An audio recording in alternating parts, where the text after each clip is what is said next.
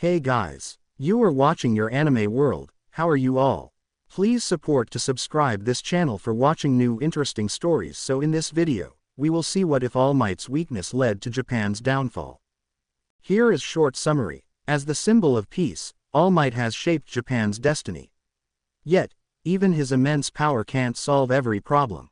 As his strength wanes, the very systems he upheld begin to crumble, and those left dissatisfied grow restless, ready to challenge the fragile peace he fought so hard to maintain. But before we start, if you want more stuff like this, then be sure to subscribe and like this video. And if possible, share this video with your friends. Now let's start the story.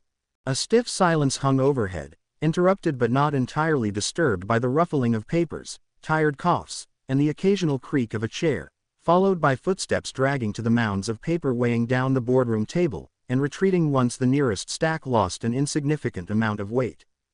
The most recent set of footsteps to make the journey are unique, the stiletto heels betrayed by their energetic and rhythmic taps on the hardwood floor. The steps barely pause, lifting a handful of pages from the nearest pile before they march back, their return announced by the thud of paper on laminated glass. A few people in the room cast lethargic glances in her direction as she claims her seat, only to quickly lower their heads again. They return to sifting through their collection of miscellaneous news stories, most of which had been dismissed in favor of more substantial headlines when they first appeared. Now, these neglected stories are found to be tragically lacking in quality. A dry chuckle breaks the silence, halting the rustling of pages. The awkward quiet that follows is tinged with hope as several heads turn toward the source.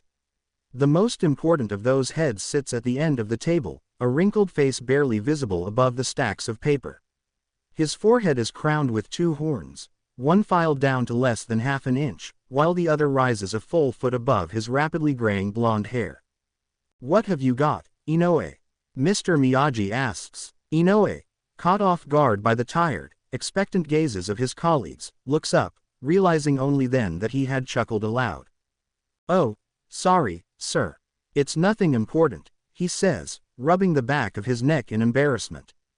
Mr. Miyagi ignores the apology, flicking his hand impatiently at the story in Inoue's hand.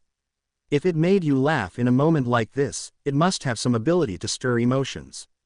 "What is it? Show it to me." Inoue hesitates for a moment, silently wondering how to explain, before passing the story to his neighbor. As the paper begins making its way up the chain to Mr. Miyagi, he starts to talk. "It's a story from a small town out in the countryside. It's really not that interesting. I just chuckled imagining how badly it would go if we actually ran it." Takako, the woman in stilettos from earlier, perks up, her eyes filled with morbid curiosity. "Oh, what was the title?" she asks. "If you must know, Takako," Inoue sighs, "the title is, Local Girl Saved from Drowning by." "Mutated freak," Mr. Miyagi interrupts, spitting in disgust.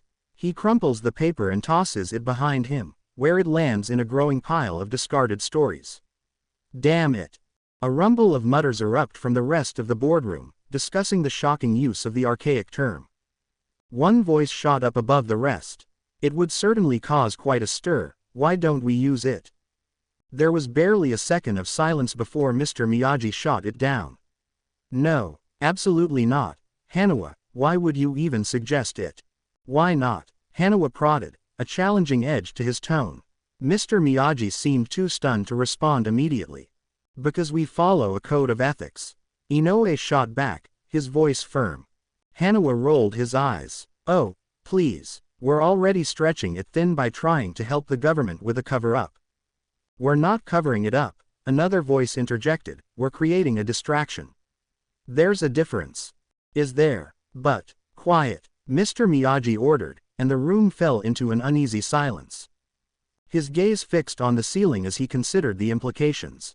"Hanawa's right," he admitted, drawing a few shocked gasps. "We are already pushing the boundaries of our code of ethics. But if we don't act, we risk widespread distrust in the hero system. All Might be the people's champion, but it's hard to see him as a pillar of peace and justice when the system he supports seems rotten to the core." "They are rotten to the core," Hanawa countered. "They groomed a teenage girl into becoming a government-funded serial killer, and now she's killed her handler. Mr. Miyagi rubbed his temples, fighting the urge to lash out. Don't be a smartass. You're complicit in this. You don't get the moral high ground. And yet you do when it comes to deciding what stories to run. No, I don't, and thank you for pointing that out, Mr. Miyagi replied, a strained smile on his face. But given the current political climate, using that story would be a terrible move. The room fell into a contemplative silence, and Takako seized the moment.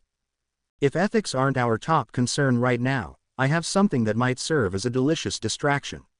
She purred, sliding a file across the table to Mr. Miyagi before he could ask for it. With a weary sigh, Mr. Miyagi opened the file, skimming the first few dry sentences, already preparing to discard it. But as he read further, his expression shifted, his jaw dropping slightly. And as a cheeky little bonus, Takako added with a laugh, this one has a bit of star power to it. Elsewhere. Quirk analysis file. Name: Haruku Toga, formerly Haruku Monoma. Quirk classification: conditional stockpile. Quirk name: imitation. Description: imitation is an automatic ability triggered by physical contact with another individual. Upon activation, the quirk stockpiles the individual's subconscious movement information, allowing Haruku to subconsciously imitate their body language, accent, and motion habits. The quirk is mentally taxing, causing headaches if used for more than an hour. Additional notes: Haruku Toga possesses the mutation of cat-like eyes, a trait prevalent in her family. This is the fifth instance where this physical mutation has been associated with the ability to copy traits from others. Investigation required for possible classification as a newly discovered quirk marker mutation. The extra notes in your file mention that you have quirk-induced neurodivergence.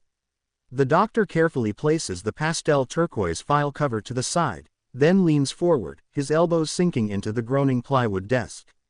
As a child, you often felt an unusually strong urge to mimic those you admired, sometimes even using your quirk on others without their consent. Is that correct? The kind-faced man had encountered his fair share of unique visitors, always managing to maintain his professional composure. But now, as he asked his question, a bead of sweat trickled down his brow, and the faint, damp sound of his hands rubbing together betrayed his unease. He was clearly operating outside his comfort zone. Seated with a certain grace in one of the two client chairs, though it was difficult to exude elegance in a plastic seat, was Haruku Toga, one of the nation's top actresses and idols. Yes, although I quickly overcame that after some strict guidance from my parents, she said, nodding pensively. Her presence felt almost too grand for the sunlit pediatrician's office, even if her business casual attire and messy bun struck a stark contrast to her glamorous on-screen image. To the doctor, it seemed as if she had deliberately tried to distance herself from her public persona. Haruku pointed reservedly out the dirtied sliding glass doors that led to the playground. Outside, a blonde-haired girl no older than 5 darts between the painted legs of the wooden jungle gym, skillfully avoiding the touch of a slightly younger boy. Her sharp teeth flash in a wide grin as she uses one of the legs as a barrier. When the boy starts getting frustrated, she playfully exaggerates a mistake and allows herself to be caught, letting out a shriek of laughter before dashing after one of the older kids, shrill laughter echoing throughout the playground. The doctor barely catches the fleeting smile on Haruku's face before it fades into a look of sadness, and her pointing hand returns to her lap. Hamiko is proving a bit more stubborn, she says softly. The pediatrician, choosing to ignore the potential implications of strict guidance, made himself busy and reached for another file on his desk, finding one that he had some difficulty acquiring. He rifled through it, searching for relevant information. Quirk analysis file. Name: Shuhei Toga. Quirk classification: consumption enhancement. Quirk name: blood frenzy. Description: blood frenzy is a physical enhancement quirk that activates through the oral consumption of blood. It increases Shuhei's strength and speed, accompanied by an adrenaline rush that dulls physical pain. The effect's intensity and duration vary based on the quantity and quality of the blood consumed. Quality is determined by how closely the blood resembles human blood, with mammalian blood being necessary. Primate blood yields the strongest effects, while marsupial blood yields the weakest. Side effects. Under blood frenzy's influence, Shuhei experiences a compulsion to obtain more blood, with the intensity of this urge correlating with the quirk's current strength. Post-activation, Shuhei undergoes a depressive episode and withdrawal symptoms similar to those caused by trigger. Quirk marker mutations. Vampire tooth. Associated with blood-related quirks, providing immunity or resistance to blood-borne diseases. Red eye. Possibly indicates a stronger quirk or one with significant psychological impact on the user. Incident reports. Age 4. During initial quirk manifestation, Shuhei assaulted and seriously injured another student at daycare. The teacher restrained him until medics arrived, allowing the quirk to subside. Age 17. Expelled from Ketsubutsu Academy and served 1 year in juvenile prison for assaulting another student. His sentence was reduced due to his voluntary surrender, guilty plea, and remorse expressed to the victim and their family. The doctor frowned as he flipped through the file, only to find several pages missing. He quickly recalled the notification from the system about restricted information, something that could be due to a variety of reasons. Sometimes, it was something as mundane as a government-funded quirk researcher requesting exclusive access to certain sections of a file. Other times, it could indicate an active police or hero investigation. He looked up at the actress, his curiosity piqued. "Your husband's file seems to be missing a few pages. Do you know if I might be able to schedule a session with him for a more in-depth discussion regarding the information that's been left out?" Haruko grimaced, a tight expression that gave the doctor pause. "Unfortunately, he is unavailable." "Unavailable," he echoed, feigning nonchalance. "No worries, I'm sure he'll have time for questions regarding the well-being of his children.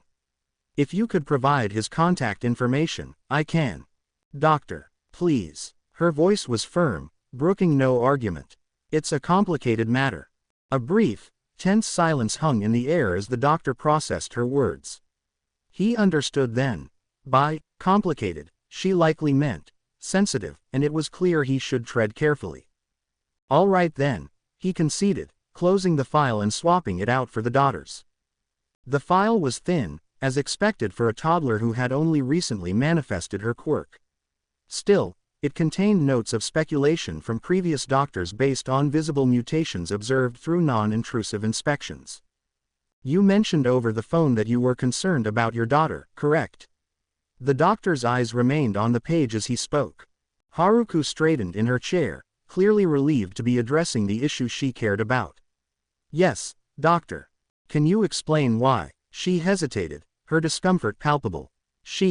Well, I'm not sure how to phrase this without it sounding terrible, but she bit into a bird. The doctor's eyes widened momentarily before he quickly composed himself, shifting his gaze between the page and Haruko. "Was there blood? Did anything unusual happen?" "Yes, there was blood," Haruko admitted, her face paling. The doctor noted her visible discomfort with the topic. "And she mentioned that she thought the bird looked very pretty because of the blood." The doctor swiftly opened a drawer and retrieved a notepad. "Did she have any particular reaction to the blood? Other than finding it pretty?" "Not really." Haruko's voice was calm, though her unease was evident. The doctor hesitated before asking, "Your husband?" He let the words hang in the air, watching for any sign of discomfort. Haruko's face remained impassive, giving nothing away. Deciding it was safe to proceed, he continued, "Did he share this fascination?" "I used to think he didn't, but looking back now, I'm certain he did." Her tone was stiff, almost mechanical, practiced. "I won't press for details," the doctor reassured her, though her posture didn't soften. "But would you say he also found it pretty?" "No, he claimed it was disgusting, something I thought we both shared. He would recoil at the sight of it. I often wondered how he managed to work as a nurse." The doctor resumed his note-taking, the pencil scratching against the paper, pausing occasionally as he glanced at the father's file. The only other sounds in the room were the distant laughter of children playing outside and the muted hum of the city. Finally, the doctor cleared his throat, signaling the end of his notes. He reclined in his chair, the plastic creaking under the shift in weight. The doctor offered a reassuring smile. "Good news. Your daughter doesn't have the red eye mutation, which is a dominant gene. If she had it, we'd know by now." This means that even if her quirk affects her psyche, it likely won't be as severe as her father. He paused, flipping through the pages. However, we should still keep an eye on other mental effects. According to her file, she's inherited some traits from your side, specifically, the cat-like eyes and that oddly dominant blonde hair. Did your husband's family have any particular hair color? My husband had black hair. I haven't met much of his family, but his cousins and sister also had nearly pitch black hair, sometimes with streaks of gray. And your son, he has his father's hair. Her voice faltered slightly, as if the fact troubled her more than she let on. All right, so, it seems that if we're concerned about how her quirk might affect her mentally, it's more likely to align with your family's traits. The interest in blood is probably just a phase, something manageable with a bit of effort. Haruko sighed, visibly relieved. Thank you, doctor. And her quirk, do you have any idea what it might be? The doctor rubbed his leg, as if the motion would help him articulate his thoughts. Quirk genetics can be notoriously unpredictable. While I can give a rough estimate based on her mutations, it's important to remember that some of these traits might be vestigial or unrelated to her actual quirk. There's also a small chance that her quirk could be entirely different from both yours and your husband's. Haruko gave a curt nod, signaling him to proceed. Given your daughter's cat-like eyes, often informally dubbed copycat eyes, her quirk might involve mimicking or copying traits from others. While she also seems to have the vampire teeth mutation, which usually points to blood-related quirks, in her case, they appear slightly more feline.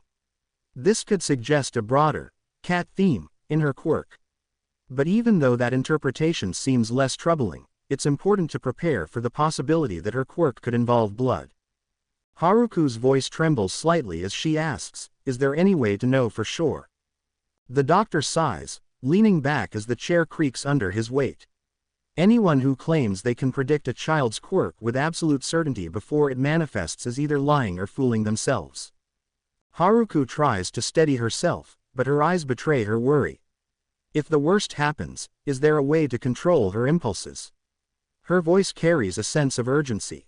The doctor's hand rubs his temple as he leans forward again, his exhaustion evident in the deepening lines on his face. He hesitates before opening a drawer, plywood groaning against plywood. Inside lay a stack of old flyers, their surfaces coated with dust.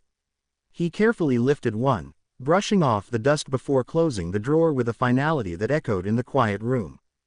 There is, he said, holding the flyer just out of her reach. Haruko's eyes locked onto it, a desperate hope flickering in her gaze. But, he added, raising the flyer slightly as she reached for it, I want you to know that I don't believe this is the best option for your daughter, or for any child, for that matter.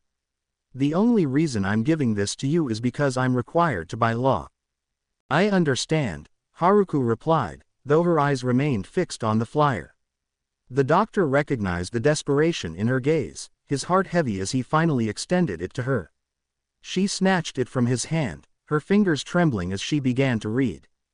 Resisting the urge to argue against the flyer's contents before she even had a chance to read it, the doctor turned his gaze to the playground outside.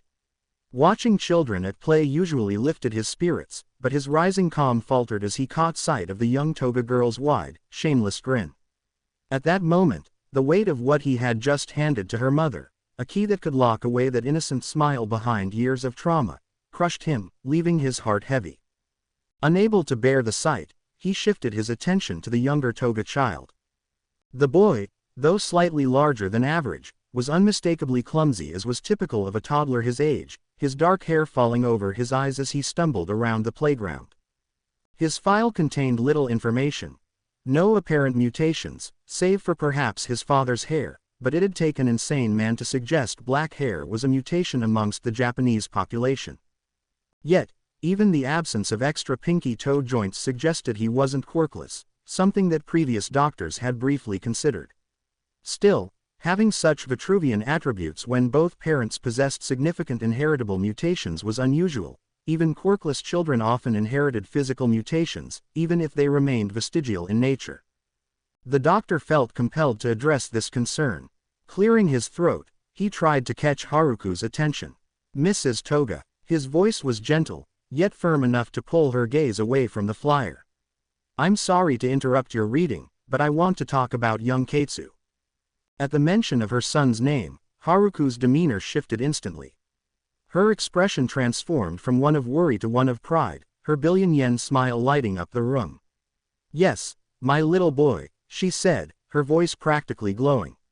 He's such a handsome little man, isn't he? The doctor noted her emphasis on handsome, and though it gave him pause, he reminded himself that parents often held unusual biases. Still, he couldn't help but feel there was a little more than classic parent bias at play here. Yes, he certainly is, Mrs. Toga, he replied noncommittally. However, I do have a concern regarding his quirk. Her smile faded slightly, replaced by a look of guarded interest. How so? Do you think he's quirkless? Her tone made it clear that she wouldn't tolerate such a suggestion. No, not at all, he reassured her quickly. But there is a high likelihood, based on my experience, that he could develop a late-onset hyperheteromorphic quirk. Her silence spoke volumes, her eyes widening as she waited for him to explain. A hyperheteromorphic quirk, he began, choosing his words carefully, is a quirk that drastically alters the physical structure of the user, often making them appear less typically human than other heteromorphic quirks. Think cat head instead of cat ears. Her face paled, the color draining as she whispered, "You're saying he's going to turn into a beast?"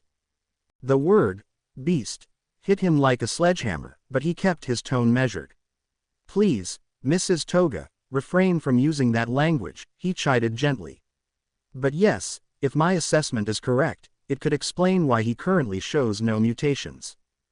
Haruko seemed to bite back another remark, her knuckles widening as she gripped the flyer. And you're sure about this, doctor? As sure as I can be, given the circumstances. Well then, I think. Her voice was abruptly drowned out by the sharp cry of a child in pain, followed by the panicked shouts of others. Haruko's heart skipped a beat as she instantly recognized the scream. Without a second thought, she shot up from her seat and darted out of the office. Katsu, baby, are you all right? Her voice cracked with desperation as she sprinted toward the playground. At the far end of the playground, a crowd of children had gathered, their faces a mix of fear and confusion. Haruko pushed through them, her breath catching in her throat as she reached the scene. On the ground, Himiko was grappling with a larger boy who seemed to have a fox-based quirk, her small hands clawing viciously at him while her teeth snapped dangerously close to his skin. Just beside them, Katsu was curled up, clutching his head and screaming in agony. Haruko's panic intensified as she knelt beside her son, her hands trembling as she tried to comfort him. Shish, baby, it's okay. Mommy's here, she whispered, though her own voice was shaky with fear.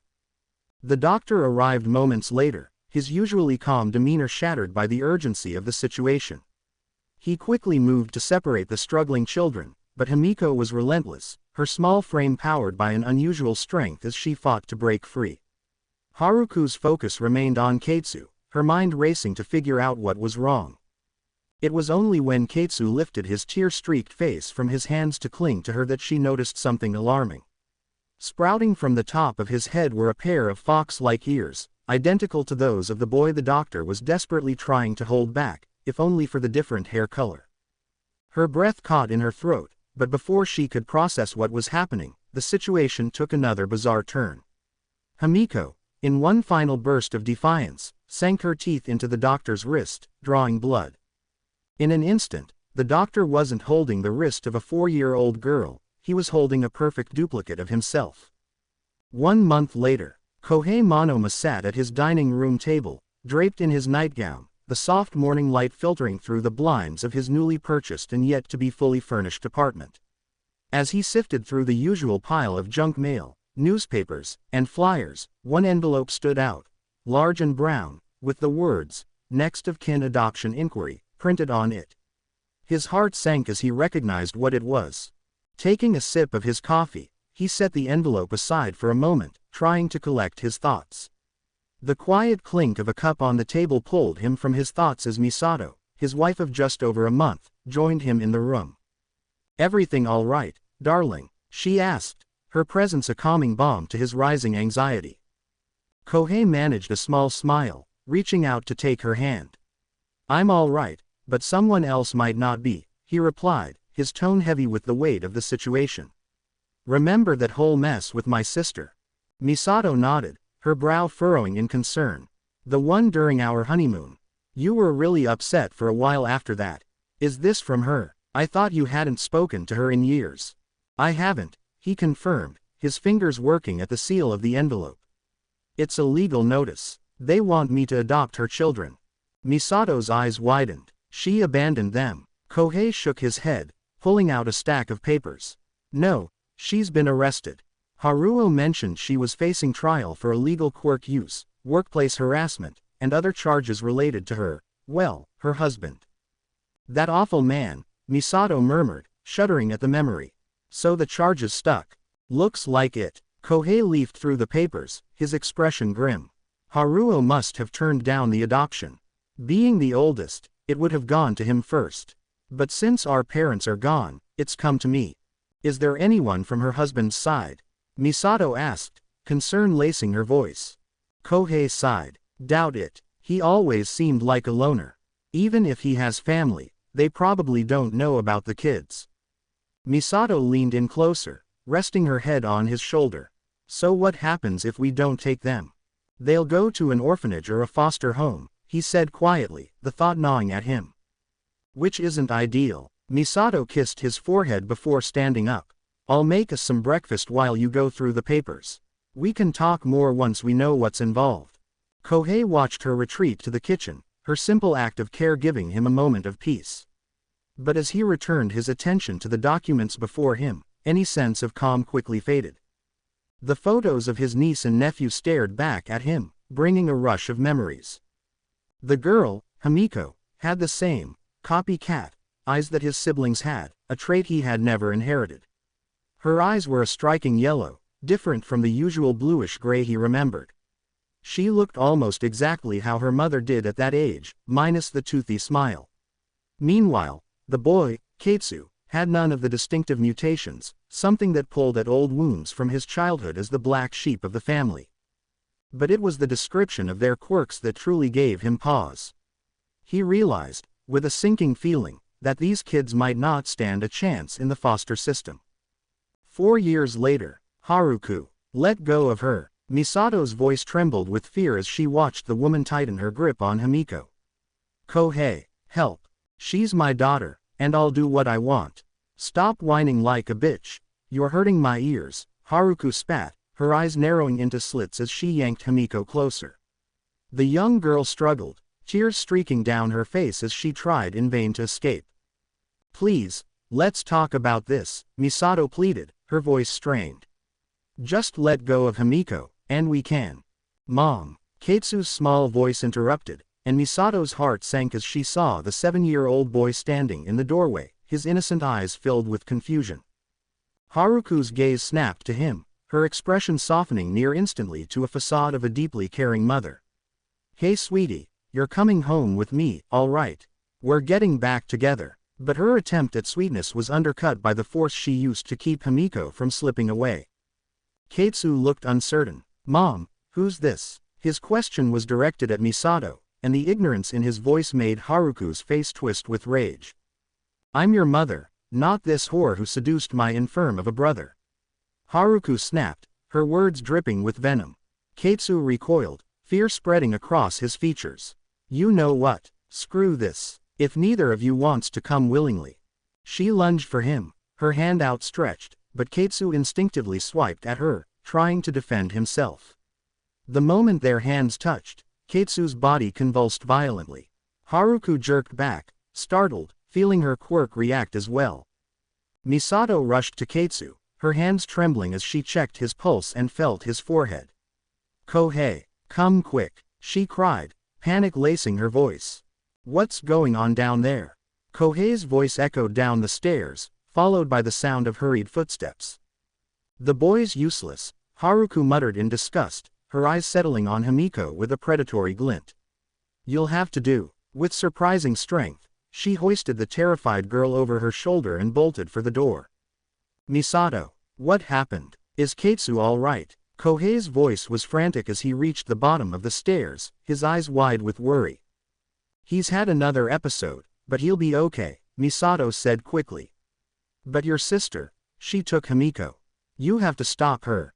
Shit. Kohei bolted out the door, his heart pounding in his chest. He caught sight of Haruko just as she disappeared down the stairwell. Sprinting after her, he closed the gap, his breath coming in ragged gasps as he reached the parking lot.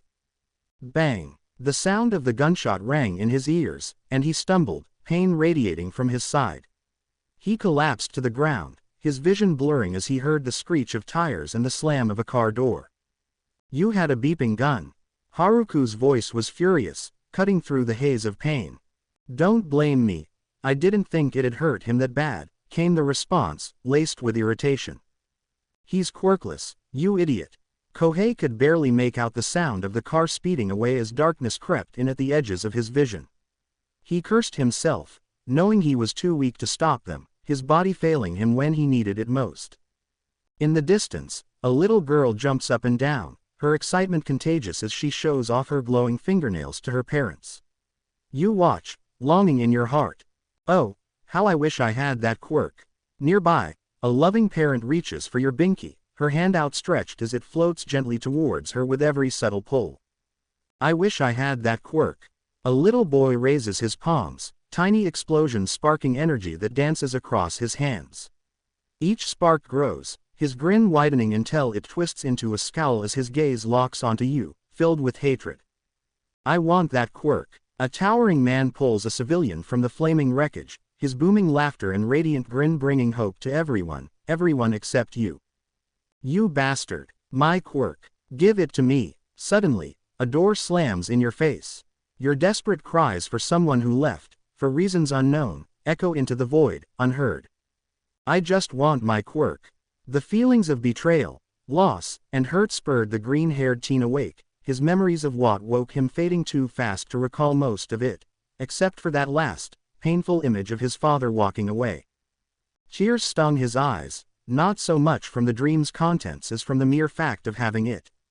It made him feel childish, still having bad dreams about his father. Logically, he knew they hadn't been abandoned. Money kept arriving in the mail, but the truth of his father's absence hurt just the same. The only reason he knew what his father looked like was a framed picture in his mother's room. Wiping his eyes, he glanced at the alarm clock. It was a full hour before it was supposed to go off. He knew there was no point in trying to reclaim that extra hour of sleep, so he rolled onto his back and sleepily reached for the string of his bed lamp. With a tug, the dark room exploded into a riot of red, yellow, and blue.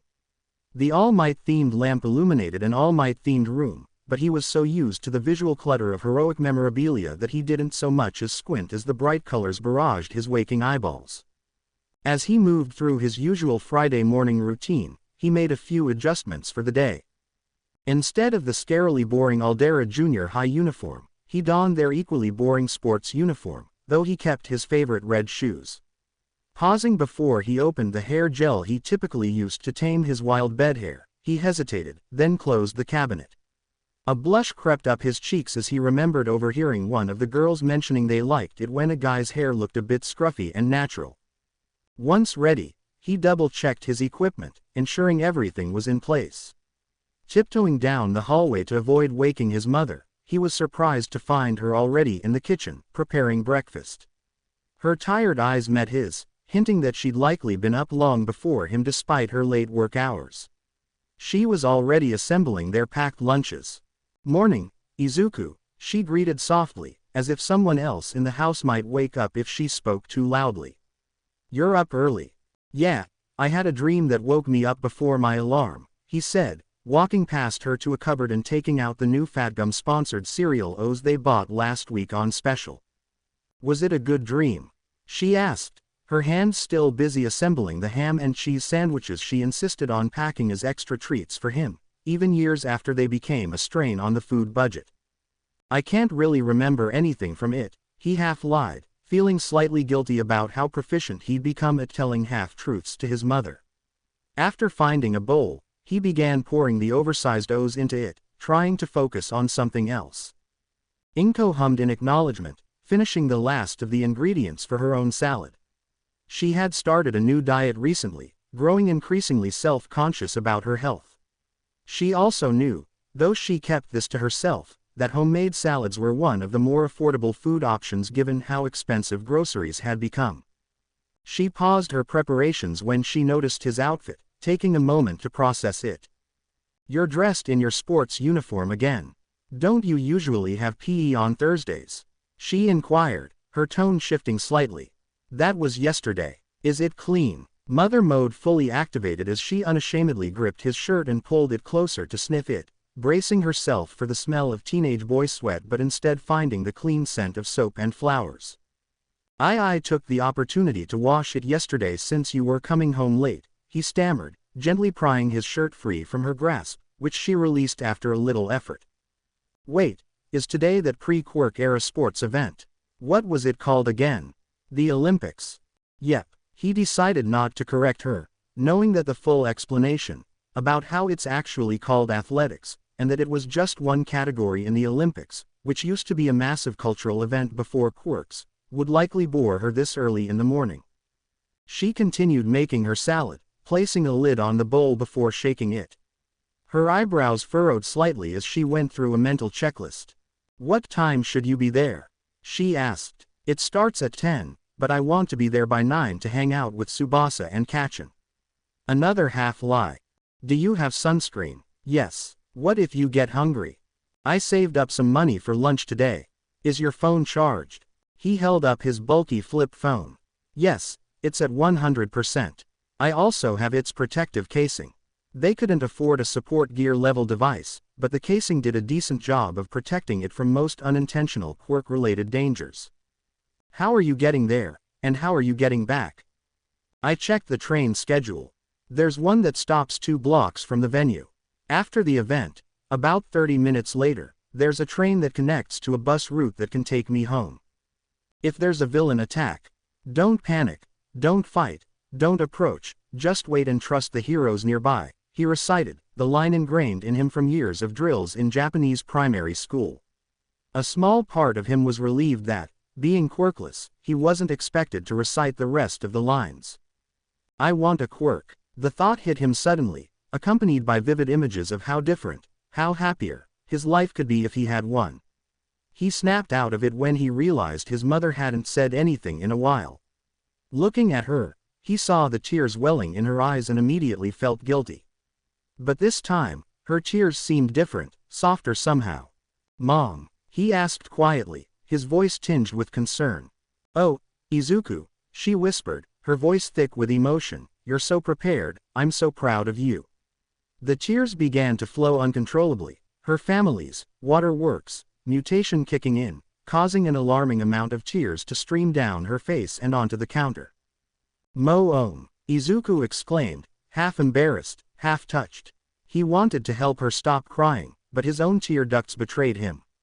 He felt a swell of happiness at hearing his mom's words, and as anyone who knew the Midoriya family could tell you, the tears really did run in the family.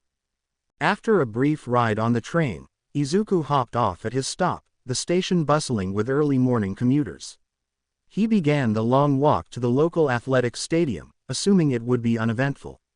Although the streets were full of people, civilians weren't allowed to use their quirks, and Izuku was careful not to stare at anyone who looked different, knowing how easily it could be misinterpreted as quirkist.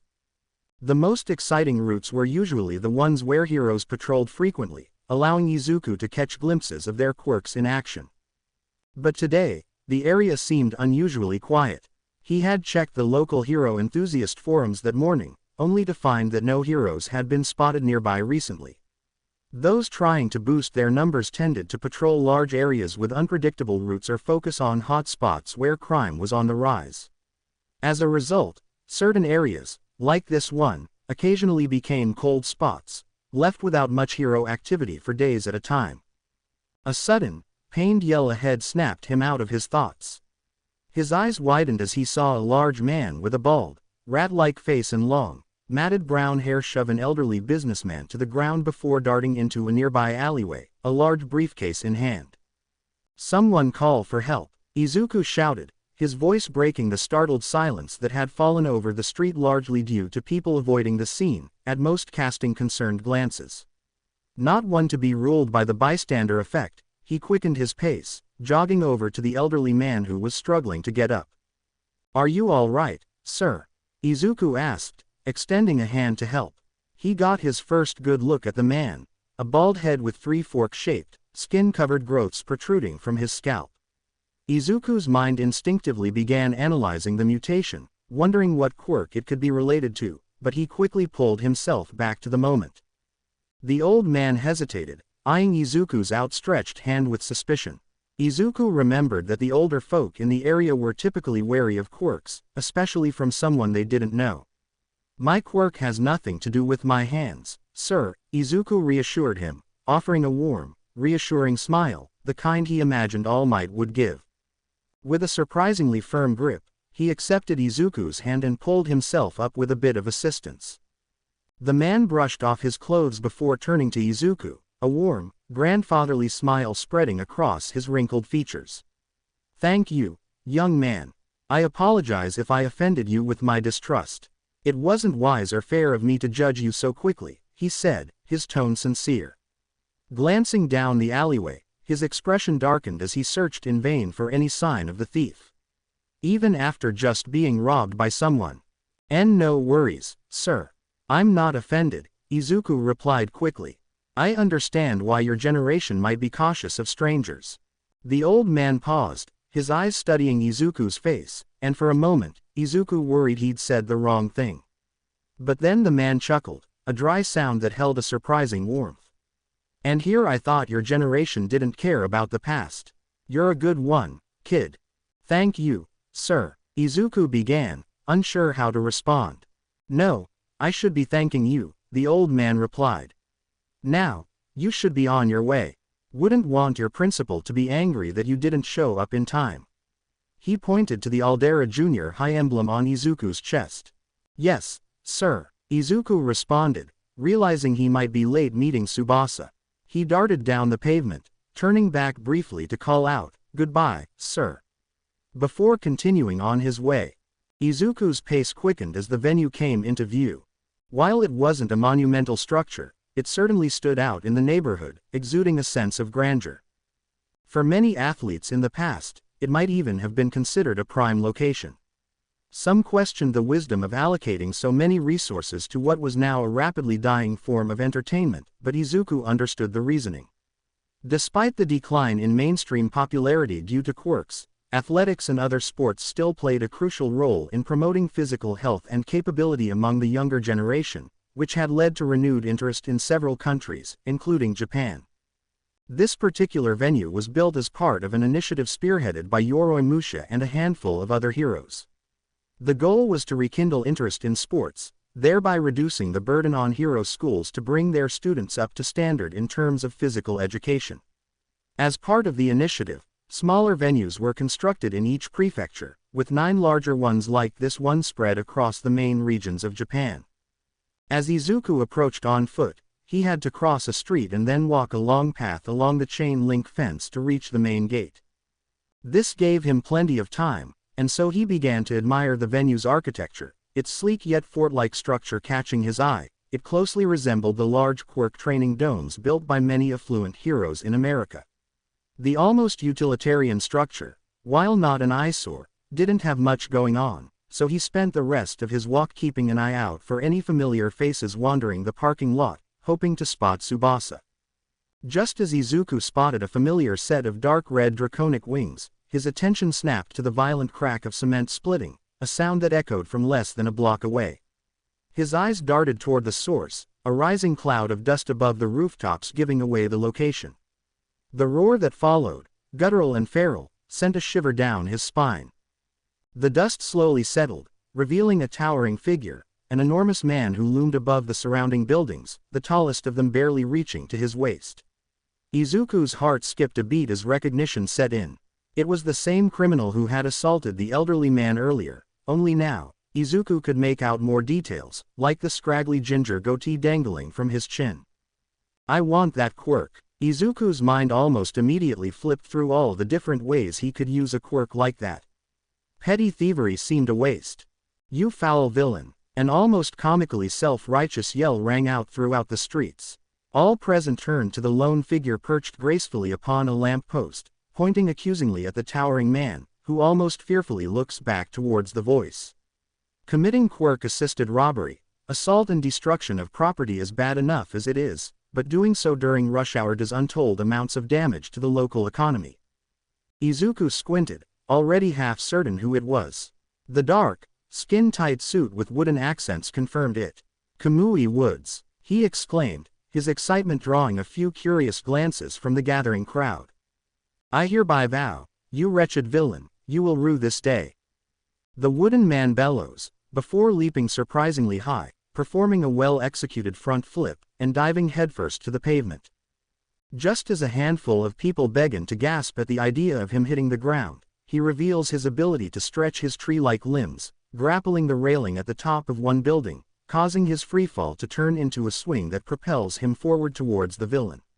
Said villain, recognizing his situation, chooses to fight, letting out a challenging roar of his own. Who? Tsubasa's voice interrupted Izuku's reverie as the dragon wing teen joined him, his large frame and dragon-like wings making several people give way. Kamui Woods, Izuku explained, not taking his eyes off the battle. He did his internships and work studies under Edge Shot. He debuted in Saitama last week, stopped a runaway train but got pretty badly injured. They watched as Kamui Woods narrowly dodged a clumsy swipe from the giant, using the villain's momentary imbalance as an opportunity for a counterattack. He expands wooden fist to a size similar to that of the giant's own, before delivering an inertia-powered haymaker. Nature's fist, that sends the rat-like man reeling, nearly stumbling into the building behind him. Looks like he recovered fast, Tsubasa whistles in admiration. What are we thinking? Healing factor. Izuku winces as the giant manages to grab the extended left arm of the hero, snapping it in two like a twig. The hero, barely grunting at all despite the severe injury, retreats to a nearby rooftop. As he lands, he retracts it to its normal length, and they could see that it was already beginning to reshape itself, little tendrils at the end of his stub shaking as it slowly heals. Probably, he says jokingly, and they both chuckle. The villain seemed somewhat emboldened now that he had landed a hit. The taunting smile he threw at Kamui Woods was accompanied by an improvement in his posture, reminding those watching that he was a human and not a wild animal. For Kamui, the taunting only emboldened his righteous anger, raising his healthy arm and pointing at his opponent with outstretched fingers. Oh, he's going to do it. While Tsubasa didn't know what Izuku meant, it was clear that he was nearly jumping in place from excitement. Do what now? He's going to use his ultimate move. He used it to reach the finals in his third year at the UA Sport Festival, it's called Lacquered Chain Prison. Izuku shouted as in tandem with the hero as Kamui's wooden hand exploded into a web of tendrils that shot toward the villain, wrapping around him and holding him tight. The crowd erupted into cheers, delighted that the villain would soon be apprehended. TCH, dumbass extras, it's not over. Nearly snapping around at the voice of his childhood friend, oh, hi Kachin. I didn't see you, Izuku greeted with a nervous smile. Bakugo barely even acknowledged Izuku in return, which gave Tsubasa his chance to talk. Explain, he demanded, turning to Bakugo, who regarded the larger boy's attitude with a snarl. Huh. You said it's not over, what do you mean by that? Tsubasa prodded. Bakugo rolled his eyes. It's a good thing you're not going into the hero business, Tsubasa. Anyone who can't see what I see shouldn't even try. Izuku clenched his fist, ignoring the sting of Bakugo's words.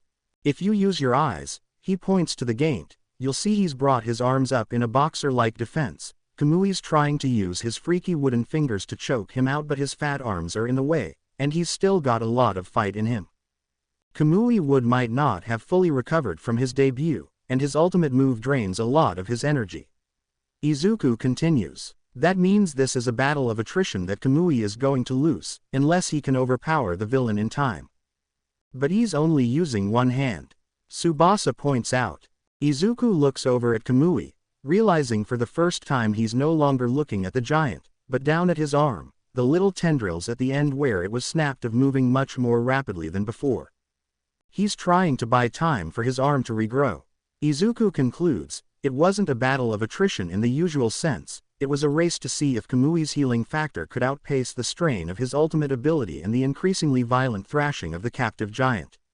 A race he's losing. Bingo. Bakugo comments sarcastically. A new voice cut through the tension of the group, accompanied by thunderous footsteps. Thanks for holding him still for me, Toothpick. I got it from here. Canyon Cannon. A powerful dropkick slams into the villain's side, sending shockwaves through the ground below the spectator's feet. The sound of wood splintering, and possibly a giant-sized rib cracking, echoes across the space as the much larger hero effectively punts the villain straight into the pavement. For a moment, everything was still. Then, the hero stood up, towering over the scene. Where the tallest buildings had barely reached the villain's waist, they now came up only to her thigh. After surveying the area, she flashed a confident smile at the crowd and struck a pose, clearly designed for the cameras. Hi there, the name is Mount Lady. I'm glad I could help with your mischievous little troublemaker, she winked playfully. I want that quirk. Izuku's hand moved so fast it was a blur, whipping out his notebook to document Mount Lady's quirk. Tsubasa did a double take, then chuckled at his friend's reaction. He gently nudged Izuku towards the venue, realizing how it might look, a teenage boy furiously sketching in his notebook right after such a suggestive display. Izuku buried his face in his hands, steam practically rising from his head as Tsubasa relished in his successful teasing. I really did that, Izuku mumbled, his voice muffled by his palms. Yeah, you did, Tsubasa replied with a grin, shifting his gaze to the stadium below. Only a handful of people were scattered across the track, field, and stands. It was still early. Most spectators wouldn't arrive until much closer to the semifinals and finals. The rest of participants would only show themselves when it was time for their events. Ag, Izuku groaned, slumping further into his seat. I feel so dumb. Hey, no worries, man. It's still better than that one time. Please don't, Izuku begged, peeking through his fingers. I don't even like her anymore. He flopped backward, staring up at the stadium ceiling. The support beams above weren't particularly interesting, but counting them seemed like a good way to avoid the current topic. Yeah, right, Tsubasa said, clearly not buying it. It's true, Izuku, I've been telling you for months that your hair looks better without the gel, Tsubasa pointed out, his tone teasing. All it took was one offhand comment about her liking scruffy hair, and you showed up the next day without the gel. Quote. See, fine, I still like her, okay. Izuku snapped, sitting upright and glaring at his friend. But it's not like it matters anyway. If you say so, Tsubasa sighed, growing bored with the conversation. He shifted gears. So, is your mom cool with you hanging out with me again? I think so. She didn't say anything when I mentioned it, but I smoothed it over by saying I was hanging out with Kachin. Izuku's mouth feels a bit dry, so he starts fishing out his water bottle from his bag. Seriously, Tsubasa raised an eyebrow. She still thinks you're best buddies with him. The guy barely acknowledges you're alive half the time, and if he does, it's to berate you. Yeah, he kind of made a deal with me when we started junior high, Izuku admitted, looking down at his hands. I'm just making the most of it. What kind of deal? If his mom thinks he was up to no good, she'll ask where he was. If he says he was with me, she usually backs off because she thinks I keep him out of trouble. If she doesn't believe him, she'll ask my mom, who will ask me. My job is to lie and say I was with him. And his end of the deal. He does the same. My mom worries that I'll get hurt because I'm innocent, frail, and quirkless. She feels better if she thinks I'm with Kachin. Tsubasa couldn't hold back his laughter. That's hilarious. It's like they think you're some cute, innocent cinnamon roll little twink who keeps Bakugo in check, and Bakugo's the mean alpha strong manly man who secretly cares about and protects you. Izuku's response was immediate, a spit take followed by a coughing fit. I did not need that image. He shot Tsubasa a glare, regretting that his friend was the only option available and wishing, just for a moment, that he could trade him in for a less embarrassing model. This only made Tsubasa laugh harder, and Izuku decided it was time to change the topic. You said you wanted to hang out early before my events start, but that plan seems to have fallen through, Izuku remarked. Tsubasa looked at his analog watch, an older model. Digital watches were rare these days unless they had some kind of protective casing.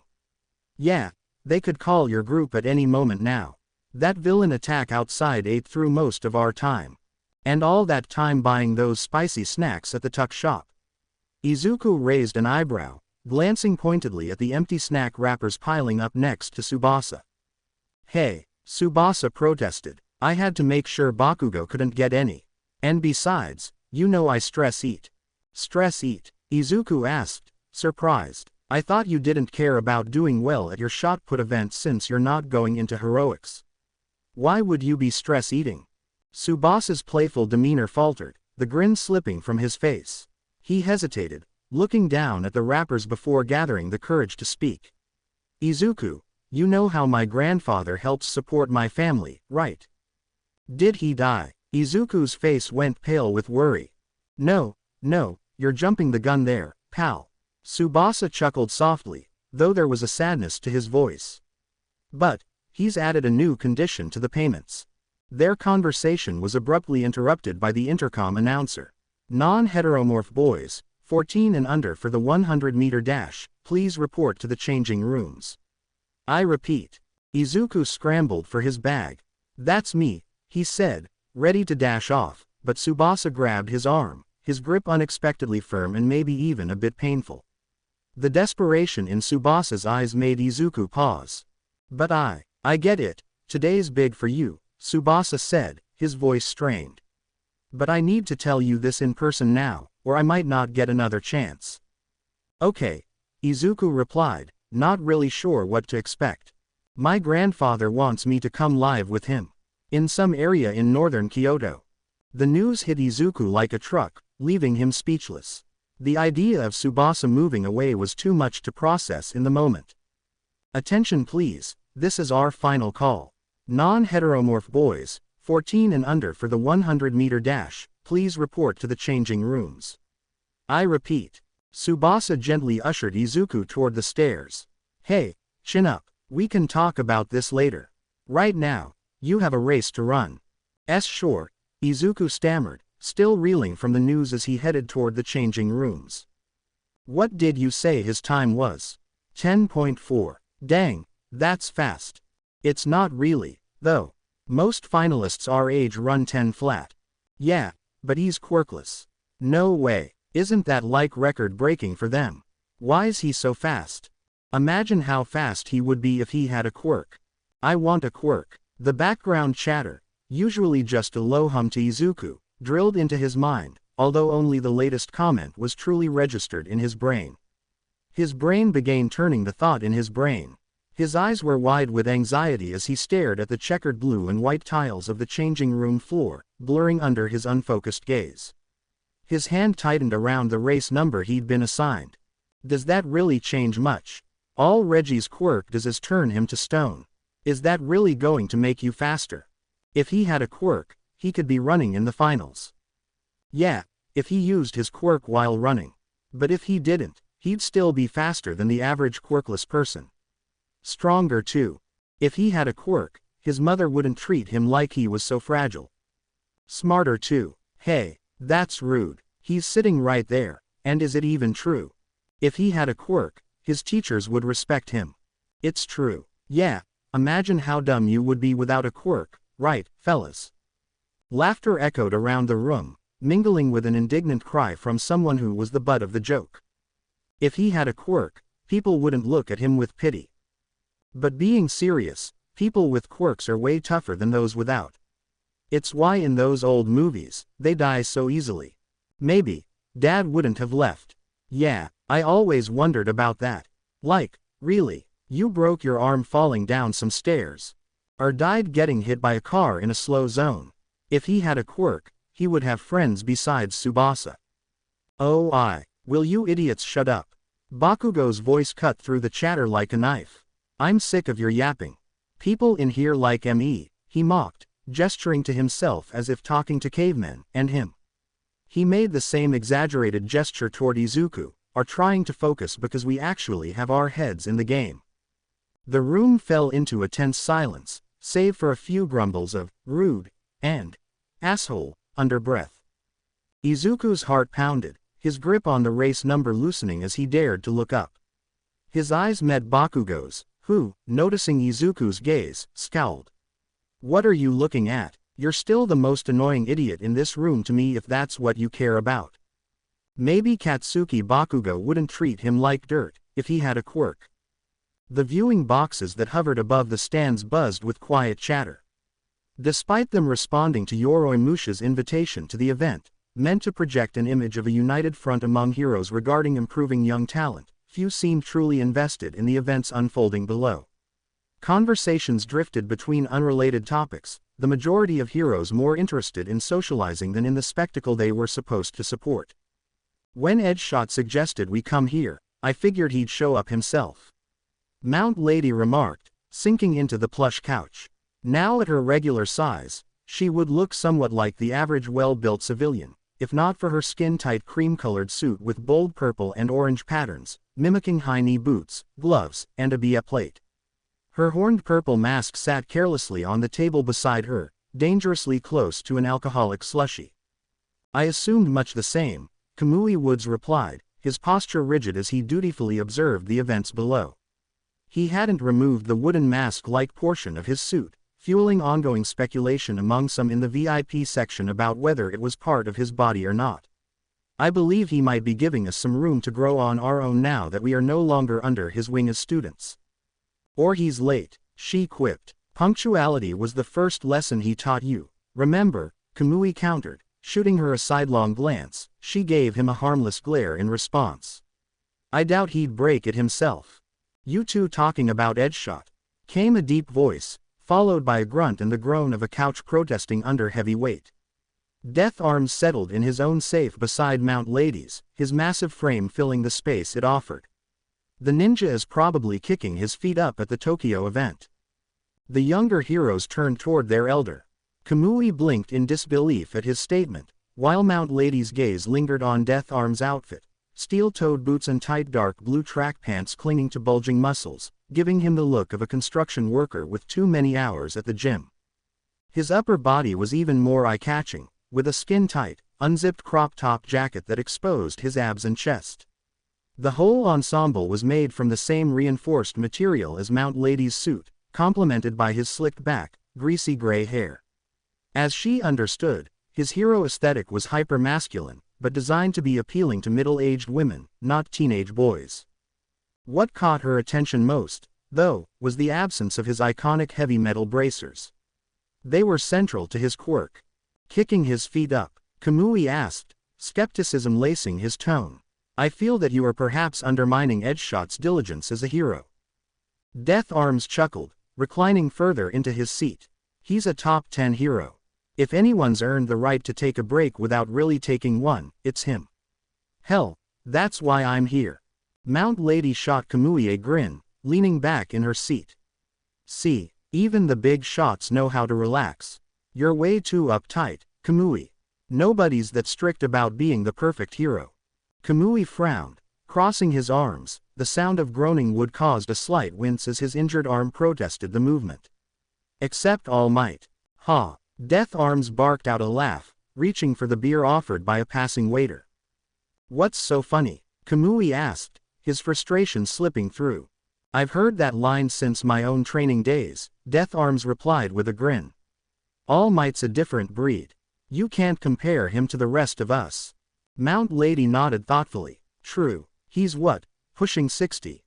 Most heroes retire long before that.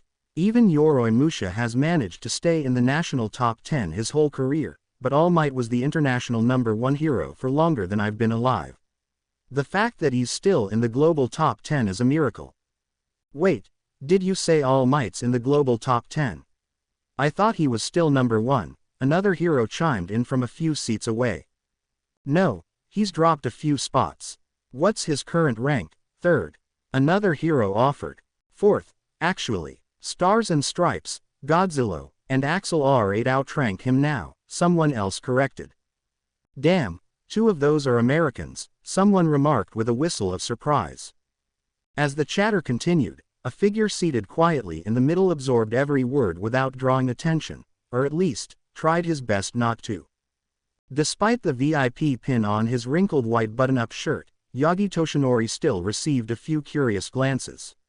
He couldn't blame them. His long, graying hair and business clothes that hung loosely on his beanpole-like frame hardly painted the picture of a hero. His frail proportions made it clear he was far from pulling any feats of heroics short of pulling a muscle. It wasn't as if the floor was strictly reserved for heroes, but a civilian among them seemed out of place. Thankfully, no one had pressed him for an explanation, though Yagi had a solid cover story if anyone asked. Even so, he preferred not being asked at all. It was difficult to pull the wool over the eyes of a suspicious hero. He'd secured his spot through his faux position as a staff member at Might Tower, granting him access to observe the junior high sports event from the safety of the VIP section. Though the press wasn't as relentless at these smaller events, part of him still worried about potential headlines. All Might scout spotted at junior high competition, new protege on the rise. That risk was usually managed by sending lesser-known employees to scout events like these. Avoiding unwanted media attention wasn't a mandatory skill in his line of work, but it was one Toshinori had learned to appreciate. Some might see his secret attendance as indulgent, a frivolous errand for someone of his stature. But Toshinori had his reasons. Chief among them was a blue and white envelope sitting unopened on his desk. Its sender had been in touch recently, and their conversations echoed the very topic that had dominated the chatter around him. All Might was fading. No one understood that better than Yagi Toshinori. Age spared no one, and though he had once dared to believe that the symbol of peace might defy that truth, he knew now that he had been wrong. All Might was human, just like Yagi Toshinori. The unopened letter weighed on his mind. An offer from Nezu to join UA's faculty. The principal had mentioned more than once that retiring on a high note might be wise, stepping down before All Might slipped out of the global top 10. Doing so would allow them to control the narrative, showing that All Might was passing the torch by training the next generation to shoulder the burden he can no longer bear in his old age. And maybe, just maybe, he would find someone who could be the spiritual successor to the symbol of peace. Toshinori and Nezu both knew the search for a spiritual successor was far more than a metaphor. Today wasn't just about attending a junior high event. It was about finding out if any of these young talents could rise to become the next pillar of hero society. The next All Might. Izuku wanted to throw up. His legs trembled beneath him, weak as if he'd just run 100 miles, not 100 meters. Every step down the tunnel leading back to the changing rooms echoed with his failure, his chest tight with sadness and shame. Tears dripped down his face, onto the cold cement. He wanted to disappear. He was done. Completely, utterly done. Not all men are born equal. The words escaped him, a bitter mutter that hung in the air. Maybe it was time to finally accept it. He pushed open the door to the changing room, expecting solitude. The rest of the boys had left the track long ago. He'd lingered, hoping the ache of failure would dull before facing anyone. But the room wasn't empty. TCH. Figures you'd waste my time. Izuku's heart plummeted. He froze, staring at the scowling figure leaning against the lockers. "Be Bakugo." His voice came out shaky. Bakugo's arms were crossed, eyes narrowed. "Who else? You think any of the others care enough to wait around for your sorry ass?" Izuku clenched his fists. He wasn't going to cower. He didn't have the strength or patience anymore. Not after today. "Why are you even here?" Izuku forced his voice to steady, meeting Bakugo's gaze with a strained defiance. "Why?" Bakugo pushed off the locker and stepped forward, his presence looming over Izuku.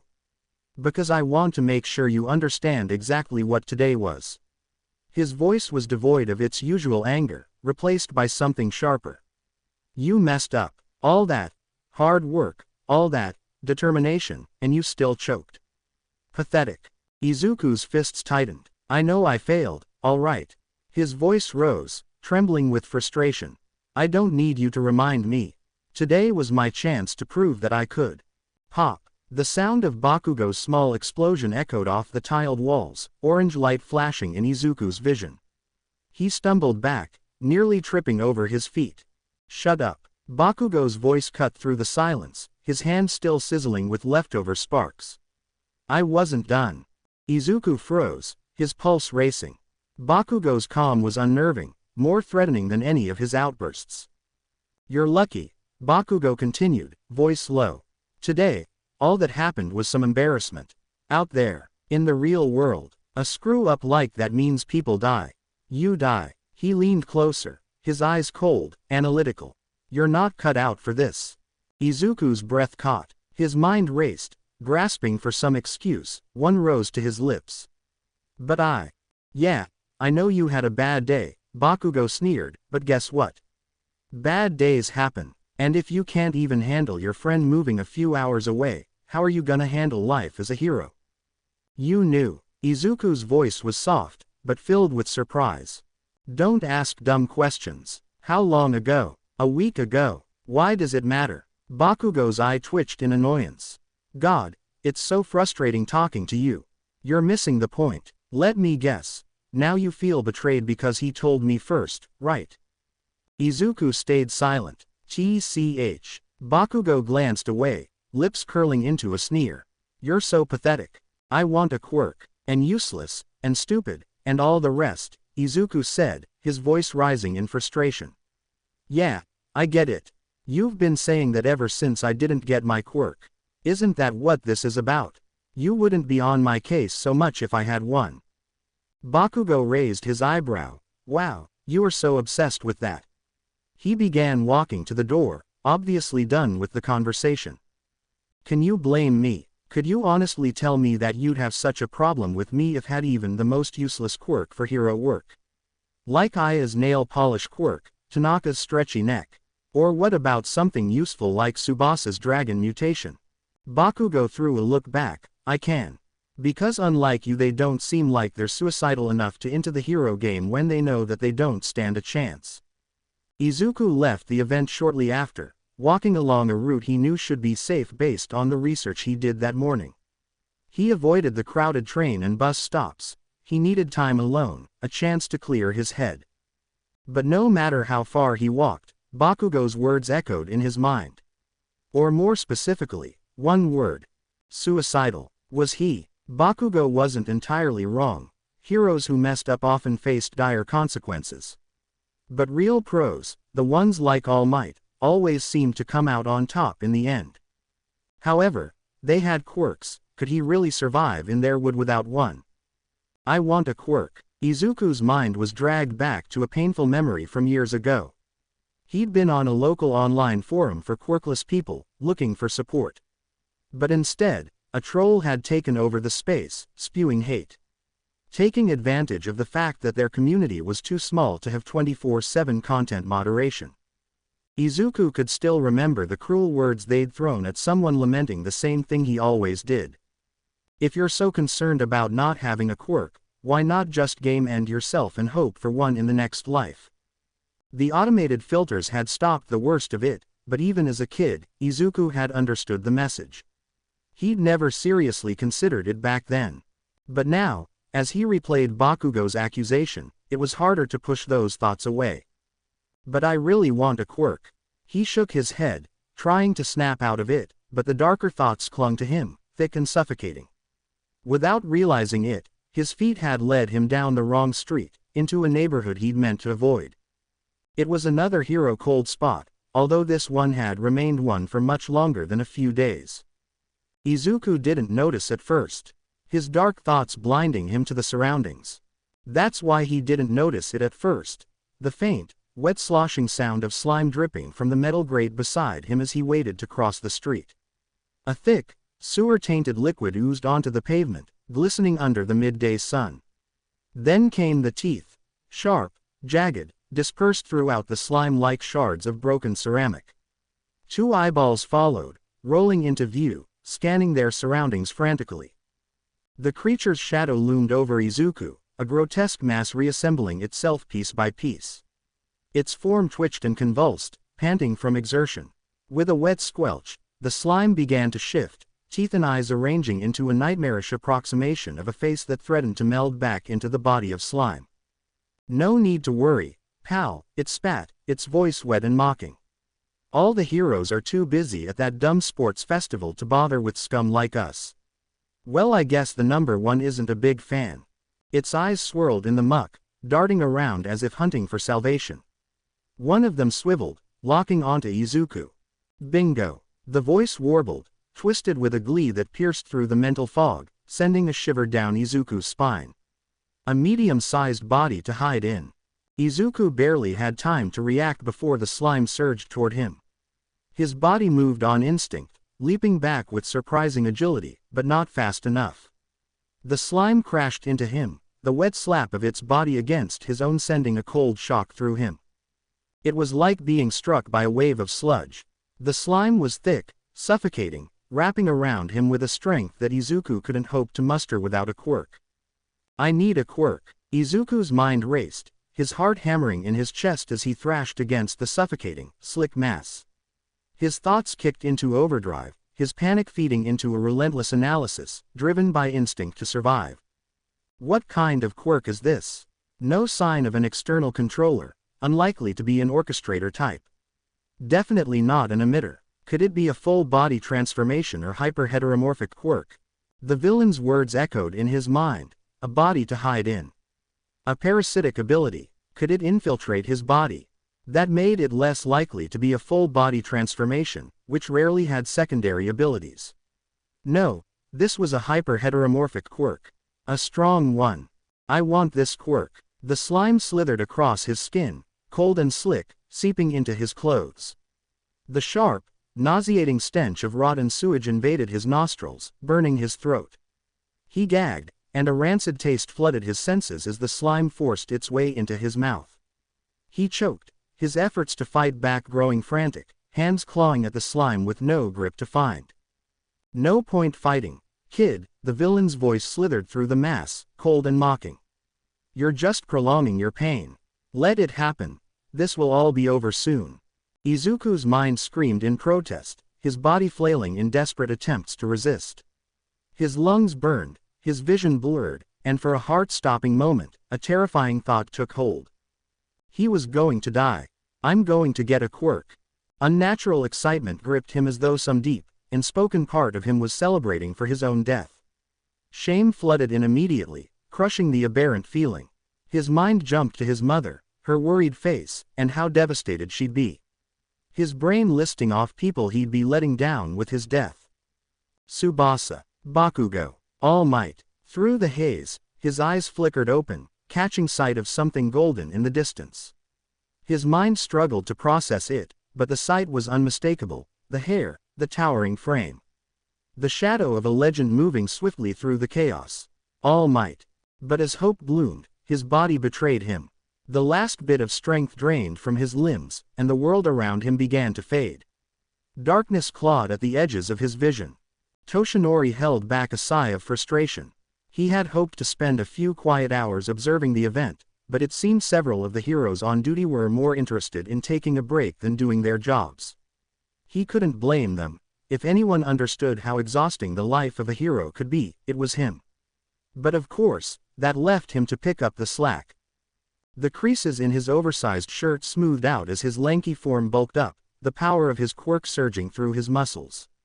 His long blonde hair, which had fallen limply over his face, now stood upright, two locks defying gravity in the signature style known across the world. His once tired eyes gleamed with youthful blue energy that almost outshone his iconic confident smile. He had stumbled upon a robbery in progress. Several stores hit in quick succession by a group of petty thieves, their latest target foolishly close to the stadium. Have no fear, for I am here. His voice boomed down the street, and the effect was instantaneous. The panicking civilians paused, their fear replaced by smiles and cheers. The thieves, on the other hand, scrambled to flee, terror etched across their faces. Taking them down had been easy. None of them seemed to possess any notable quirks, or if they did, they were smart enough not to use them. After all, the law came down far harder on villains than it did on common thieves. But just as he was wrapping up, a new problem emerged. Sewer Surfer. This one wasn't just any petty thug. Sewer Surfer was notorious in the area, a villain known for his combat skills and infuriating ability to slip away at the last second. Agile, durable, and surprisingly strong, he was the kind of villain who usually didn't go down without a fight. Worse, he was often the one who bought his allies time to escape by distracting or holding off heroes. From what All Might had read in the reports, Sewer Surfer had the overconfidence that plagued many big-name villains. He relished taking on top heroes. Despite this, the moment Sewer Surfer spotted All Might, he didn't engage, choosing instead to retreat in the face of the #1 hero. Springing into action in a much more cunning way than expected, he launched streams of his foul-smelling slime in all directions, splattering it onto several civilians nearby.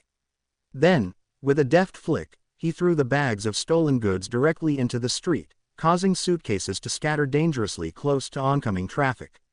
In the same fluid motion, he darted towards a nearby sewer grate, his escape route of choice that had earned him his moniker. All Might narrowed his eyes, for urgent problems demanded his attention. The criminals, too still active, a threat to civilians as they remained above ground. Said civilians, now covered in slime, was it harmless or something worse? Then the scattered bags, lying like landmines in the street, threatening to cause a major accident. And finally, the villain himself, already inches from slipping into the underground maze, and as soon he was there, he might as well be gone for good. Sewer Surfer had unprecedented ability to lay low and escape notice once having escaped, which was impressive considering his unique physiology. All Might's instinct was to rush after Sewer Surfer, but years of experience held him back. A younger hero might chase the villain and leave the others in danger. But All Might knew better. Lives came first. A sharp intake of breath filled his chest as he made his decision. He would have to be fast. Very fast. With a burst of speed, All Might dashed toward the civilians. His arms spread wide, he clapped his hands together in a sharp, Florida smash. The air pressure created by his movements was perfectly controlled. A wind strong enough to blast the slime off the civilians, but gentle enough not to harm them. The goo splattered against nearby walls as the civilians stumbled backward, free from the muck. Stay calm, you're safe. All Might boomed reassuringly, even as his eyes scanned the next target. In a blink, All Might was at the street, snatching the suitcases before they could cause a pile-up. Without missing a beat, he hurled them with precise force, the bags soaring toward the two retreating criminals. They struck the back of their necks just as they reached the corner, and with a soft thud, both hit the ground, unconscious before they even knew what happened. 3 problems down. Now for the villain. But Sewer Surfer had already vanished into the sewers, true to his reputation of being surprisingly agile. Most would consider it a small price to pay for ensuring civilian safety. After all, sometimes the bad guys escape, and you can't win them all. Except All Might doesn't lose. And as a veteran in the field, he had learned a thing or two about chasing down slippery foes. He ripped the grate from the ground and scanned the dark tunnel below. Especially in a panicked retreat, villains always left clues. Sure enough, a trail of slimy skid marks streaked along the south wall. Heading south, All Might mused, already anticipating the villain's next move. Most crooks, once they fled, overestimated the thoroughness of their pursuers. Sewer Surfer would likely bolt in a straight line, thinking distance was his best defense. All Might knew better. Rather than plunge into the muck and give chase underground, he made a smarter choice. It was faster, and cleaner, to pursue from above. Running along the surface, he could cover more ground without damaging the infrastructure below. Plus, villains like Sewer Surfer had a habit of changing escape routes the moment they thought they'd lost their pursuer, so he was likely to resurface soon. All Might clenched his fists, a grin spreading across his face. He dashed from grate to grate, his sharp eyes catching every clue of movement. To the untrained eye, this might seem an erratic chase, but All Might had done this dance plenty of times. And soon, sure enough, the villain's possible routes narrowed down to a single path, one he was heavily pursuing. Suddenly, the sound of a grating voice cut through the air. No point fighting, kid. You're only making this harder. Just let it happen. It'll be over soon. All Might's eyes narrowed. It didn't matter if that voice was Sewer Surfer or not, he was certain the voice belonged to a villain, and said villain was attacking someone.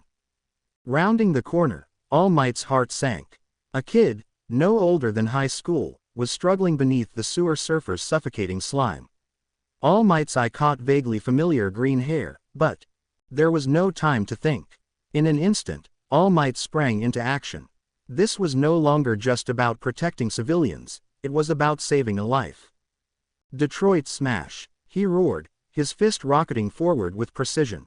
He couldn't afford to go wide. This blow needed force, but it also had to be controlled. One wrong move, and he could crush the kid instead of freeing him. His punch landed with a concussive blast. The sheer force of the blow didn't just scatter the villain, it splattered him across the street, chunks of slime flying in every direction as Sewer Surfer's body disintegrated into harmless puddles. Not enough to kill him, but enough to incapacitate him long enough to contain him. With his other hand, All Might gently gripped the boy's arm, yanking him free from the remaining tendrils of slime without causing injury. As he pulled the boy to safety, the resulting air pressure from the punch ripped through the air, lifting debris and drawing the clouds overhead until they darkened, rain beginning to fall in slow droplets. All Might ignored the droplets wetting his face, his eyes fixed on the boy. Something seemed familiar about the young man. But now wasn't the time for such thoughts. The boy was in obvious need of medical aid. Hello. Yes, this is Pseudo Takako reporting. Can you hear me, Mr. Miyagi? Loud and clear, Ms. Takako, and we're live. I understand you're at the scene of a villain cleanup. Did I get that right? That's correct. As you can see behind me, the police have cordoned off this intersection and are in the process of cleaning up what looks, and smells, like garbage. But witnesses tell me this foul-smelling sludge is actually the remains of a villain who, well, was blown apart. Blown apart, Mr. Miyagi chuckled. Now that's a literal villain cleanup. But tell me quickly, is he still alive, or do we need to issue a content warning for our viewers? No need for that, Mr. Miyagi, Takako reassured him. The villain is very much alive, just scattered. He's known as Sewer Surfer, a notorious heteromorphic villain made mostly of slime, only exception being his eyes and teeth. It's quite the grotesque sight as witnesses have told me. A slime villain, yikes. Miyagi's shudder was audible, but you called him notorious. This guy's made a name for himself. Yes, he's no amateur. Sewer Surfer has built a reputation as acting as muscle for hire, often acting as the rearguard or vanguard for villain groups. He's durable, fast, and tough enough to hold off pro-heroes while his allies escape. Then he slips away into the sewers, hence the name. Impressive. I'm reading here that he's even given heroes like Backdraft, Slugger, and even Death Arms trouble. This guy's no pushover. Takako smiled. True, Mr. Miyagi. But today was different. Oh, who finally brought him down? Witnesses say it was none other than All Might. Miyagi gasped. All Might, in the Shizuoka prefecture. That's big news. Maybe he's planning a visit to his old school. Possibly. I'm excited to see what he's planning. What's certain is that he arrived just in time to stop Sewer Surfer, who was attacking a young boy. A single, Detroit smash, was all it took to scatter the villain across the street. It's not the first time we've heard of All Might doing something like that, but hearing it again just reminds us how powerful he is. Sorry, one moment. Quote. Apologies for the interruption, Ms. Takako, but we've just received an update on a sudden weather shift in the Shizuoka and Tokyo areas. Our viewers will want to know. Actually, Mr. Miyagi, my report may be linked to that. Some witnesses claim that the force of All Might's punch was so powerful, it caused the sudden rainfall. A pause followed by Mr. Miyagi's laughter. And people worry All Might's getting too old. If he's causing weather changes with his punches, I think we can hold off on that retirement party. Yagi Toshinori muted the television, a small smirk tugging at his lips as he saw the boy's reaction to the news story. He was used to seeing his life events broadcast to the world, but watching the teen's slack-jawed expression was a reminder of how surreal it could be for someone new to this kind of exposure. Still, even as he observed the kid, Midoriya, as the nurse had informed him, Toshinori couldn't shake the nagging thought at the back of his mind. Why am I still here? He had no real reason to stay. The boy had been saved, the villain taken down. Normally, Toshinori would have left already, but something about Midoriya tugged at him, the same gut instinct that had saved him countless times in the field. It was telling him there was more to this boy than just being a victim of a villain attack. Sir. Midoriya's voice pulled Toshinori from his thoughts. The boy was sitting up in his hospital bed, his body battered but clearly healthy. I know how I ended up here, but why are you here? Toshinori gave a gentle smile, one that felt more grandfatherly in his civilian form than heroic. No need to worry, young man. I work for All Might, and I was sent to make sure your medical bills are taken care of, just in case your family couldn't afford them. The shift in Midoriya's expression was almost comical. His initial worry melted away at the mention of All Might, replaced by wide-eyed amazement. Oh, that makes sense, Midoriya mumbled, his gaze drifting to the window. All Might always looks out for people, doesn't he?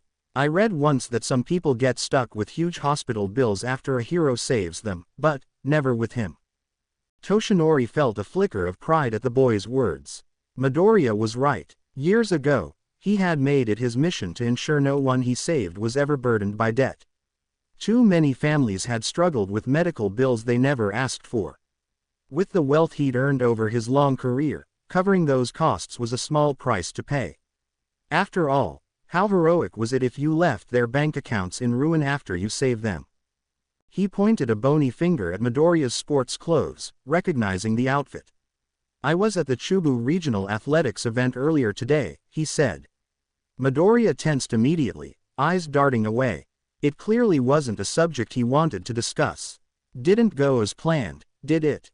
Midoriya shifted, his hands clenching slightly. I came last, he muttered. Is that so? Toshinori asked gently, leaning forward. You made it past the provincials, though. Which prefecture are you from? Shizuoka. Toshinori let out an impressed whistle. Shizuoka, home to Ua, was notorious for its competitive spirit and the sheer number of hero hopefuls who trained relentlessly. That's tough competition. You shouldn't sell yourself short, young man. Midoriya's shoulders slumped further. Yeah, but I blew it. The pressure, it was too much. I choked when it mattered most. Toshinori studied him carefully. This wasn't just about a race. There was something deeper, a frustration that went beyond just the sport. This meant a lot to you, Toshinori said quietly. Why yeah, Midoriya admitted.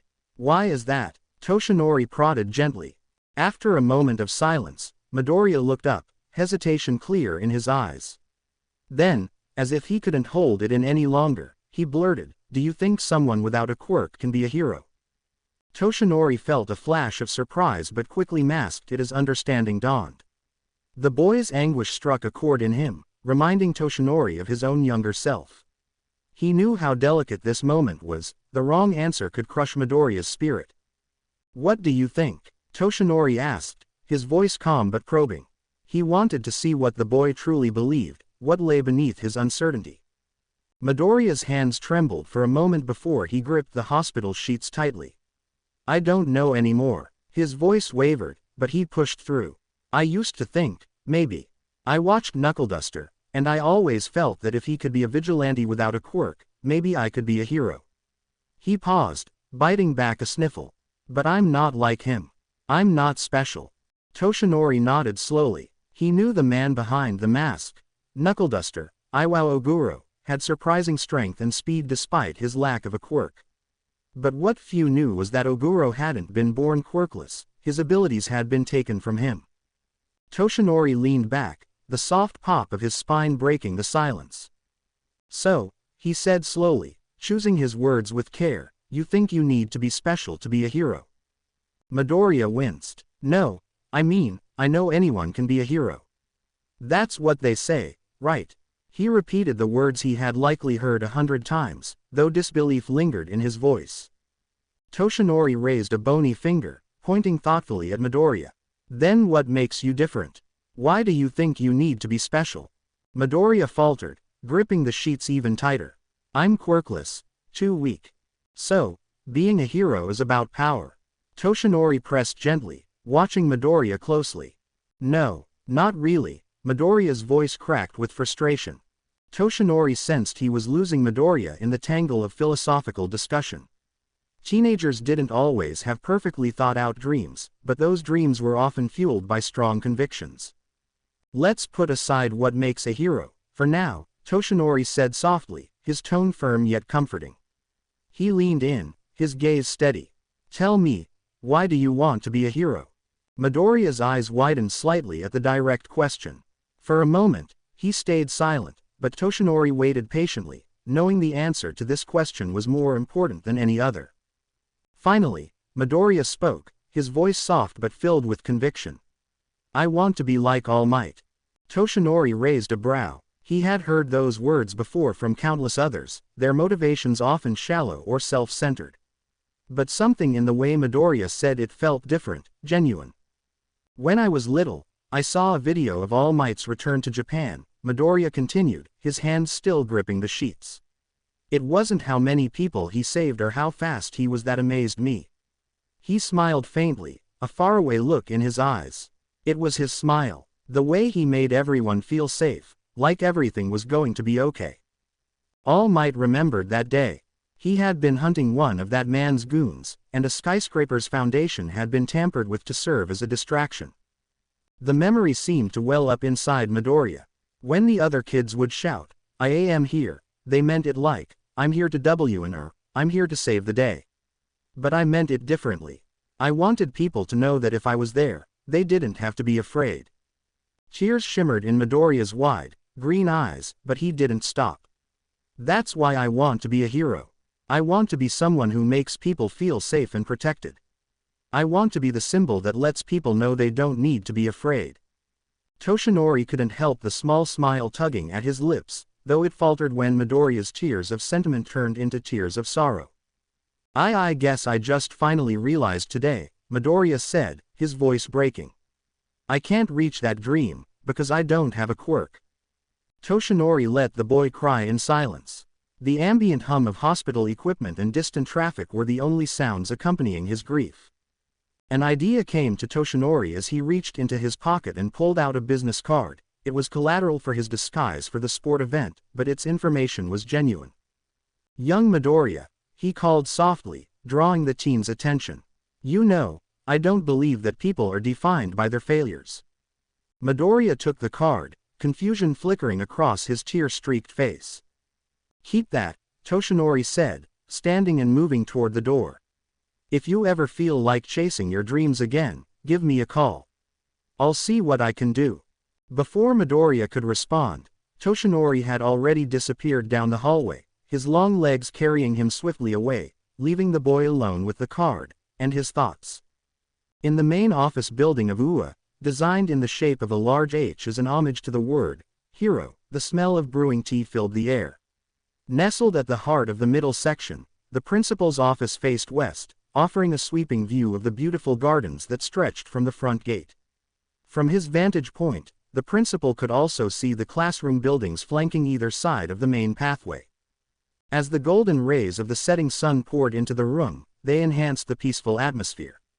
The day's work was done, and the soft light, paired with the rich aroma of his custom tea infusion, served as a well-deserved reward for his hard work. He leaned back, savoring the quiet moment of relaxation, the fading sunlight warming the scars on his face and highlighting his chimeric form, a bittersweet reminder of his non-humanity and unnatural origins. Normally, he would have retreated to his on-campus accommodation for his special brew, but this evening, he awaited a call from UA's star alumnus. Nezu had ambitious plans for the next few years at UA, and acquiring the best talent for the upcoming first years was a crucial part of those plans. He hoped All Might's successor would be among them. As if summoned by the thought, the telephone rattled, vibrating the desk. Leaping from his seat, Nezu gripped the landline with his paws before deftly returning to his office chair. All Might, he greeted with anticipation. I accept. It wasn't rare for the genius rodent to be caught off guard by the odd behavior of humans, but it was rare that he was caught entirely flat-footed. I'm sorry. It was clear to him that the hero was not operating in the same context.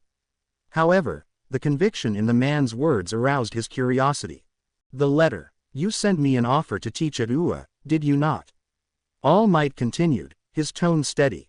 This unexpected development wasn't what Nezu had intended, but it was far from unwelcome.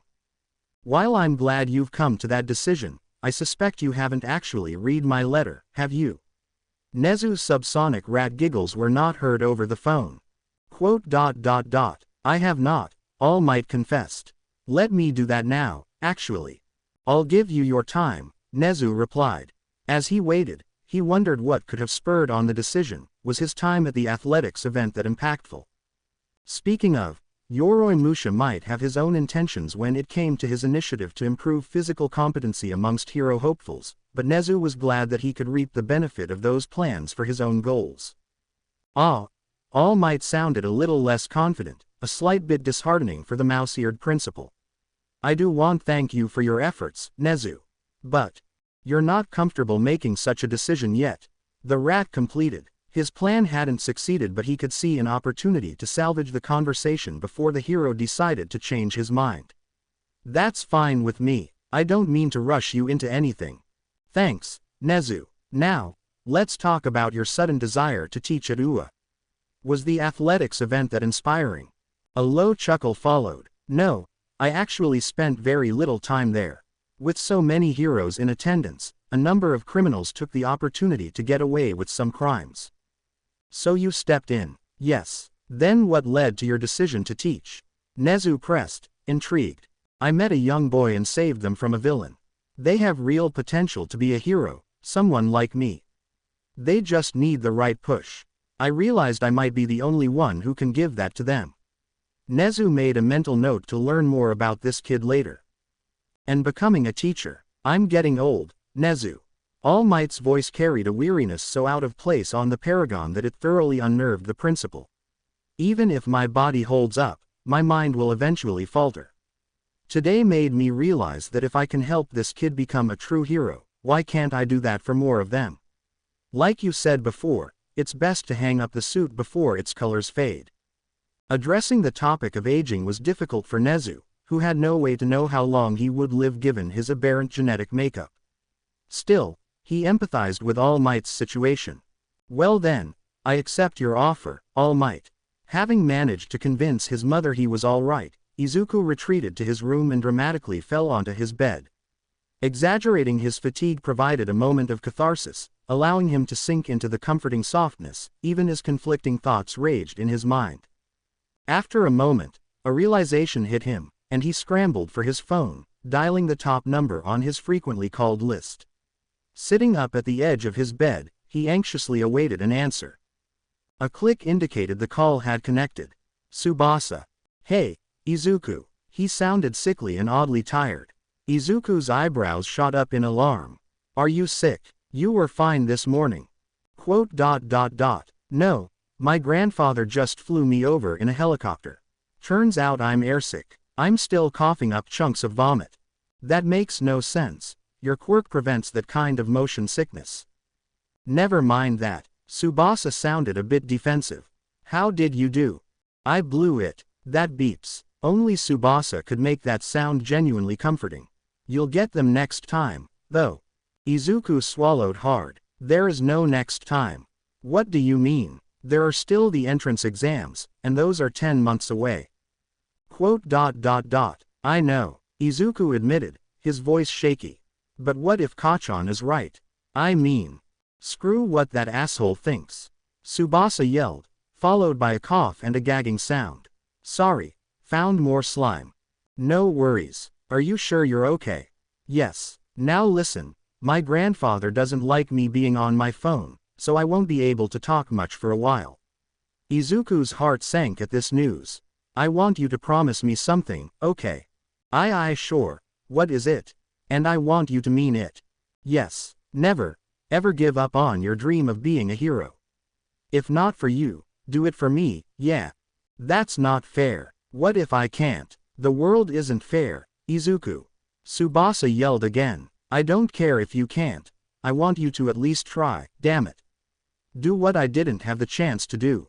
What? My grandfather says time's up. Please, Izuku, promise me. I promise. But you need to promise to call me whenever you can. I don't like this. I know. Sorry. And thank you. I promise. I gotta go. Bye. Click. That would have been the last drop in a dam that broke the wall, but surprisingly his well of tears had run dry. Falling back, Izuku stared at the ceiling with unfocused eyes.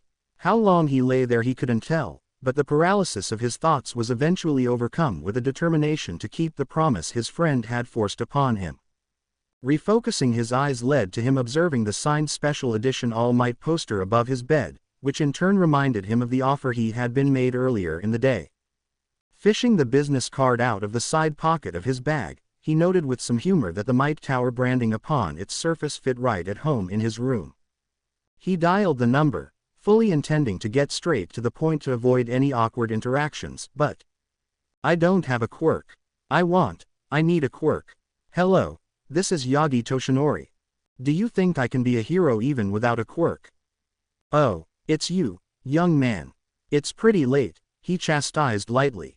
"I know, I'm sorry. Also, I didn't mean to be rude with how I started the call." "Never fear, I understand. Now, why are you asking this question?" I don't know. Originally, I just wanted to tell you I want to accept your offer, but, Toshinori prompted patiently, "It feels like there's a very big part of me that still thinks I can't do it without a quirk, and you didn't give me a direct answer at the hospital." "Indeed I didn't, and I want you to be honest, please. I don't want you to give me false hope." "Very well, I'll tell you the truth." Toshinori sighed deeply. "For a long time, I didn't think it was possible. Realistically, someone without a quirk is outclassed physically by even the most mundane quirk users. Plus, quirkless individuals face enough peril as civilians considering how fragile they are by comparison." Izuku clenched his eyes shut, his heart bracing for the worst. "However," Toshinori continued, his voice steady, "I think meeting you changed that." "What?" Izuku's eyes shot open, disbelief coursing through him. "I'm serious, young Midoriya. I had someone look into your record. Your physical abilities are phenomenal for a quirkless person. You have the talent and grit to become a hero. But what really convinced me is your heart, young man. Your conviction for being a hero resonated with me. Do you know who you sounded like when you told me why you wanted to be a hero?" "Who?" "All Might." As hope swelled inside Izuku, tears began to prick at the corners of his eyes. But it was what Toshinori said next that shattered his composure. "Izuku Midoriya, you too can be a hero. Tell me what you think," Nezu said, nodding towards the tablets in the hands of several of his employees. Power Loader, shorter than most UA students, sat hunched on the edge of his chair, eyes locked on the tablet on the meeting room table. His wild ginger hair fell forward, hiding his eyes but leaving his mouth visible, a frown etched across his face. His slouched, goblin-like posture and scruffy appearance often misled people into thinking he was incompetent, but Nezu knew better. Higari Maijima was a genius engineer, if a bit rough around the edges. His quirk, which replaced the tips of his fingers with metallic claws, wasn't built for modern touchscreens. Instead, he wielded a pen with surprising finesse, tapping at the tablet with practiced precision considering how clunky the metal tips were.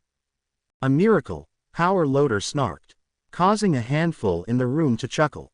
"We don't have the infrastructure or resources for me to accomplish something like this. At all, and definitely not in 9 months."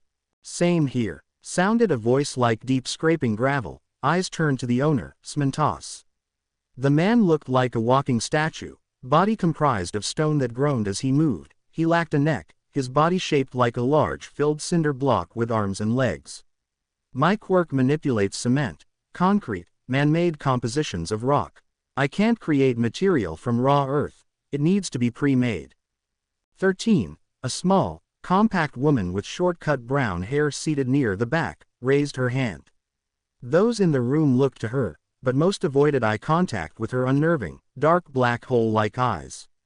"Even if we had the materials, we probably don't have the legal clearance to demolish all those buildings in the marked area," she pointed out, her tone cautious. "Rough. Not just the buildings," Hound Dog commented, his involuntary growls mirroring his concern. "Your plan involves taking up land that's designated as a wildlife preserve." "Rough. The whole plan is ridiculous." The sound of sleeping bag unzipping drew the attention to Eraserhead, the resident underground hero. His dark black oily hair, 5 o'clock shadow, and dirt-stained black clothes painted an unflattering picture even compared to Power Loader. He looked like a hobo, to put it shortly, and many thought he acted like one too. Sleeping while on the job, talking without any tact, and regularly eating energy bars and drinking coffee instead of indulging in an actual meal. However, everyone in the room knew he was a man of logic, reason and surprising wisdom. He valued realism and practicality over dreams and ideals. He was one of the few Nezu respected enough to allow him to challenge him in public. Even if we pull of the miracle, as Power Loader put it, what is the goal? He continued. Your plans for the entrance exam prioritize quirks that rely on brute strength. Quirks that have alternative uses such as mine would be useless. The training facilities you're pushing for, all focused on combat, and the sports festival you're proposing, it's a spectacle. Pure entertainment. It won't do anything more for our students that our current festival doesn't already do. Several of those present began to nod in agreement. You're also pushing for first years to earn their provisional licenses in a single year and begin work studies early. It's unrealistic. We're already putting these kids at a disadvantage with the sports festival. Added Midnight. Her raven hair was tied in a neat bun above her head. A few loose strands fell to either side of her face. Its sharp yet soft features had earned her the spot on many a magazine cover. Her steely blue eyes locked with Nezu's own beady orbs. I'm starting to think that you don't understand how this works. After riding the high of being accepted into one of the best hero schools, a failure of that magnitude would be devastating. Nezu began to laugh. The sound cut through the room like a jagged blade. It wasn't unnerving, not just because he sounded like a villain preparing to launch into an ominous monologue. It was more than that. Everyone in the room understood. Nezu was part rat, and his natural laughter existed at a frequency that most humans couldn't hear. The fact that they could hear him now meant only one thing. Nezu wanted them to know he was laughing. Nezu's smile widened. I understand very well how this works, Nimari. His intentional use of Midnight's given name rather than her hero one was intentionally uncomfortable. It was his way of giving her a subtle slap on the wrist for challenging him when he had not afforded her the privilege. Much more than any of you seem to think. He said to the rest of the room, his tone impeccably calm and professional. Waiting a moment to ensure no one would interrupt with a comment, he continued. I appreciate all your concerns. It shows you're not fools. I'm glad to see the few years working for me without my active attempts to stimulate you all hasn't dulled your abilities to think critically. He explained. That said, there's something I believe we need to address, trust. Trust. Snipe's mechanical voice cut in, muffled by the gas mask that covered his face. Though his expression was hidden, the skepticism in his tone was clear. Yes, trust, he repeated, smile unwavering. First, I don't believe most of you trust that I've already considered every concern you've raised, and more. Second, I don't think you trust your own potential enough to see what you're truly capable of achieving. But most importantly, he paused, letting the tension build. I don't think you trust UA, as an entity, to be what it has always been, a beacon of innovation and excellence. Plus Ultra, he placed extra emphasis on the school's motto. Plus Ultra means to strive for the best of your capabilities. It does not mean rewriting the rules of reality to make the impossible possible. Vlad King retorted. His large frame was highlighted by the lighting in just the right way to make his vampire teeth shine in an unintentional display of intimidation, something Nezu was unfazed by. The rodent chuckled. Exactly right, so what does that mean about my plans? That you think that it's possible. Despite the attempt at a whisper, Present Mike's voice still echoed throughout the room, causing those closest to accept his best friend Eraserhead to flinch. The long spiky yellow hair on his head frantically bobbing from side to side as he made to adjust the volume control on the support device around his neck. Indeed, Nezu responded calmly. Now, tell me your concerns, and I will address each one. Please raise your hand, and I'll answer in turn. The entire room moved to raise their hands. Smentos, you first, Nezu nodded. My earlier concern, where are we going to source all the material I need? Smentos leaned forward, visibly interested in the solution. You mentioned that your quirk can't manipulate raw earth, only man-made compositions. But do you know who can? Nezu asked, his smile growing. Pixie Bob, Smintos ventured. Exactly. I've enlisted the help of the wild cats, and she can create the necessary materials directly from the terrain we'll be working on. A look of realization crossed Smintos's stone-carved face, and he slowly lowered his hand. Not only that, Nezu continued, Pixie Bob will be instrumental in terraforming the ground and preparing the area for construction once the existing infrastructure is removed. This brings me to 13's earlier point. Hound Dog, this will also address your concern. Nezu turned toward 13, his beady eyes locking briefly onto the dark voids inside her own.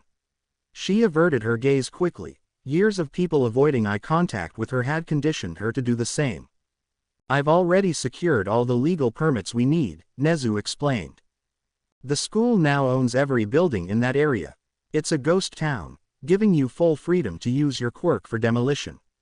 He then turned toward Hound Dog, taking care to avoid direct eye contact.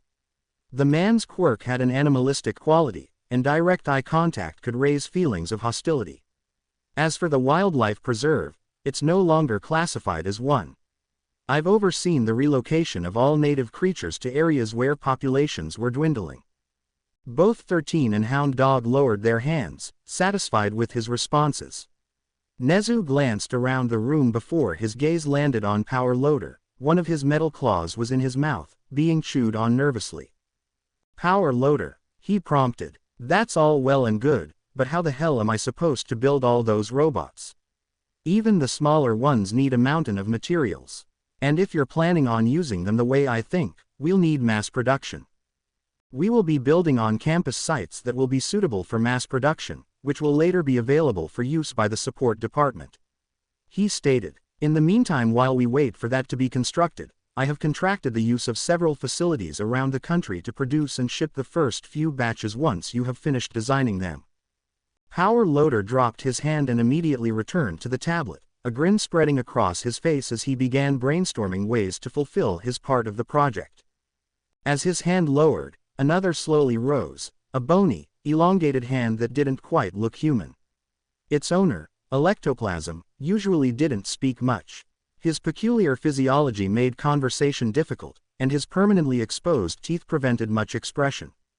Where are you getting the money? His voice gargled slightly, as if forcing its way out past liquid. You're acting like this is already paid for. He lowered his hand the moment Nezu glanced at him. Because it is, Nezu replied smoothly.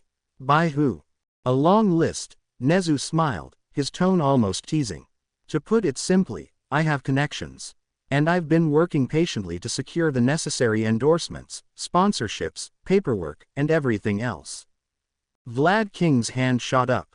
Nezu acknowledged him with a nod. Aren't there limits on how much funding we can receive as a government school?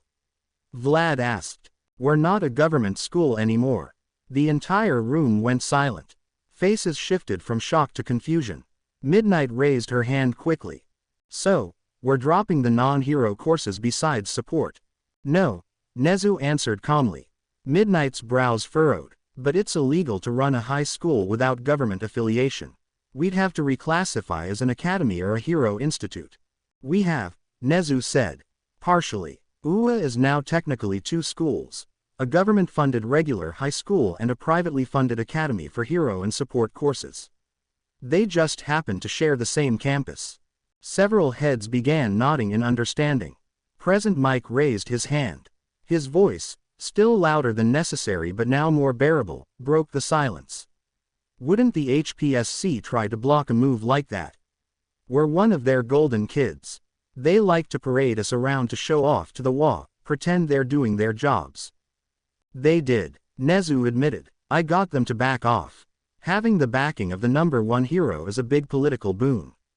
So the rumors are true then. Power Loader spoke out of turn, Nezu allowing it because he was surprised he was still paying attention. All Might has agreed to teach here. Nezu's ears perked up. Yes, he has. I'm surprised you've heard any rumors at all. I didn't think you left your lab long enough to catch any. I have students, Power Loader shrugged. The rumors find their way to me, whether I want to hear them or not. Brief laughter reverberated around the room, many shared a similar sentiment as him. Snipe raised his hand. I take it All Might's also footing most of the bill for this project. Nezu shook his head. He's certainly one of our major contributors, but he's far from the largest. We have a wide variety of backers. Several hands went up, but Nezu lifted his own paw to signal restraint. I will go into detail about our sponsors at a later date if you are all curious.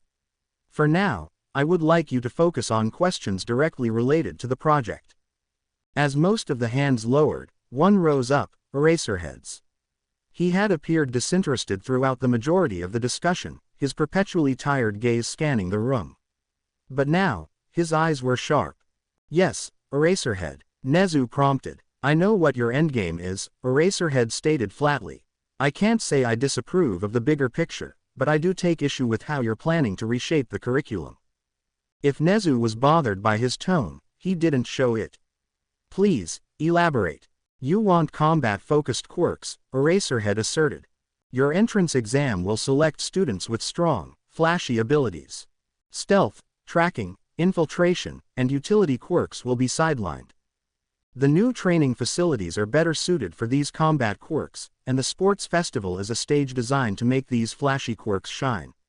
You want to make a spectacle, show the public that our newfound independence from the government allows us to push boundaries, shape public opinion in our favor. And that's why you're so eager for the early provisional licenses. First-year students outperforming second years from other schools makes UA look unbeatable. Nezu nodded. You are correct. Now, what are your specific concerns? Eraserhead raised 3 fingers. 3 problems.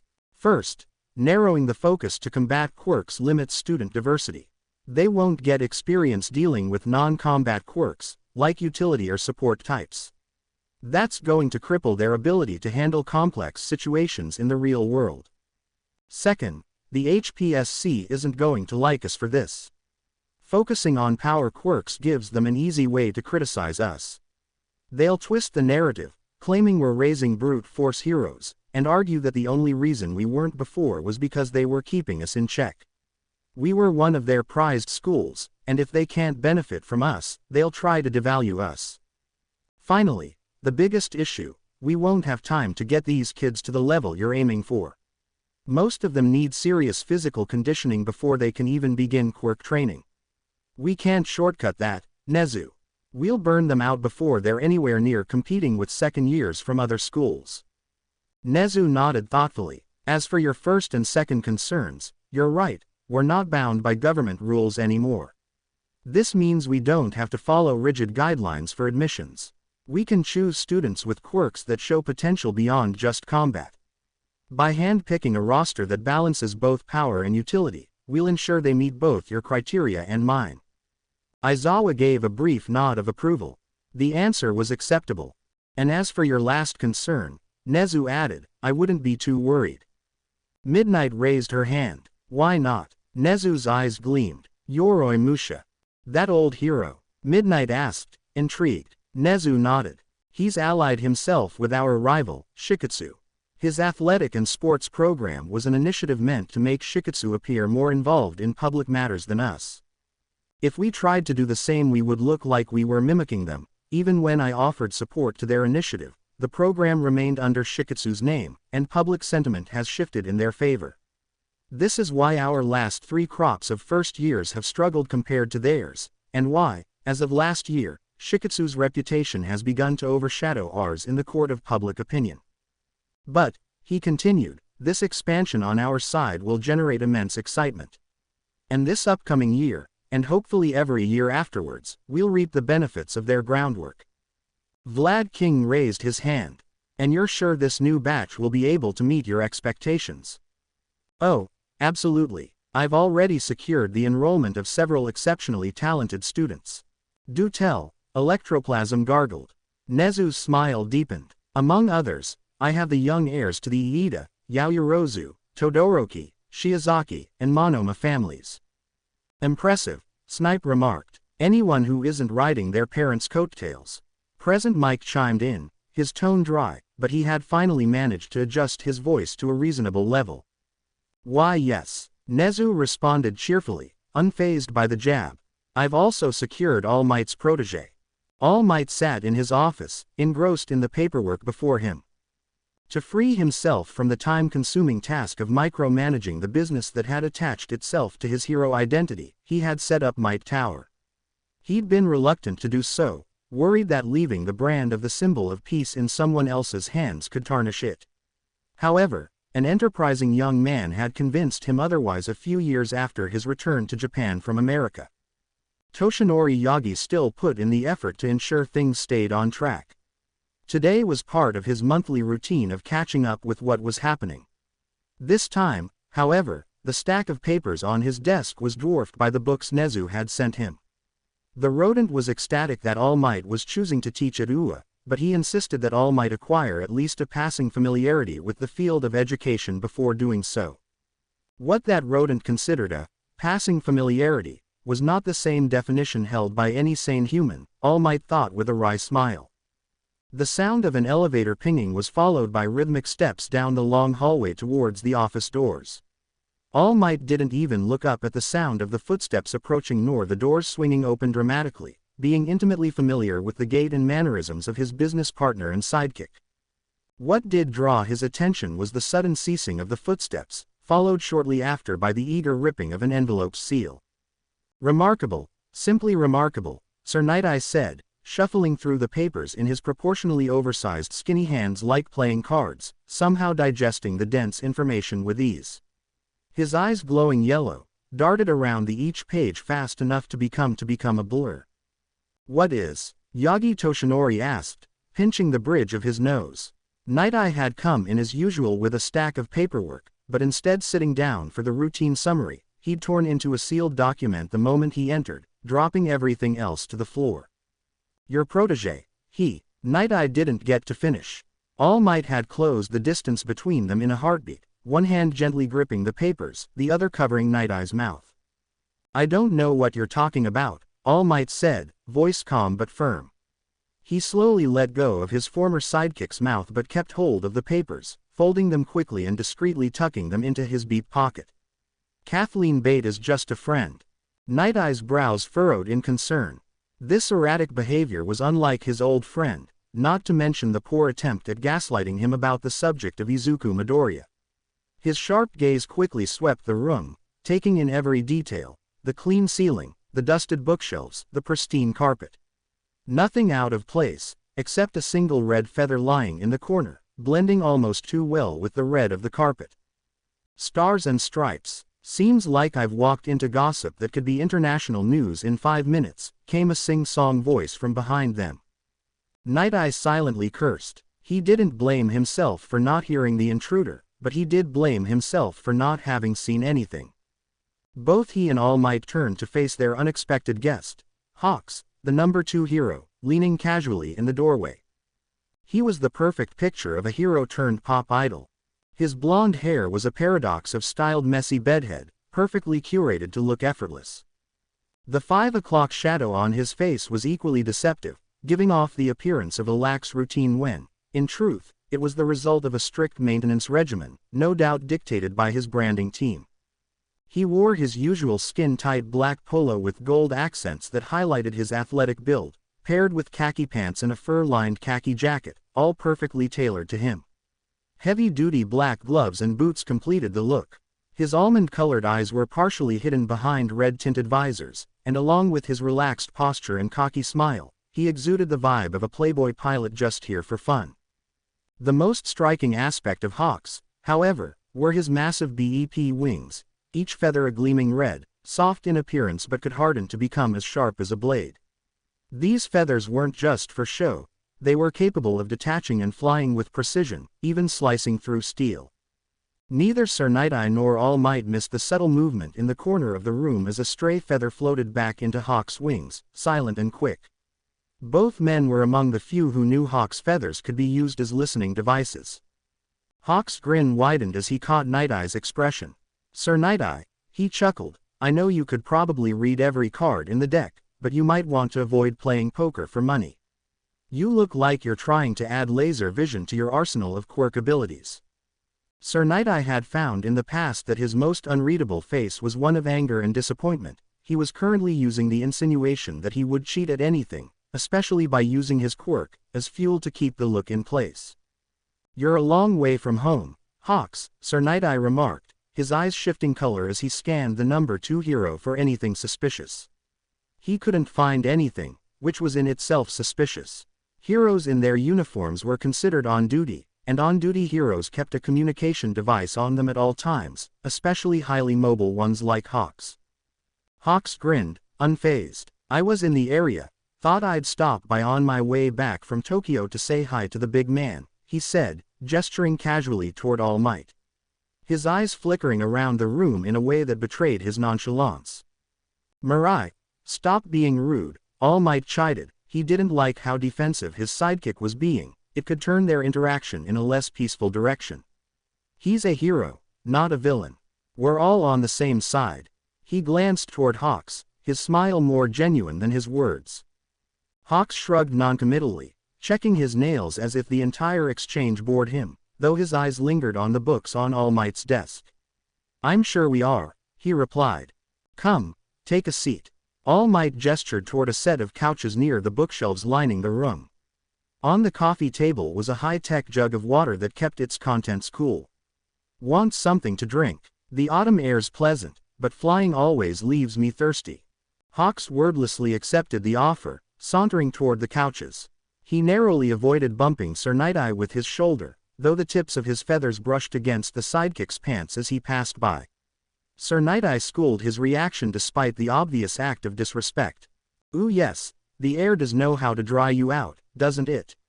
Hawks flopped back lazily into his seat, making a show of looking around the room like he hadn't scanned it moments before. "Got an Alley's coffee around here?"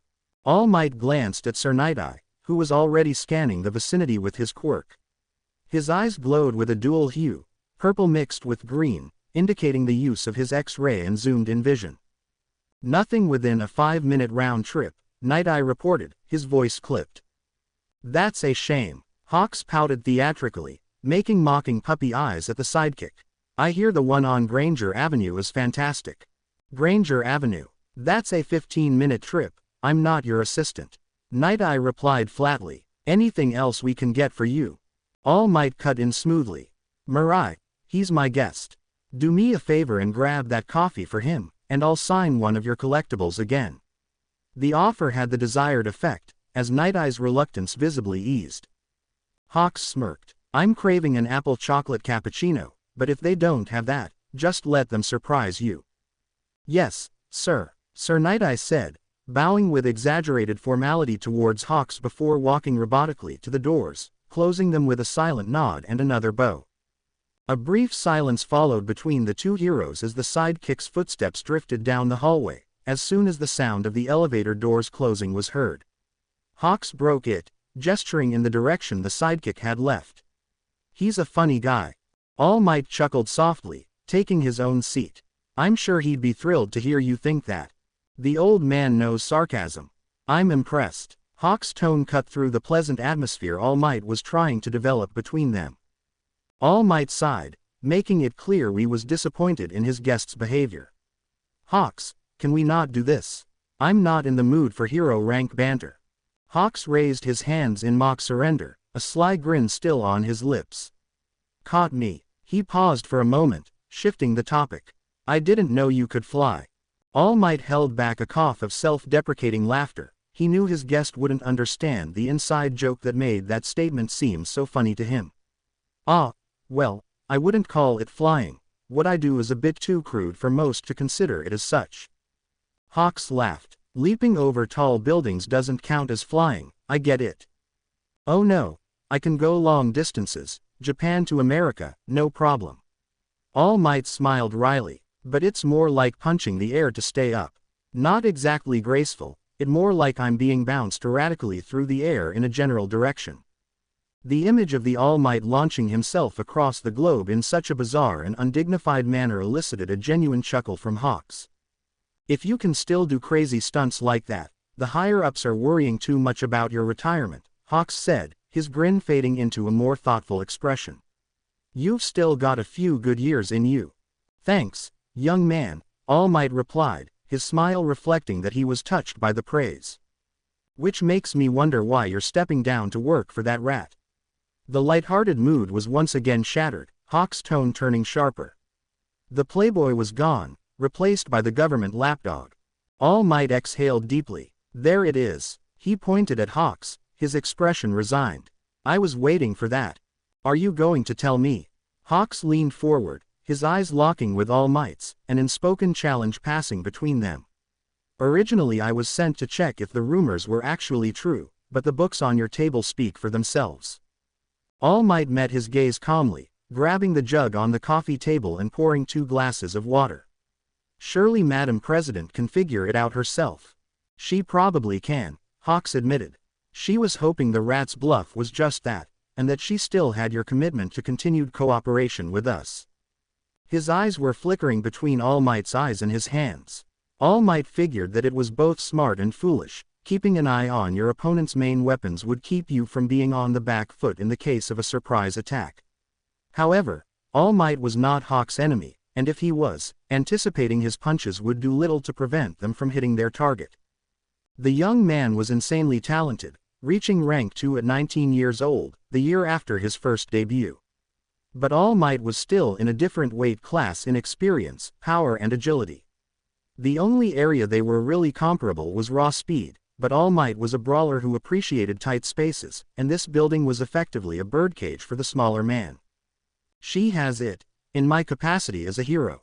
Nothing more, All Might replied, pouring his own glass. His lax demeanor projecting how little this confrontation concerned him. You're just a hero, it's all you've been for 40 years. Hawks argued. You can't tell me that anything you do isn't tied to your job. The way I see it, either you're fully committed to the system or you're thinking of going against it. All Might's hand stilled as he poured a second glass. Toshinori Yagi still exists, even if he has no social life, no hobbies and no family. He set the glass down in front of Hawks, then sent him a pointed look as he let go.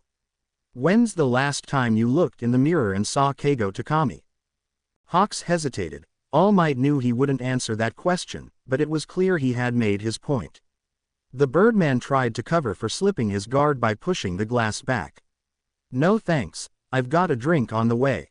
All Might gently pushed the glass back toward him. You didn't order coffee for the drink, Hawks. You wanted a private talk. Take it. Reluctantly, Hawks grabbed the glass but didn't drink. How did you know? Hawks asked, seemingly genuinely curious at how he was figured out. I've been the #1 hero for a long time. I keep track of heroes' dietary needs in case I ever need to host a social event. Coffee's no good for someone with bird-like physiology. All Might's voice was calm, commanding. And you look thirsty. Drink. Hawks placed the glass back on the table. Let's change the subject. He was on the back foot in the conversation and All Might figured he wanted to reassert control. All Might sighed inwardly. The young man adhered almost religiously to his training. He was probably taught to never drink something he hadn't made himself. She doesn't like that Ua pulled out from under the HPSC's umbrella, Hawks said, his tone shifting again. I didn't think she would. All Might nodded. It's not a great look for her, especially since the WA has the HPSC's every move under a microscope. Then why did it? Because I don't care about the politics, never did. Nezu, though, he's been angry with the HPSC ever since the stunt they pulled with Nagant. That's your answer if you're looking for motive. Hawks leaned back, his gaze flicked to All Might's torso. How's the injury? All Might raised a brow. How much did they tell you? Not everything, Hawks admitted.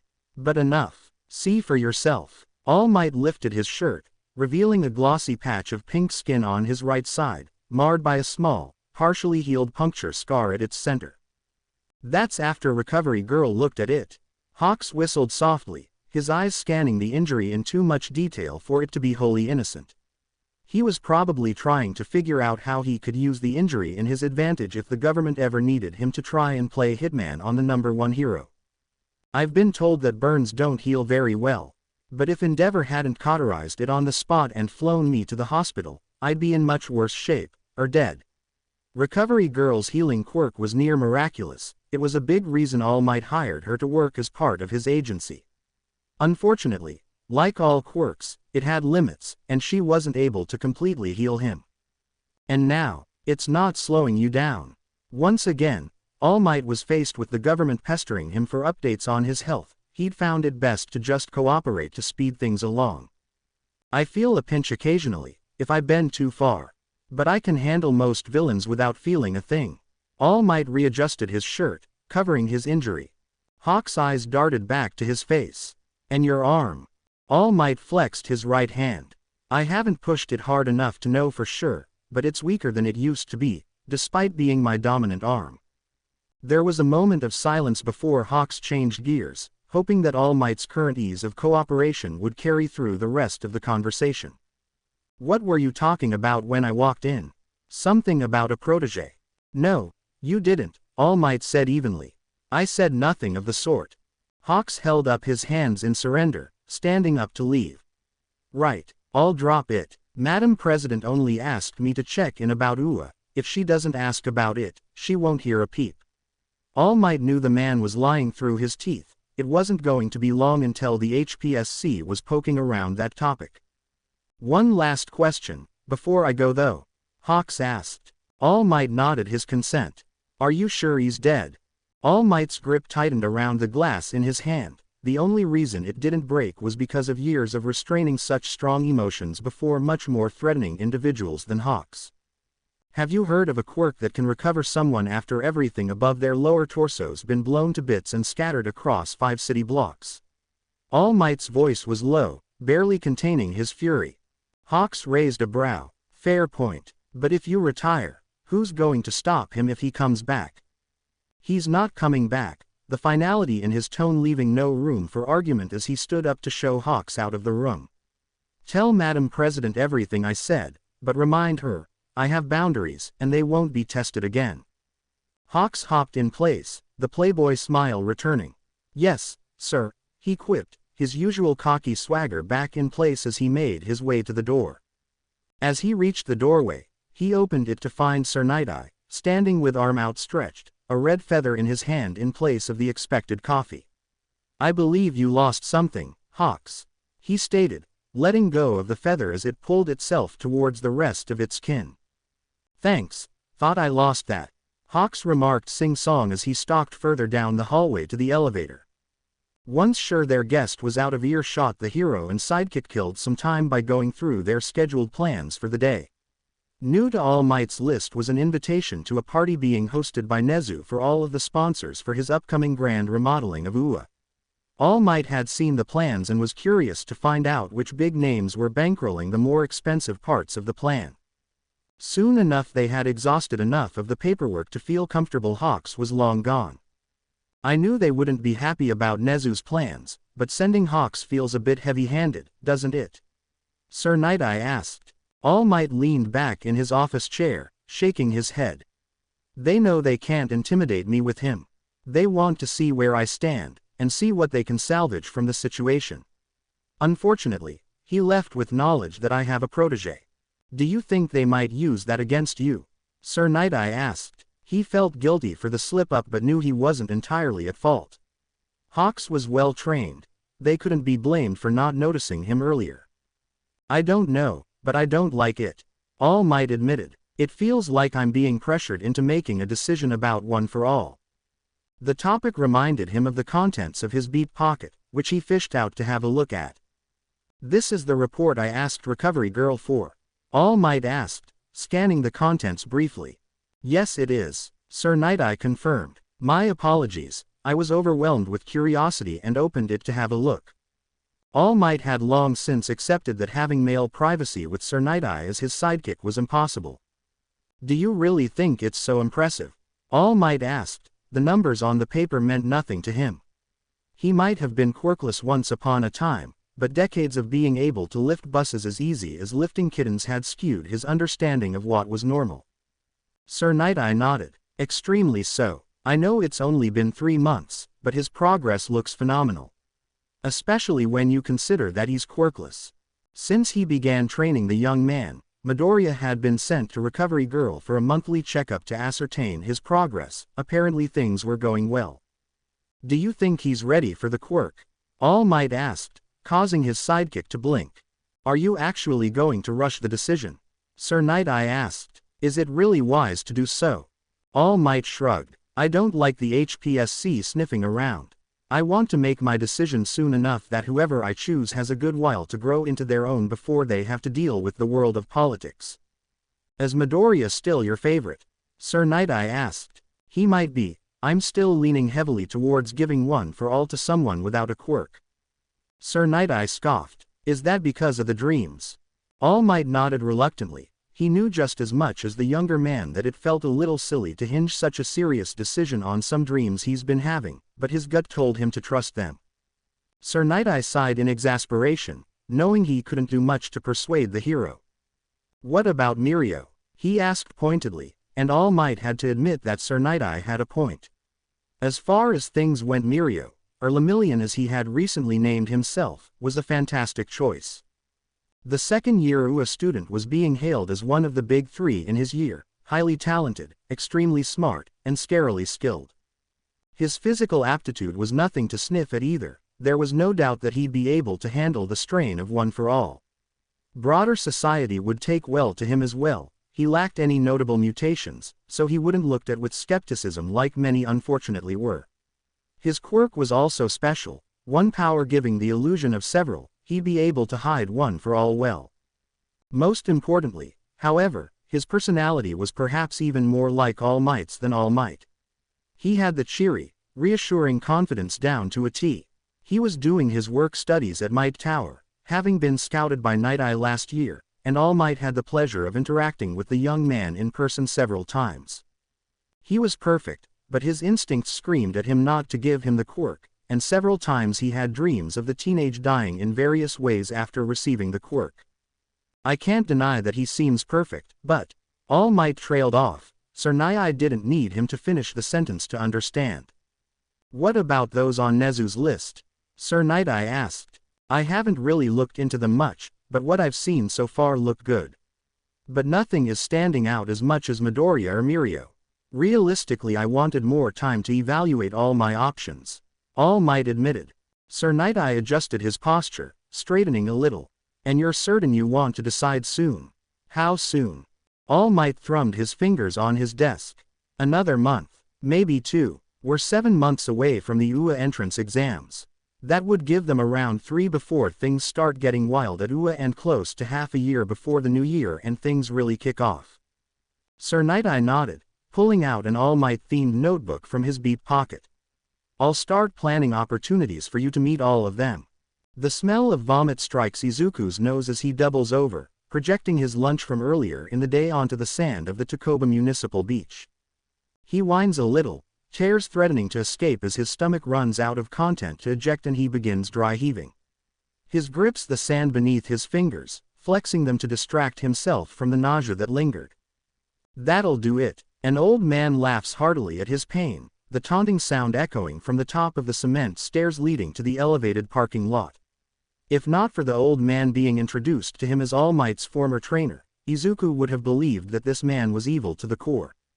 Come on, get up. Stay down too long and you'll just get lazy. It should be easy. You seem to have lost a few pounds. Izuku was still tempted to accuse the man of being a villain in disguise. Forcing his tired arms to move, Izuku pushed himself to his feet. The movement made him dizzy. He had to catch himself from falling mere moments after standing upright. If you're dizzy after throwing up, it means you haven't had enough water. The elderly man asserted. Izuku turns his gaze to his trainer. Sorihiko Torino, the retired hero known as Gran Torino, looked the complete opposite of how he acted. With his short stature and innocent, kind appearance, he looked like someone's sweet old grandpa, a stark contrast to the trainer who regularly pushed Izuku to his breaking point. Think fast, boy, the little man yelled, pitching a water bottle with inhuman force for someone his age. Izuku's eyes widened, and his hands shot out to intercept the bottle. He suppressed a wince of pain as the hard plastic hit his forearms with a loud thunk before clattering to his feet. He stared at it for a moment in silence, focusing on the sound of the waves to calm his frustration. Gran Torino let out a bark of laughter, oddly close to genuine joy. Progress. Izuku looked up at him in confusion. Progress. The last 4 times I did that, I hit your face, Gran Torino said bluntly. Your reaction time is improving. Slowly, but I will take what I can get. Izuku suppressed a sigh, leaning over to pick up the water bottle. His lips were feeling dry, so he might as well take a sip. He hadn't realized how thirsty he was, surprising himself when he ended up gulping down the whole bottle in one go. See, your body knows what it needs, the old man asserted. You should learn to listen to it, otherwise you're going to cause yourself problems. Yes, sir, Midoriya nodded. It made sense to some degree, although he felt Gran Torino was alluding to something else. You were limping during the last lap. Why was that? Gran Torino eyed him critically. My left hamstring hurts. Midoriya poked the back of his thigh with his thumb. And how did it get like that? He prompted. I pulled it from running too hard, Izuku offered, avoiding eye contact with his trainer. The silence between them dragged on long enough for Izuku to reflect on how that might have been the wrong answer. I'm not stupid, kid, the man warned. You've been doing extra training. Your hamstring hurts because your calf in the other leg was way too stiff. Your body adjusted accordingly, and that put too much strain on your hamstring. Izuku felt a bit guilty, but ultimately defiant against the notion that doing extra training was a bad idea. I want a quirk. He had to put in the extra work. How else was he going to compete with everyone else who had quirks? You don't think what you did was wrong, do you? Gran Torino accused. Midoriya didn't answer, choosing instead to observe the cracks present in the cement staircase. Damn kids, he mumbled under his breath, before picking up the volume. You've pushed your progress back by a week. The blunt statement seemed nonsensical to Izuku. I just improved on my personal records for almost all the exercises today. The man nodded. Correct, but that improvement is worthless now. How? Izuku baffled. Toshinori told me you're getting at backflips.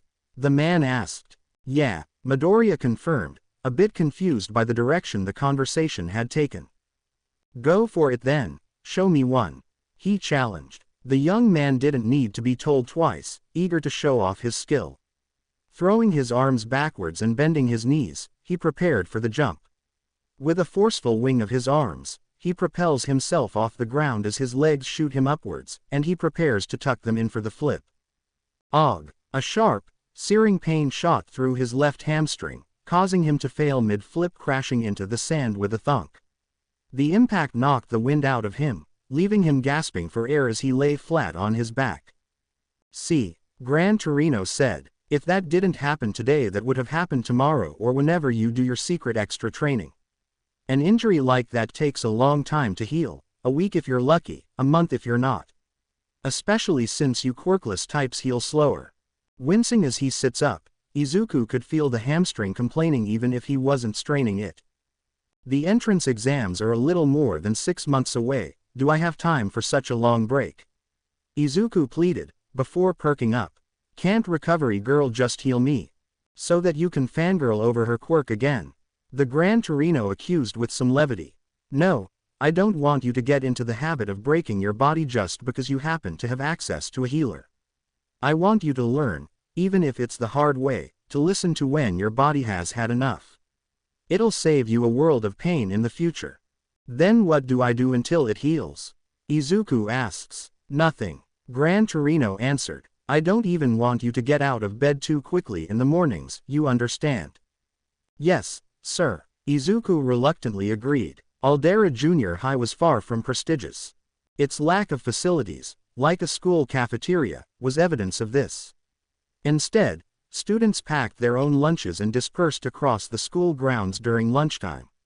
Each clique had its own territory, and without fail, they would gather in the same spot every day. The only time those routines shifted was when petty middle school drama fractured the group. When that happened, students either splintered off to join other cliques or claimed new hangout spots. For Izuku Midoriya, his spot was a stone bench beneath a large tree, not far from the school's reception office. It wasn't the most popular place, but that was part of the appeal for him. The tree provided cool shade in the summer and shelter from strong winds in the winter. More importantly, it offered a clear view of the school grounds. From here, he could see anyone approaching long before they reached him, giving him precious time to brace for any social interaction. The last thing he wanted was to be caught off guard and end up fumbling for words. Sitting close to the reception or near teachers was a habit Izuku had grown up with, typical for quirkless students like him. When they were younger, teachers kept an eye on them in case the other kids played too rough.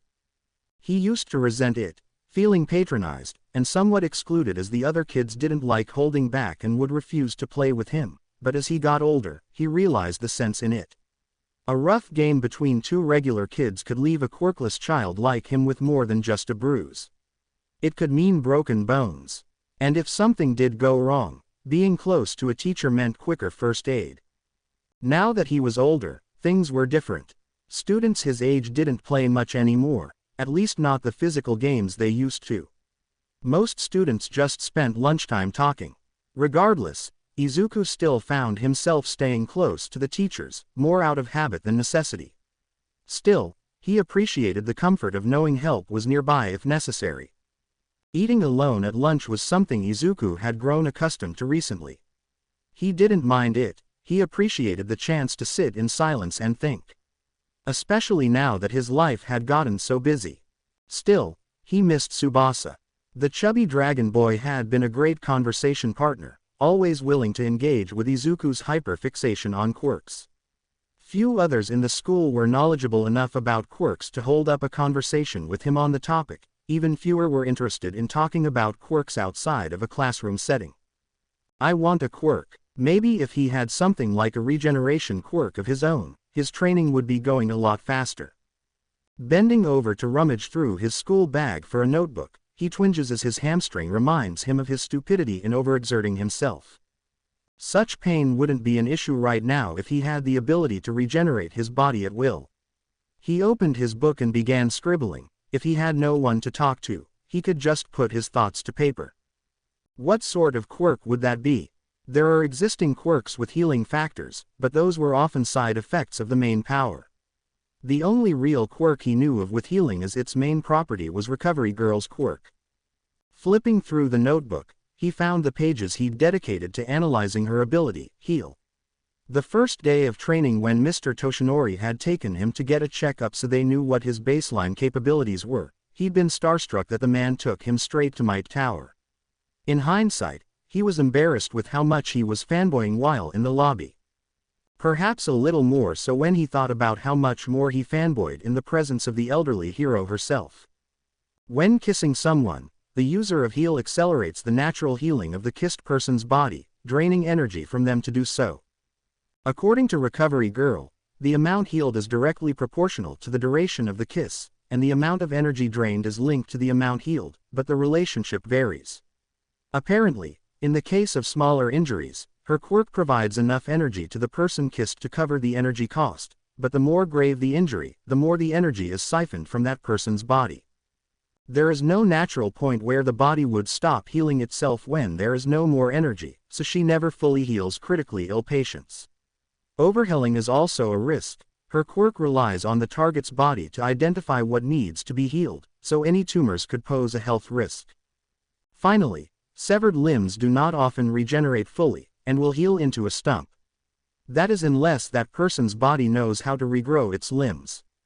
Recovery Girl has some control over where the healing happens. That made it what? Definitely a conditional consumption quirk. It required a kiss to function and consumed energy to work. But it was definitely also enhancement, since it boosted the natural healing process of others. Izuku tapped his pencil against the notebook, the words in his brain spilling out of his mouth in a mumble as he thought. A support enhancement quirk, because it worked on others, not the user. And yet, Recovery Girl could both give some energy and direct where the healing occurred, so it had some aspects of an emitter quirk, an orchestrator quirk too, given her control. But still, at its core, it was a conditional consumption enhancement quirk. He quickly scribbled down his conclusion as well as the logic he used to get there, but as he finished, his brow furrowed, staring at the words he'd written. Was it possible to have a version of that quirk that worked on the user themselves? How good would that even be? Not as great as he'd like, probably. The energy drain would negate one of the key advantages of a healing factor, endurance. Sure, it might save you in an emergency, but in a drawn-out fight, you'd just exhaust yourself faster. Still, for someone like him, it'd be incredible, healing his injuries in training or after a tough battle. It might not make him stronger in combat, but it could give him more time to learn, more time to push his limits. His heart sped up at the thought. A quirk like that would change everything. Maybe if it was combined with a quirk that gave excess energy or reduced the cost of the healing, the quirk could operate like a normal healing factor. He paused, furrowed brow turning into a genuine frown as he put the pencil down. That wasn't realistic. No one could have two quirks, so the only way to create the quirk he was imagining was something just wrong. Quirk eugenics. Izuku grimaced, before forcing his thoughts past the unpleasant idea. He thought of Kamui Woods' arbor quirk. His passive regeneration was a side effect of his tree-like physiology. Maybe something like that could be useful. Even if it wasn't as powerful as Recovery Girl's quirk, any form of passive healing would be better than nothing. Maybe. Izuku's thoughts were disrupted as the loud snapping of fingers in front of his face pulled him back to reality. Panic gripping him as a few giggles and chuckles informed him that a group of students had managed to walk up to him while his head was in his notebook. Izuku's hands shot up, and he closed his notebook quickly, a little too quickly, he realized too late. The sudden movement made it suspicious, and he kicked himself internally. Whoa man, relax. The culprit chuckled, the extended thumb and finger retracted themselves about half a meter towards the hand of their owner. Izuku's eyes followed them all the way, recognizing the quirk as belonging to Pseudo Sadao. He felt a little tense. While the boy with the stretchy fingers had never been particularly rude to Izuku, some of the people he hung out with had been. One of those people was Doman Shiki, a boy with pellets of rock forming a helmet around his head instead of hair, and he seemed to have smelled blood. You closed that book fast, he said, breaking off from the group behind Sadao with a mischievous grin. Whatcha hiding man? Izuku, heart spiked. He knew there was no point in resisting if Shiki tried to take his notebook. Even without his quirk, he would overpower Izuku in a second. His fingers tightened around the book as he braced himself to give it up, hoping it wouldn't lead to another embarrassing situation. But then, to Izuku's surprise, Sadao's fingers stretched out again, blocking Shiki's path. Let it go, man, Pseudo said, his voice calm but unusually firm for someone Izuku thought of as an airhead. Shiki stopped, a confused frown on his face. Come on, Sadao, what's the big deal? I'm just curious. Pseudo shrugged, retracting his fingers with an easy, casual motion. You're being rude. Midoriya's not into our kind of jokes. His tone was light, but the firmness remained. Then, with a sly grin, he added, besides, Bakugo says he just writes about quirk theories in those books of his, so you'd probably be too dumb to get it anyway. A ripple of laughter came from the group behind them. Izuku tensed, half expecting an argument to break out, but... Ha, good one, Shiki barked, grinning as he joined in with the laughter at his expense. He turned to Izuku, his expression friendly. Sorry, man, we usually pick on each other for fun. Guess I forgot you're not really part of our group. Izuku blinked, caught off guard by the sudden shift in tone. Before he could respond, Shiki's attention turned back to the group. What do the English call it again? Banteru, someone chimed in from the back. You mean banter, another voice corrected with a laugh. Mr. Shizaki would threaten to kill you if he heard you butcher English like that. Laughter broke out, and Izuku felt a small wave of relief. The conversation had shifted, easing the tension, but their presence was still making him anxious. This group usually stayed on the other side of the grounds, far from his quiet spot under the tree. So, Izuku stammered, immediately regretting his decision to speak as several heads turned toward him. Did you want to talk? Sadao stopped chuckling, his gaze shifting to Izuku. Yeah, man, I wanted to invite you to come to the arcade with us after school. Huh, Izuku blinked, his stunned face causing a few chuckles. Yeah, Sadao continued, the amused look on his face showing he found Izuku's confusion somewhat funny. I know you mostly hung out with Tsubasa, and since he's not around anymore, I thought you might want some people to hang out with.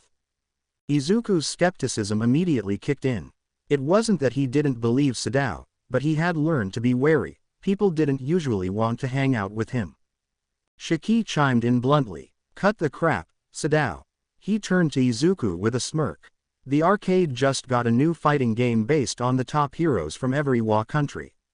We don't know squat about anyone outside Japan except the top 5. He wants to milk your nerdy quirk knowledge so we don't get wrecked. Sadao winced, looking a bit guilty as a few of the others snickered at his expense. Okay, Sadao admitted with a sheepish smile. But it's not like we're dragging you there as an accessory. You'd get to play too. Will I, though? Izuku asked, doubt creeping into his voice. I'll just get destroyed trying to play against you guys. What, just because you're new? Shiki asked, raising a rocky eyebrow. We can teach you. That too, but mostly because of the reaction time difference. The implications of his statement caused a few of them to take on guilty looks, feeling uncomfortable with the topic of his quirklessness. Sadao snapped his fingers, his face lighting up in realization. Oh, right, I forgot. Izuku couldn't help but raise an eyebrow in disbelief. What, that I'm quirkless? Some of the group found the way he said it funny, but Sadao wagged one of his elongated fingers at him. Actually, that's why I thought of inviting you in the first place. This game's been getting a lot of attention in the media lately because it has special quirkless accessibility features. Really? Izuku asked, a little shocked. Due to being a shrinking percentage of the population, quirkless people were considered less and less when products were being made. Izuku understood it a little. With the diversity of quirks out there, it was already difficult enough to design something most people could use.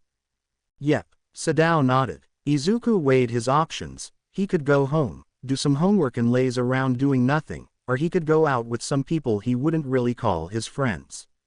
The former was boring, the later was daunting. Oh, and there are limited edition hero plushies if you play on the first day. Izuku hadn't been inside the local arcade since before his dad left. He could barely remember what it looked like, but it was obvious to him that there has been a rebrand since last time he was here. Along with several expansions. Since the dawn of quirks, arcades had become popular again, but not for the reasons they once were. With quirks reshaping society, even the internet had to change. Tech-related quirks and unstable geopolitical situations posed a constant threat to the global web, and when it became too difficult to protect against such dangers, the world decided to shut it down. In its place, smaller, more secure networks popped up, isolating regions from one another. Online gaming was one of the casualties, and with the collapse of massive servers, the video game industry took a hit. Owning personal computers or consoles had also become a luxury most people couldn't afford. Between quirk-related accidents and the sheer volatility of modern society, replacing expensive electronics was a risk few were willing to take.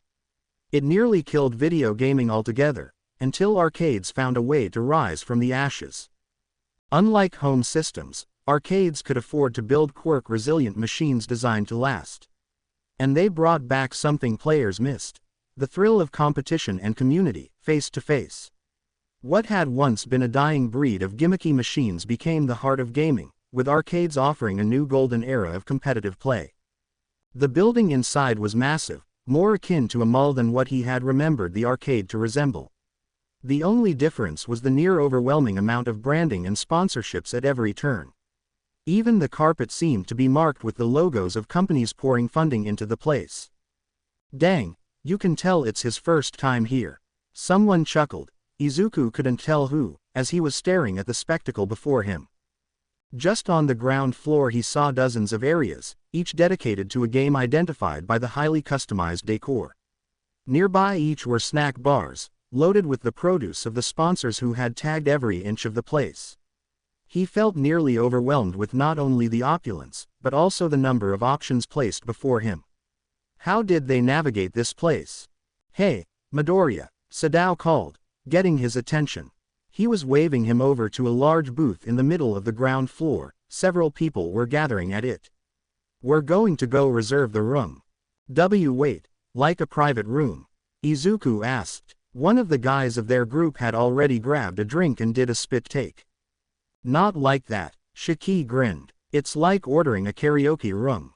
We get our own snack area, lots of seating and our own console, but we don't have to deal with waiting in line or worry about being forced off the console after one game. We also get our own bathrooms. Someone chimes. Blessed be. Another responds. The public bathrooms here are nasty. Several murmurs of agreement ring out, even from those not a part of the group. Wait, so who's paying? Izuku asked. He didn't really have the pocket money to help spend on something like that. Usually we split the cost, but today someone else is paying for us. Shiki explains. Who? Izuku asks. That would be moi, a feminine voice rings out behind Izuku. Turning around to see who was talking, Izuku jumps as he suddenly realized how close they were standing to him. Letting out a slightly embarrassing yelp. The girl broke out into laughter, but the rest of the group didn't join in. Kami, one of the boys whispered yelled. You can't use your quirk in here, they'll kick us out. Relax the girl identified now as Kami sighed in an exaggerated tone, flopping her head to the side so that her light brown hair fell out of her face. She steps past Izuku, his head coming up to the girl's shoulder. They won't know if you don't tell. She adds, throwing Izuku a wink, visible sparkles jumping from her closed eye as she does so. Izuku's brain locking in on trying to figure out her quirk barely prevented him from blushing. Besides, she's with me, so relax little man. A voice said from where Kami was moments ago. This time the girl was much shorter, coming just shy of Izuku's shoulder. Unlike Kami, who seemed to have no visible mutations, this girl had significantly thicker and hairier forearms, as well as rounded animal ears on her head. Despite that, she was still very pretty by Izuku's standards, similar to Kami. The new girl flashed a card, which Izuku recognized as a provincial hero license. I'm basically a hero already, so you can consider her under my supervision. Izuku was about to mention that wasn't actually how it worked, but was interrupted by Kami before he could say anything. All done, she cheered. Let's go, I'm totes excited for the game. Feeling it would be awkward to bring it up while they headed for the nearest escalator, Izuku fell silent. Just as Sadao had explained, the private room was like a karaoke lounge, only much larger. A massive TV took up the far wall, surrounded by shelves of video game titles. Below it, a set of drawers housed what seemed to be a large gaming console. The curved couch in front could easily seat 20 people. A snack bar stood to the left, bathrooms to the right, and in the center of the room was a coffee table stacked with cards and board games. RGB lighting bathed everything in a soft, neon glow, setting the perfect gaming vibe. Izuku sank into the couch, feeling the plush cushions mold to him. This was definitely an upgrade from his couch at home. As the others filed in, Sadao went straight to the games, eager to find the new release. Hey, Bakugo, you're late. Don't make a habit of it, yeah.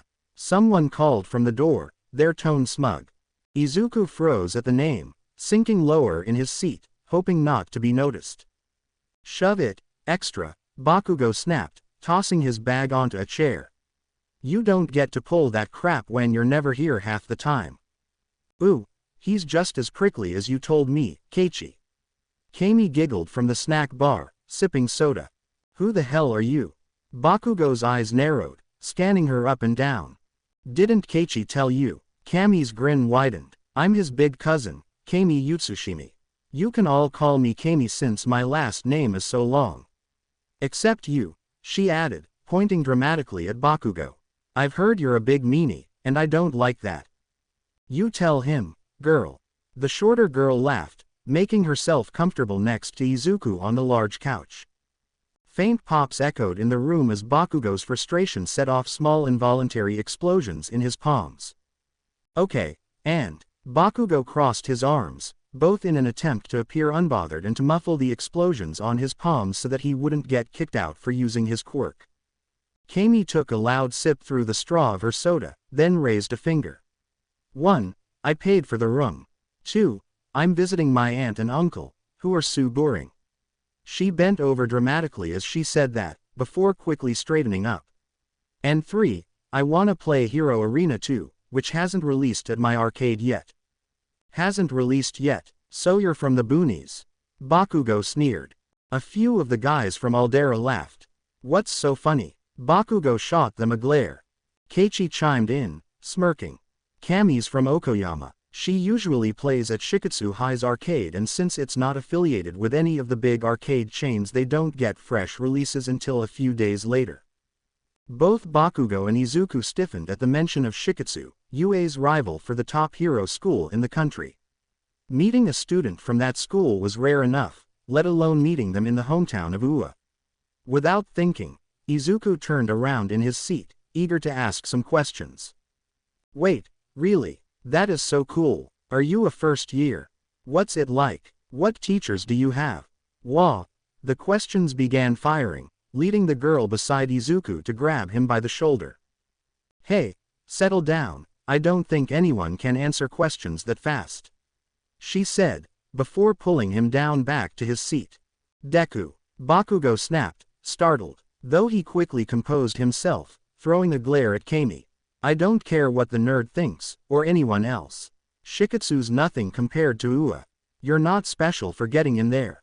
Her hand still on Izuku's shoulder, the shorter girl smirked. That's big talk from someone who probably won't make it into any school, let alone Shiketsu or UA.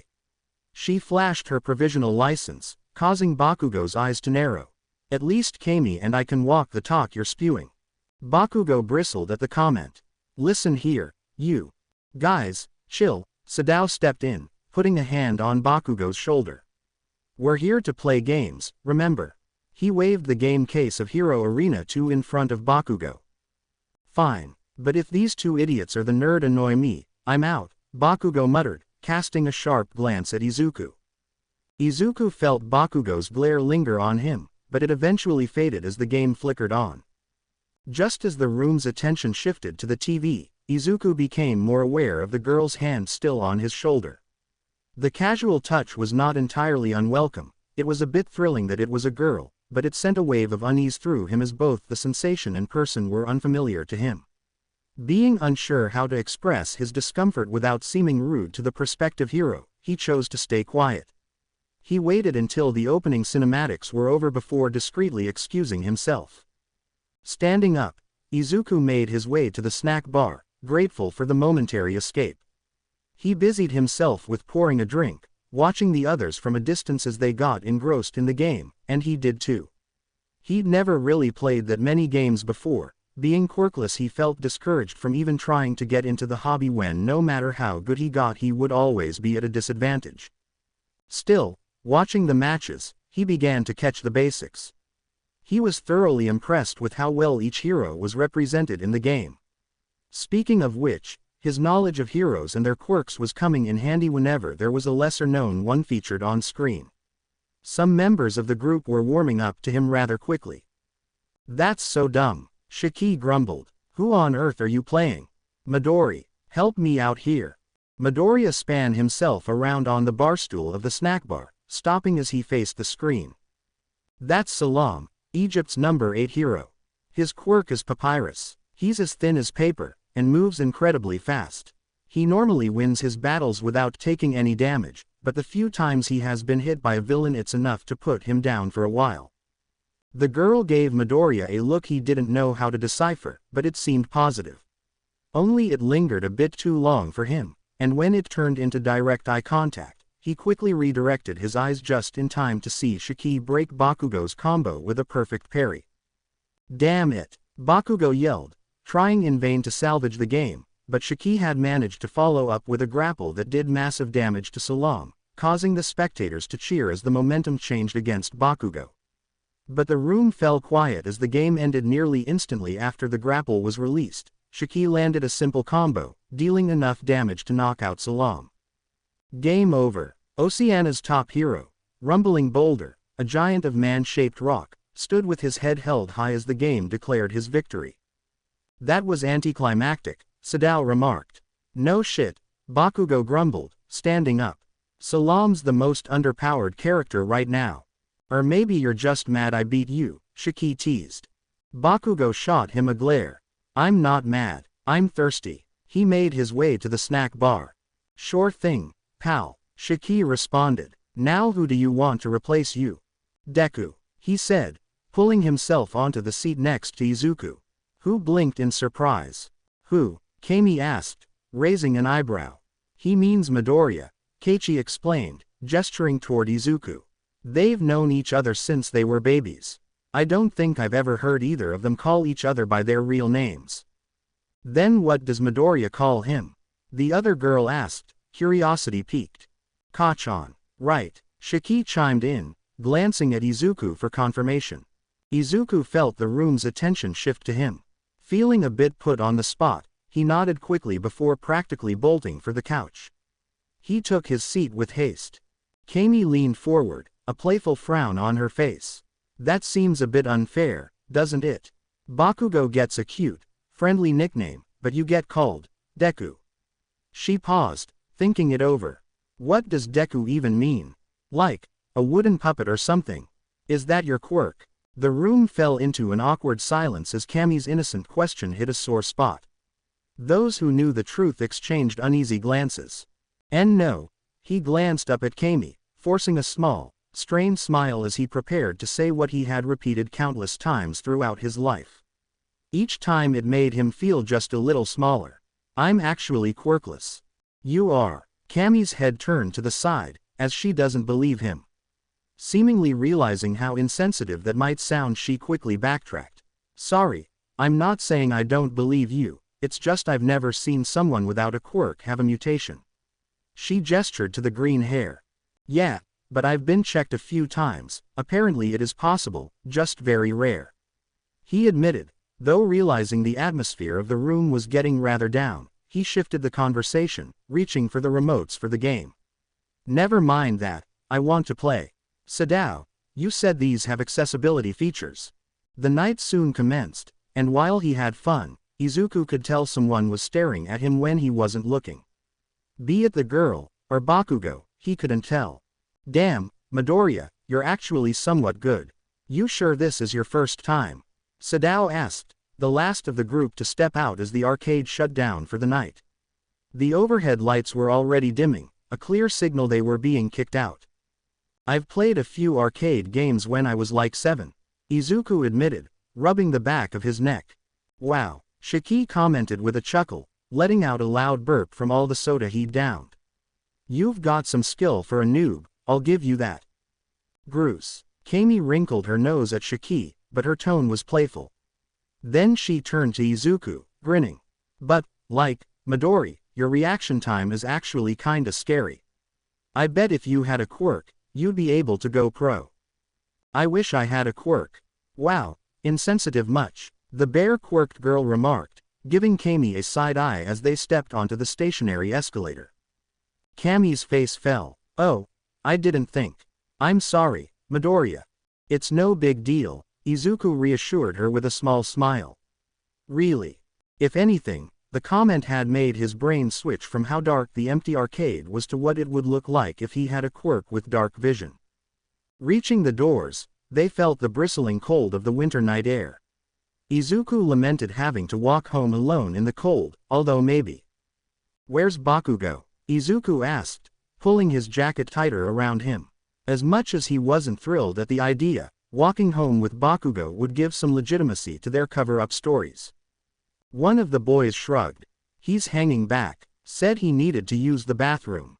Also told me to tell you there's no way in hell he's walking home with you. That boy is so rude, Kami remarked, her voice unusually flat. So, you're walking home alone? The bear-quirked girl asked, eyeing Izuku. Unlike the rest of them, she seemed perfectly unfazed by the biting cold, which Izuku assumed was thanks to her mutation. Now that he looked more closely, her features definitely had a bear-like quality, especially her thick fur-like coat. Izuku blinked, realizing he'd been staring. Oh, sorry, I zoned out. Yeah, looks like it. She frowned, clearly displeased. You and your cousin are good to get home together, right? She asked, turning to Kami. Yeah, no worries, Kami nodded.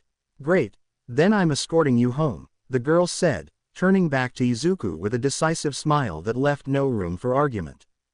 Izuku blinked again, feeling both surprised and a little flustered. "Cool," he replied, awkwardly giving her a thumbs up.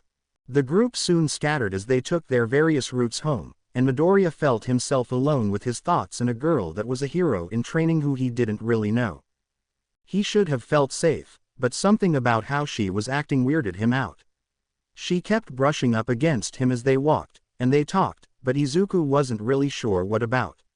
Izuku never remembered her name, or much about her appearance aside her quirk, but what he did remember was when she pulled him down an alleyway and pressed him up against the wall. Her hand over his mouth to keep him from screaming. Panic surged through Izuku, his thoughts blurred, his heart pounding in his chest. He knew he didn't stand a chance. Her quirk was likely giving her enhanced strength, and without a quirk of his own, he was completely powerless. Just as dread began to settle in, a familiar voice cut through the dark. "Oi, get your hands off him, you bitch." Bakugo's voice was a growl, and the girl immediately released Izuku, who slid down the wall, gasping for breath. "It's not," she tried to explain, but Bakugo wasn't interested. "Shut up," he barked, his voice laced with fury. "I don't care if your head is messed up or you're in heat or whatever, back off and leave him alone."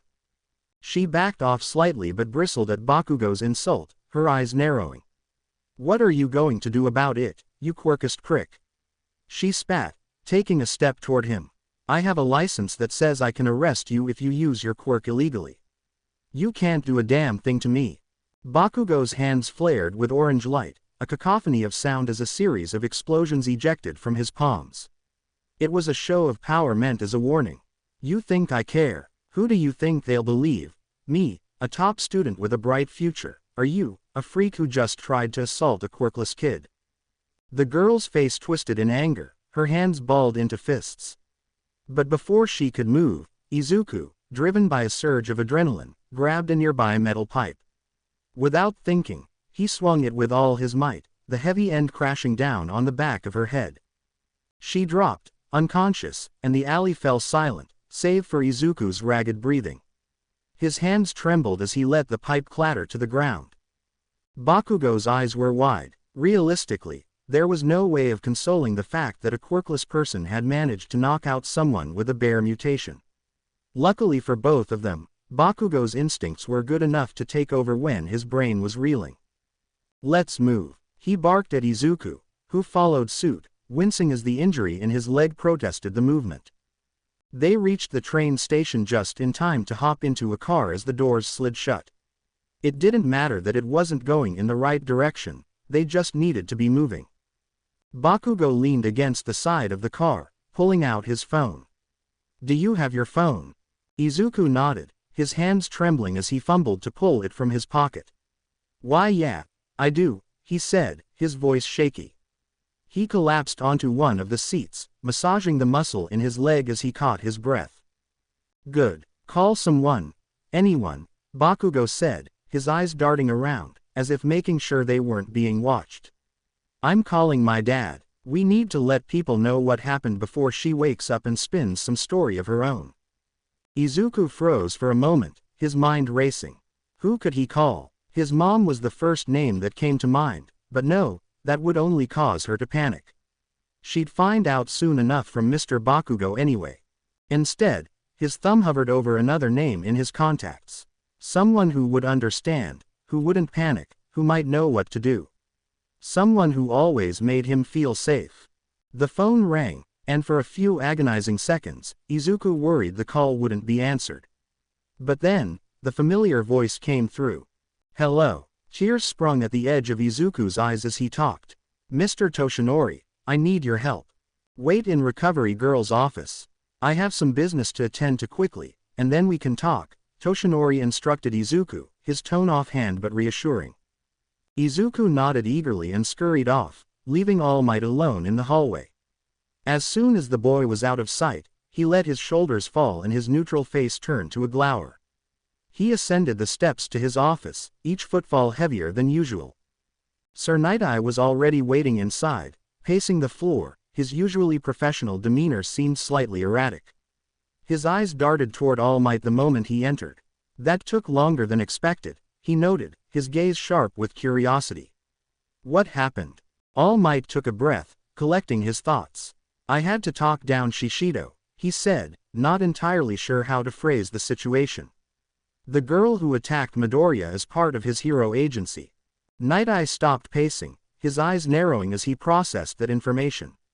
With a heavy sigh, he sank into the nearest couch. I didn't expect Shishido to get tangled up in something like this. I thought he'd rather distance himself from the situation than protect someone who assaulted a civilian. That was my initial thought too, All Might replied, taking a seat across from him. But Shishido's focus is on appearances. He's determined to paint himself as one of the good ones. He wants to appear spotless. This allows him to push the narrative that heteromorphic quirks shouldn't be blamed when someone acts out. He's trying to protect the group by emphasizing that these incidents are individual mistakes, not genetic flaws. If he can be perfect, so can any other mutant. Night Eye rubbed his chin thoughtfully. That's a more palatable to the average person than Gang Orca's approach. Orca tries to highlight the prejudiced mutant's face, but his aggressive stance often backfires. Still, Shishido risking his reputation to cover this up is dangerous for him. If it ever gets out that he's shielding an assailant, it could destroy everything he's worked for. All Might nodded gravely. Night Eye paused. So, what did Shishido want? All Might let out a small sigh. He wanted Midoriya's friend fined for illegal quirk use and was pushing to have the boy arrested for villainy. Night Eye's eyebrow rose. Did he use his quirk? He did, but only as a display of intimidation. No one was hurt, All Might explained. Still, it's technically illegal quirk use. Which gives Shishido leverage, Night Eye concluded. Yes, All Might agreed, leaning back in his chair. But I managed to convince him to have her drop the charges.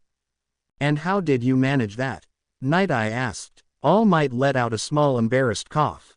I made it clear that if the charges weren't dropped, this would go public. The court of public opinion would be, especially so because she's a mutant, and Shishido knows it. Night Eye crossed his arms, considering this. And the girl. She walks away without charges too, All Might admitted, his voice tinged with reluctance. I would have preferred if she faced consequences for her actions, but protecting Midoriya in this situation required both sides to agree that this never happened. For a moment, silence filled the room as the weight of the decision hung between them. Night Eye tapped his fingers on the armrest of the couch before speaking again. And Midoriya, how is he handling this? All Might sighed. He says he's fine, but, his voice trailed off as he thought of Izuku. The memory of the boy's worried expression as Toshinori found him waiting in the police station had given him no small amount of anger. He was more concerned for his friend than anything else. That's just how he is. Night Eye gave a small nod, though there was a flicker of doubt in his eyes. Midoriya might appear fine with it for now, but we should keep an eye on him. He's like you. I find it very likely that he'll internalize this encounter and avoid admitting how it's affected him for the sake of others. All Might didn't respond, but the gut feeling of unease grew stronger. He felt it pushing him to make a decision he was hoping to still postpone for a while. Night Eye's gaze sharpened, his keen eyes picking up on the shift in All Might's demeanor. You're thinking of giving him one for all, aren't you? All Might blinked in surprise, but quickly realized he shouldn't be shocked. His old friend had always been able to read him like a book. He nodded. I am. Why? Is it because you think it will protect him from situations like this going forward? Sir Night Eye probed, leaning forward with a serious look.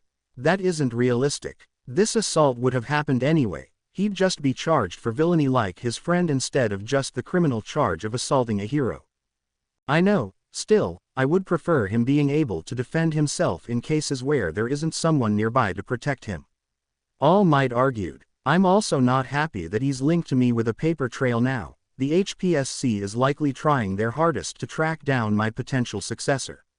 If one of them stumbles onto this case, then it won't be long until they connect the dots. Sir Night Eye nodded. I guess that is fair. Although what do you think the HPSC will even do if they discover him? Aside from using it as leverage against me, All Might explained, I'm worried they'll try to manipulate him. They could twist him into someone like Nagant. Night Eye's nose crinkled in distaste. You think Midoriya has that in him? To become someone like her? All Might's voice grew quieter, more somber. I met Nagant before her training. She was more like Midoriya than you'd think. Sir Night-Eye raised his hand as if to stop All Might. I'll admit I've never met her, but I find that hard to believe. Regardless of that, what about the other candidates for One for All? They all have quirks. All Might explained, the implications obvious. The only exception being Melissa, but I agree with Nezu that having a local Japanese successor is better than giving more power to the United States. They don't exactly need it, and I'm one of the few big cannons in Japan's arsenal. After a moment, Night-Eye asked, and Mirio? Mirio doesn't need One for All to achieve his dreams, All Might said. Midoriya does. Any bruises? Young man. Chio Shuzenji, better known as Recovery Girl, was a short, stout woman whose age and gentle demeanor gave her the appearance of a sweet old lady. Unlike her more sadistic old friend, Gran Torino, she usually acted the part as well. Her office in Might Tower spanned an entire floor, more like a miniature highly funded hospital than a typical medical office. Today, Izuku and Recovery Girl stood in the examination room, and something felt off. The usual layout was changed. The examination table now sat near the open door instead of its usual spot against the far wall. Izuku was expecting her to ask him to take off his shirt for a physical inspection as was usual, but she hadn't. She instead began with small talk and was only beginning to ask questions about his condition now. No, not that I'm aware of, Izuku replied, noticing how unusually distant she was. Normally, she'd be close enough to tap him in the shin or over his head with her cane over a bad joke or unwise comment. It was empowering in a small way. Without the threat of a harmless whack, he could say anything he wanted. At this point, I'm not surprised, she mumbled, retrieving his file from the far desk. It too had been moved, although it seemed to have been done in a hurry. It wasn't even placed conveniently, and its slightly skewed and off-center position bothered Izuku slightly, though he tried to ignore it. And your leg, Torino mentioned you pulled a muscle. How is it now? Izuku flexed his leg and winced at the sharp stinging in the muscle. Still sore. She nodded, staring at the file, but Izuku could see her eyes weren't scanning the page, she wasn't reading. She wasn't exactly staring blankly, she appeared focused as if trying to find the words for her next question. And last night, she asked carefully, you were able to run, correct? Izuku found her hesitance strange. I guess, more of a limp run, but yeah, I could run. Another slow nod, and you're sure you didn't get hurt during the attack? Now Izuku understood why she was walking on eggshells. The room's reorganization, her distance, it all made sense. A mix of gratitude and frustration swirled inside his head. I'm not that fragile, you know. He could tell his words reached her, by the fact that she immediately closed his file to focus on the conversation.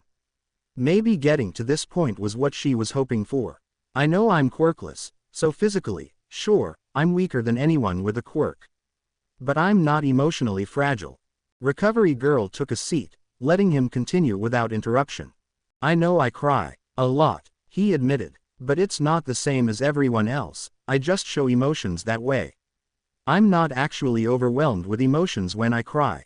In reality it's something I get from my mother. The green hair and overactive tears are both from her side of the family. He gripped the seat, he felt tears welling up and was worried that crying now would just negate everything he was about to say. I've lived my whole life, being treated as fragile. I wish I had a quirk. I know it's because I'm quirkless. I'm weaker, easier to hurt, I have slower reaction times, and even if I know it's not true, I have overheard so many people imply I'm dumber for it too. Even if they mean well. The amount of times I've heard people say, imagine if he had a quirk, when I do something well has been really, really hard. I'm tired of it. Izuku took a breath to force the tears down. And now, after all this training, after Mr. Toshinori saw something in me, after he looked past my quirklessness, my powerlessness and gave me a chance. After all my progress, I'm confronted again with how powerless I am in the face of someone with a quirk. I couldn't do anything against her. Izuku gulped, losing the fight against the tears. I just don't know what you all see in me. I'm being trained by All Might's original trainer. I get regular checkups with the Recovery Girl. I don't even know why Mr. Toshinori has as much influence as he does, but he stood up to Shishido, for me. I don't know why I deserve so much. I'm just a quirkless boy, I'm not going to be able to be a hero. I'm useless. The dam burst with the final shout, tears spilling down his face. Panic set in immediately as he wiped at his face with his sleeves, trying to stop the flood. Recovery Girl remained silent. She wrestled with what to say, torn between her sympathy for the boy's pain and the harsh reality she understood all too well.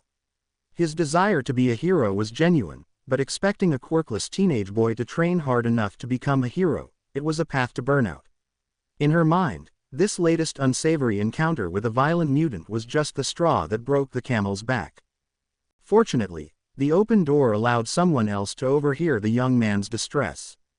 Toshinori approached the room quietly, but Recovery Girl met him with a sharp look, a clear expression of disappointment. She blamed him, in part, for putting so much weight on Izuku's shoulders. He took her reproach in stride, offering her a small, knowing smile along with a casual wave. Somehow, she understood. By the end of the day, the boy would likely feel better, but it didn't erase the fact that this road would only get harder for him. Mr. Toshinori, Izuku began slowly, unsure how to apologize for his earlier outburst. To help him pursue his dreams, his mentor had given him every resource Izuku could imagine and more. Izuku's outburst probably made it seem that it was all for nothing. In the professional culture of Japan, Izuku might just as well have spat in the elderly man's face. Although Japanese work culture had become more relaxed over time, traditional work culture was still strong in large businesses like Might Tower. And with Toshinori's formal demeanor and strict appearance, Izuku felt he seemed like a man that valued such traditions. Even if he wore clothing that seemed a few sizes too big.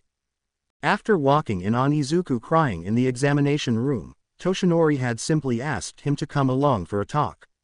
The whole car ride had been silent. Toshinori's lean frame remained still, his eyes fixed in a frown that Izuku couldn't read. Was it just his resting expression, or was he disappointed? The absence of Toshinori's usual grandfatherly smile and their casual conversation made the silence all the more oppressive. I want to apologize, he finished, shocked to see a look of guilt flash across the large man's face. Though it quickly vanished into the resting frown Izuku couldn't decipher. No need, young man. Toshinori replied quietly, steering the car into a parking lot. Izuku blinked in surprise as they pulled up to a small shopping center. He glanced around at the modest storefronts. If anything, I should be apologizing. The concept stunned Izuku long enough that he didn't speak for the rest of the ride. Toshinori parked, turned off the engine, and opened his door. Come on, out you get, he said, leaning heavily on the car's frame as he rose from the seat. The vehicle rocked slightly under his weight as his tall figure unfolded. Izuku quickly followed, pushing open the passenger door and stepping out. He glanced up at the name of the store in front of him. Itame's Old-Style Family Dinner. The name took him by surprise. A place like this was rare in the city. Old-style often meant they didn't cater to people with quirk-related dietary restrictions, which some viewed as discriminatory. Even non-mutants could have unique allergies or special dietary needs, after all. Toshinori was already at the entrance, speaking to a server about a table for two. Realizing he was lagging behind, Izuku hurried to catch up and followed him inside. The best word Izuku could think of to describe the restaurant was cozy. The red and white checkered walls and striped furniture, combined with black and white tiled floors, reminded him of the classic Western diners he'd seen in old pre-quirk American movies. There was something simple and welcoming about it. The server led them to a booth at the back of the diner, where Toshinori could sit comfortably with his long legs stretched out without blocking the walkway. After they were seated, she handed them two laminated menus. But before Izuku could open his, Toshinori gently raised a hand. Sorry, miss, we won't need those today, he said with a polite smile. Just drinks, and I already know what we're having. The server blinked in mild confusion, but smiled professionally as she tucked the menus under her arm. Of course, sir, what can I get for you? I'll have one of Itame's special brews, and for him, he nodded toward Izuku, a cream soda float. The one with the sprinkles. The server winced, her smile faltering. I'm sorry, sir. We can't do that order. Toshinori's brow furrowed in surprise. You don't make floats anymore. It's not that. The server hesitated, her tone softening. Itame. Well, the older Itame. He passed away a few months ago. His granddaughter runs the place now. Ah. Toshinori's face briefly tightened, and for a split second Izuku saw a sadness that reminded him how old the man really was. It was as if for the first time we was seeing the wrinkles in the monk's brow and under his eyes. But just as quickly, Toshinori seemed to bury the feeling beneath a bittersweet smile. I see. Well, in that case, I'll have a regular black Americano. Thank you. The server returned his smile with a somber nod before hurrying back toward the kitchen. As her footsteps faded, the quiet tension that had accompanied them since the car ride returned. Izuku felt it settle between them like an unseen weight. Toshinori cleared his throat. Like I said earlier, young man, he began, his voice measured. I think I owe you an apology. Izuku blinked. No, I don't, he started, but Toshinori raised a hand to stop him. Yes, I do. His tone was firm yet gentle. You've been under a lot of pressure lately, and I haven't been as clear with you as I should have been. Izuku frowned, tilting his head slightly. What do you mean? Toshinori sighed, leaning back in his chair, his expression thoughtful. That's something I'll explain once we get back to my tower. For now, I wanted to take this moment to treat you to something nice to make up for yesterday and as a reward for all your hard work over the past months. But also to remind you of a few important things. Izuku leaned forward, his eyes wide with anticipation. First, Toshinori said, his gaze unwavering, I have full confidence in your potential to be a hero. I've always believed in you. He paused for emphasis. Second, that confidence stems from who you are, from what I see and hear. He leaned forward, reaching across the table with a bony arm to deliver a firm poke above where his heart would be. Not how strong you are. A hero isn't defined by their strength, and you know that. Izuku nodded slowly, absorbing the words like a sponge. And finally, Toshinori continued, a warm smile breaking onto his face as he reclined yet again, I'm proud of you, young man. No matter what happens, whether you become a hero or not doesn't change the fact that you're a good kid, and that's what truly matters. As the praise washed over him, Izuku felt a warm flush creep up his cheeks. He rubbed the back of his head, a sheepish grin spreading across his face. Thanks, I guess. He didn't know what else to say. It was a rare moment for the green-haired teen to get a compliment like that. All Might agrees with me, by the way, Toshinori added, not even trying to hide a hearty chuckle as Izuku's expression morphed from happy embarrassment to gobsmacked. All Might knows about me. Izuku gasped, nearly bouncing out of his seat in excitement. Longer than you know, Toshinori replied with a knowing smile. In fact, once we get back to the tower, you're going to have the chance to meet him. Izuku let out a surprised yell, only to immediately flinch as a handful of other customers began complaining about the noise. His face flushed in embarrassment. As much as he wanted to sink into his seat and disappear, the excitement of meeting All Might knew no bounds. Moments later he was distracted from the embarrassment, as his attention was drawn to the enormous cream soda float placed in front of him. The sheer size of it left him wide-eyed. It appeared the old Western family diner-inspired interior wasn't just for show, this diner served American-sized portions too. The beady eyes of the rodent principal gleamed with false sincerity as he made the offer. He knew his guests would likely reject it, it was what they were trained to do, after all. Say what you will about the HPSC, they produce well-behaved lapdogs. He had expected them to send an envoy to discuss his recent activities, but Nezu couldn't help but wonder what else might be at play. Could this be a distraction while agents snooped around his construction sites? Unlikely. Madam President had survived decades in her position, such amateurish tactics would be beneath her. For the same reason, intimidation could be ruled out. At the end of it, Nezu wasn't particularly concerned. There was little, if anything, the HPSC could do at this point except hurl mean words through public media. What did catch his attention, however, was the individual seated at the center of the room, the clear senior of the two agents. His bandaged appearance, a hybrid of a mummy and a burn victim, tugged at Nezu's memory. Kido. Nezu recognized him. The man had once been one of Endeavor's sidekicks before the flaming hero had traded his ambition for another obsession. It was unexpected to see a familiar face, mask, rather. Nezu had thought Kido had retired. It seemed he had gone underground to work directly for the government. Next to the hero was the pitiful sight of an exhausted intern, barely managing to keep himself upright and showing an almost desperate interest in the tea. "Does the tea have any caffeine in it?" the intern asked, his voice hoarse and strained. Nezu nodded pleasantly. "Today, I've made oolong tea. It does have caffeine, though not as much as black tea." The intern stood up hurriedly and approached the large desk as if he had been stranded in a desert and was being offered water. "Then I'd love some. Anything to help me stay awake." As Nezu poured the tea, he threw a brief glance at Kido, who remained motionless and quiet. That wasn't unusual. He had heard the man had a reserved demeanor. What bothered Nezu was how the hero had apparently pushed his aide so far that the young man seemed ready to fall asleep at any moment. "So, I assume Madam President sent you?" Nezu inquired, pushing the cup toward the intern, who eagerly drank the tea. Kido didn't respond, appearing subtly confused, if not slightly off-put, by the direct address. The reaction caused the hair on Nezu's back to rise.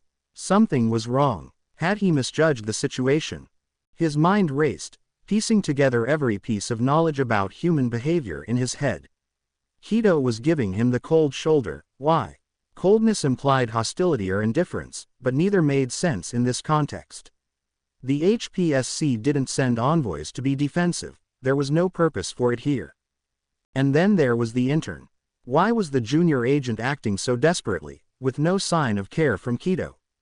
It made no sense unless this had been pre-arranged to throw Nezu off.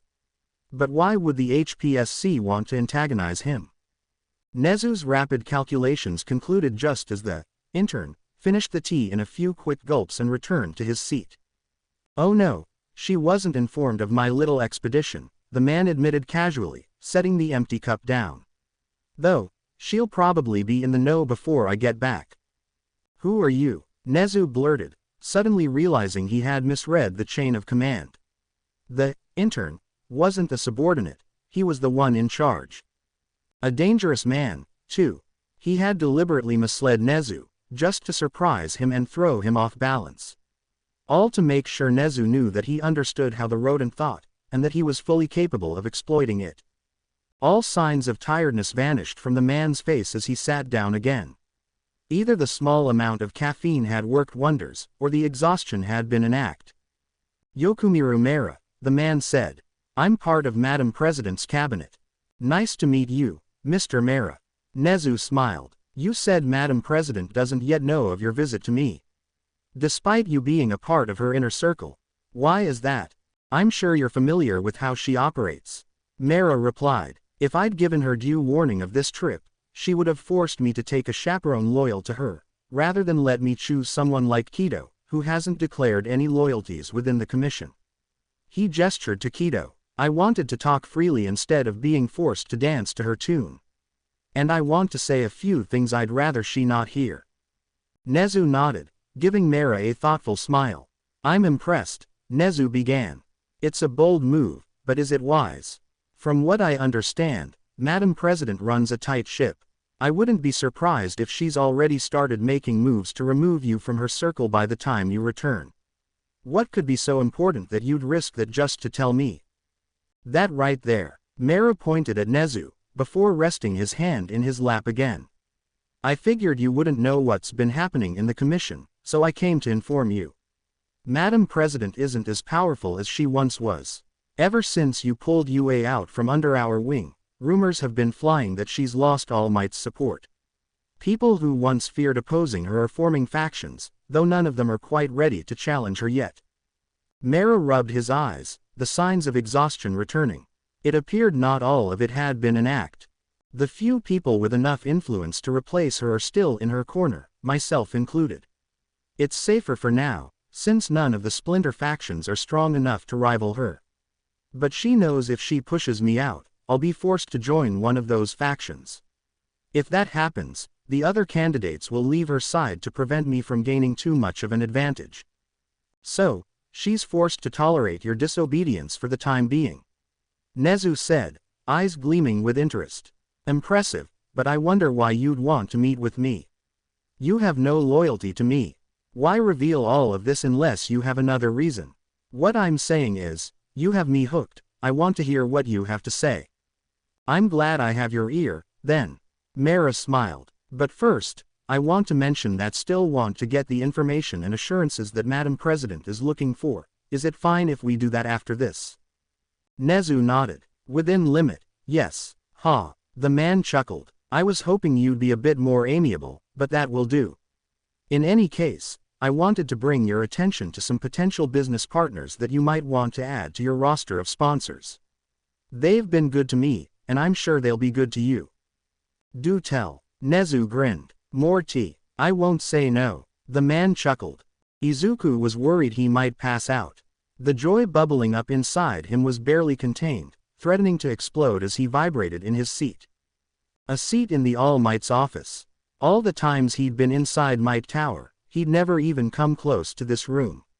He'd seen it on the floor directory, and despite knowing that it was rarely used, just being in the same building as All Might's office had always been enough to fill him with excitement. But now he was inside it, waiting to meet his childhood hero. He felt a bit self-conscious about how excited he was, especially with Mr. Toshinori pacing around the room. The way the man walked up and down made Izuku think he might be nervous about introducing him to All Might. He didn't want to let him down. The soft ping of the elevator echoed through the hall, and Izuku swung around in his seat, eyes locked on the open office doors. A pang of disappointment hit when it wasn't All Might who appeared. That disappointment, however, quickly vanished when he realized it was the next best person, Sir Night-Eye, All Might's longest-serving sidekick. The tall man strode briskly down the hallway, and by the time Izuku was halfway out of his seat to greet him, Sir Night-Eye had already closed the distance. Hi, Izuku greeted, barely managing the confidence to stick out his hand for a handshake, suddenly self-conscious about whether his palm was sweaty. I'm Izuku Midoriya, Sir Night-Eye finished smoothly, taking his hand in a firm grip. His eyes glowed in multicolored hues as he looked directly into Izuku's eyes. I'm well aware, young man. It's a pleasure to finally meet you. A pleasure. Izuku blinked in confusion, but Sir Night-Eye had already shifted his focus and released his hand. The sidekick's gaze moved past him as he asked, ready to start, Sir. Sir, Izuku echoed, feeling even more lost. All Might hadn't entered the room yet. He followed Sir Night-Eye's gaze, only to find Mr. Toshinori nodding in response to the sidekick's words. The older man gave Izuku a warm smile before gesturing toward the couches. Come sit, young man. Izuku hesitated for a moment, his heart sinking as worry set in as he moved to the couches. As he sat down on the nearest couch, his mind whirled with questions. Was All Might not going to show up? Why was Mr. Toshinori considered more senior than Sir Night-Eye? Both men standing while he sat only heightened his anxiety. Young Midoriya, Mr. Toshinori began, his tone more serious than usual. I said earlier that I owed you an apology. Part of that is for the pressure I've put you under. But the biggest part is for being dishonest with you about who I am. Izuku's eyes grew wide as saucers when the lanky form of Yagi Toshinori began to shift. His body filled out, muscles bulging, and before the transformation was even complete, Izuku blurted out in shock.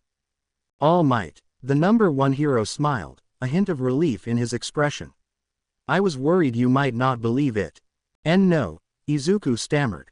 It makes sense now. I always wondered how you were able to get me so much support from All Might's agency. And, your clothes make more sense now, too. All Might exchanged a knowing look with Sir Night-Eye, who appeared impressed. I must admit, I was expecting a bigger reaction, the sidekick said. Izuku blinked, trying to process everything. I guess I was too. Maybe it's because All Might's presence has always been comforting to me, even when I just saw news about him or interacted with his merch. The answer seemed to satisfy Sir Night-Eye. I have more to apologize for, All Might continued, drawing Izuku's attention once more. I haven't been completely honest about why I chose to help you achieve your dream. It wasn't just because you have potential. There's another, more selfish reason. Izuku's mind raced, trying to grasp what All Might could mean. His brain automatically jumped to the worst conclusions, but he remembered their earlier conversation at the diner and calmed slightly. Young Midoriya, All Might said, his tone solemn. I want you to be my successor. Will you accept? The room fell into an expectant silence, but all Izuku could hear was the deafening noise in his head. I don't have a quirk. Me. Izuku stammered. But I can't. I'm quirkless. Even being a hero is a stretch. I can't be your successor. His thoughts spiraled, his brain searching for some explanation, some way this wasn't real. How would I even be your successor? He pleaded. What about Stars and Stripes? She's already the strongest, and she's the hero considered most like you in almost every category.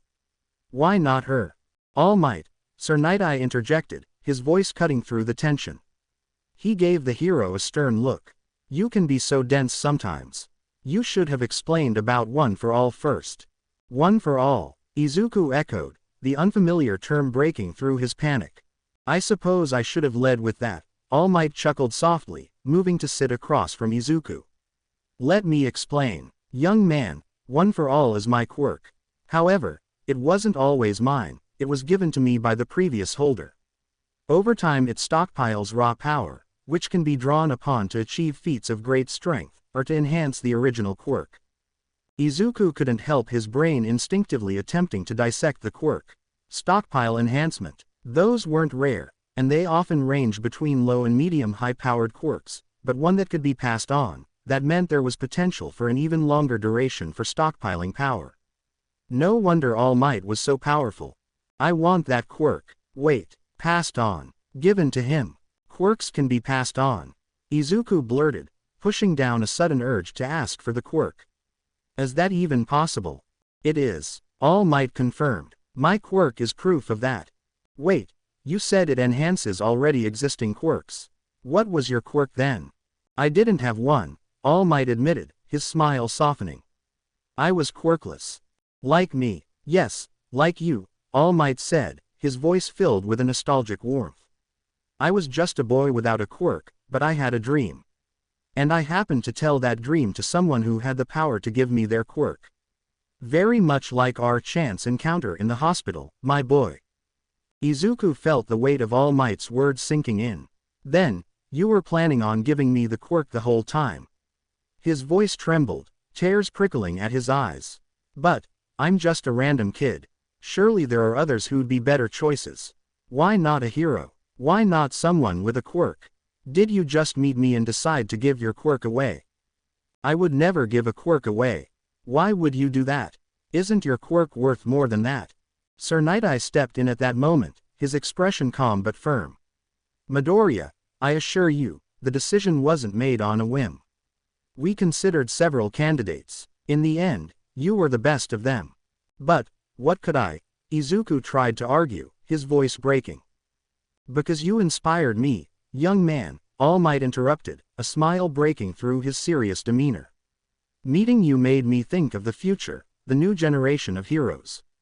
I was recently reminded that I won't always be able to stand at the front lines, and that I needed someone to carry the mantle, to become the next symbol of peace. I chose you because I see in you the potential to become the hero you've always wanted to be.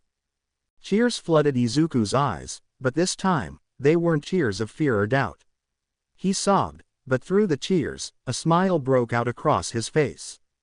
Izuku Midoriya, All Might said, standing tall and extending his hand toward him, his eyes full of pride. I ask you again, will you take my quirk and become my successor?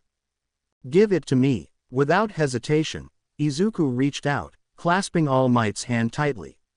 His voice was thick with emotion, but his answer was clear. Yes. Bakugo was pissed. Not that it was unusual. His explosive temper left little room for the emotional peace most would consider happiness, but lately, he was less happy than usual. And it was all Deku's fault. It had been 3 days since he saved the other nerd from some raging, hormonal bear woman, and while Bakugo had gotten off scot-free for using his quirk, so had that freak. Thanks to the intervention of that weird old man, who, if Bakugo was being honest, looked more like a living skeleton with blonde hair than a normal person. Bakugo knew Shishido could be a brown-noser, always desperate for positive media attention. But seeing the lion hero practically grovel at the feet of that scrawny old man was an unexpected, pathetic sight. What made the guy so dangerous? Turns out, the old man worked for All Might. So why the hell did he escort Deku out of the precinct like some damn prince? And why was Deku strong enough to rip a metal pipe off the wall? Why did it take just one hit to put a trained hero on her ass? Sure, adrenaline could make you stronger in a fight, but a quirkless weakling like Deku shouldn't be that strong. And what was with Deku lately? The crybaby he knew should still be sulking after what happened over the weekend. But no, Deku was walking around with that annoying smile plastered on his face all day. Something was up, and Bakugo was going to get answers. That's why he was waiting after school for Deku. Kachan. The nerd finally appeared, strolling out of the gates, completely ignoring the crowd of students pouring out around him. He walked straight toward Bakugo with a confidence that felt way too out of place. Bakugo didn't like it. You said you wanted to talk. Where are we going? Deku asked, falling into step beside him. Bakugo clenched his jaw, fighting back a sneer. I said follow me. We're going where I'm going. Okay. Deku took it in stride, and silence settled between them. They eventually reached the old playground they used to play in as kids. Bakugo stopped in the middle of the empty field, tossing his bag by a nearby tree and rolling up his sleeves. We're here. His voice was flat. Deku stayed by the sidewalk, gripping his backpack straps. He seemed wary. Why here? Bakugo scoffed. What? I just want to talk. I'm not gonna pull anything after what happened on Friday. Deku raised an eyebrow. What do you mean? That freakishly tall guy who showed up. He was there for you. He works for Might Tower. I wanna know why. Deku averted his eyes. Bakugo's narrowed in suspicion. There was definitely something going on. Where have you been going after school? Bakugo asked, his tone hardening. My mom keeps saying she's so happy we're hanging out every day. It's annoying.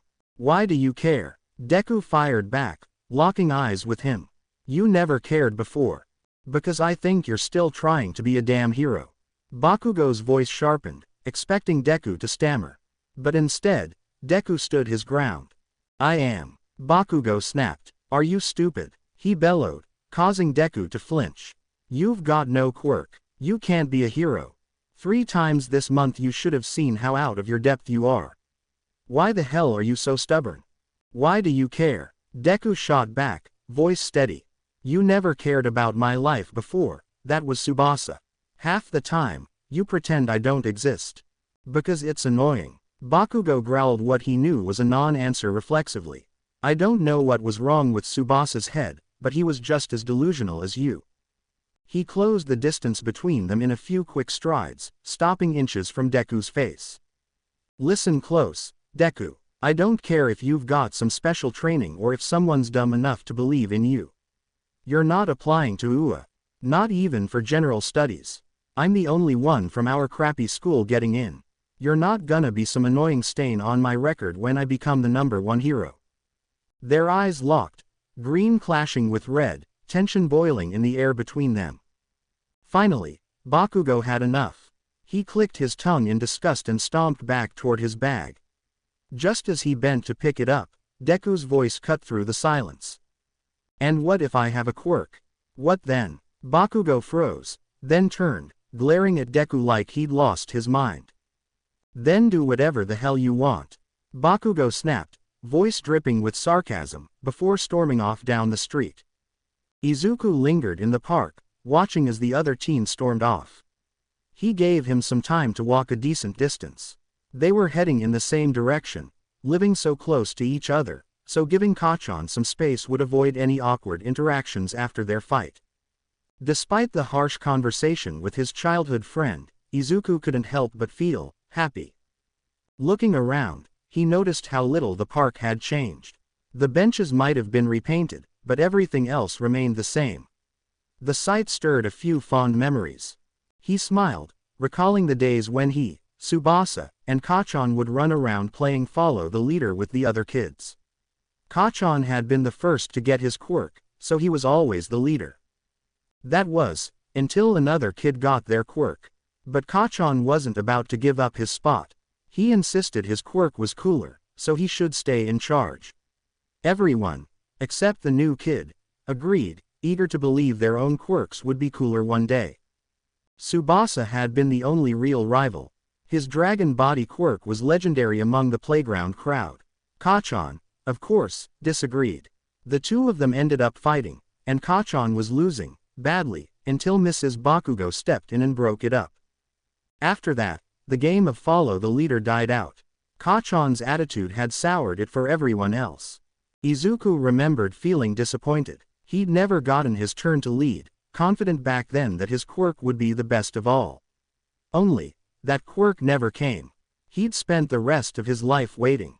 He looked down at his hand, clenching it into a fist with a quiet smile. He didn't have to wait anymore. The distant sound of children's laughter reached his ears, pulling him from his thoughts. A group of kids was heading towards the park from the nearby kindergarten, accompanied by their teachers. Figuring it was time to head home, Izuku glanced back at the playground once more, then slung his backpack over his shoulder as he began the trip home. "I'm home," Izuku called out, though he wasn't sure anyone would respond. "Izuku Midoriya, come here." The tone of his mother's voice froze him in place. His heart pounded as he dropped his backpack onto the couch. Something was wrong. "Yes, Mom." He hurried past the living room, turning left down the hallway to her room. In the doorway, he stopped. His mother sat on the edge of her bed, gripping her phone tightly with both hands. She didn't look up. "Where were you just now?" Her voice was small. "I was with Kachan," Izuku replied. For the first time in months that sentence wasn't a complete lie. Slowly, she lifted her gaze. Her eyes, already wet with tears, looked vulnerable, hurt in a way that sent a wave of guilt through him. "I just got off the phone with Mitsuki," she began quietly, gently placing the phone beside her.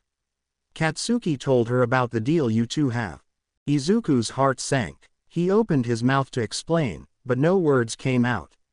Anything he said would only make things worse. "Is it true?" Her voice cracked as she began to sob. She groped at her one arm with the other hand as if to stabilize herself with a self-hug. "Have you been lying to me for years? Just because you wanted me to stop watching out for you, because you wanted me out of your hair?" "No," Izuku blurted, panic rising in his chest. "It wasn't like that. And now you're lying more," she responded, her voice strained with betrayal. "I'm not," he protested, though he knew his defense was weak. "It hasn't been going on that long. You still did it. Why?" Her voice was thick with emotion.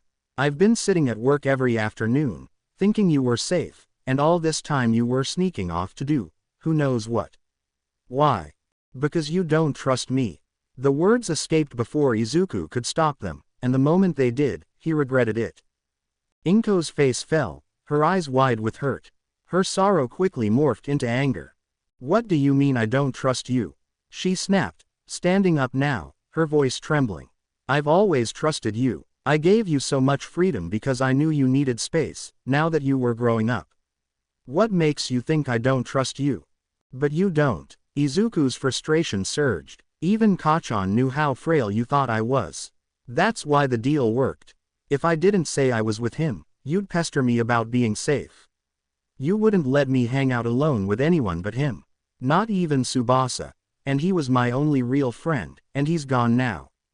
The longer he spoke the more angry he got. He hadn't even noticed his mother take a step back as he yelled. "You were convinced that the only way I would be safe was if I was with him. Because I was quirkless, and weak and needed protection 24/7. But guess what? I have been spending months without that self-important asshole and I have been fine." "You weren't fine." Inko's voice broke as she screamed, her whole body shaking in frustration. The tears running down her face beginning to wet the carpet. "You were attacked. Twice. You could have died, Izuku. You would have been hurt or worse if someone else wasn't there to save you. But you didn't even tell me. Why?" Her words hit like a punch to the gut. Izuku's anger faded, leaving only shame. He looked away, choosing not to look at his mom.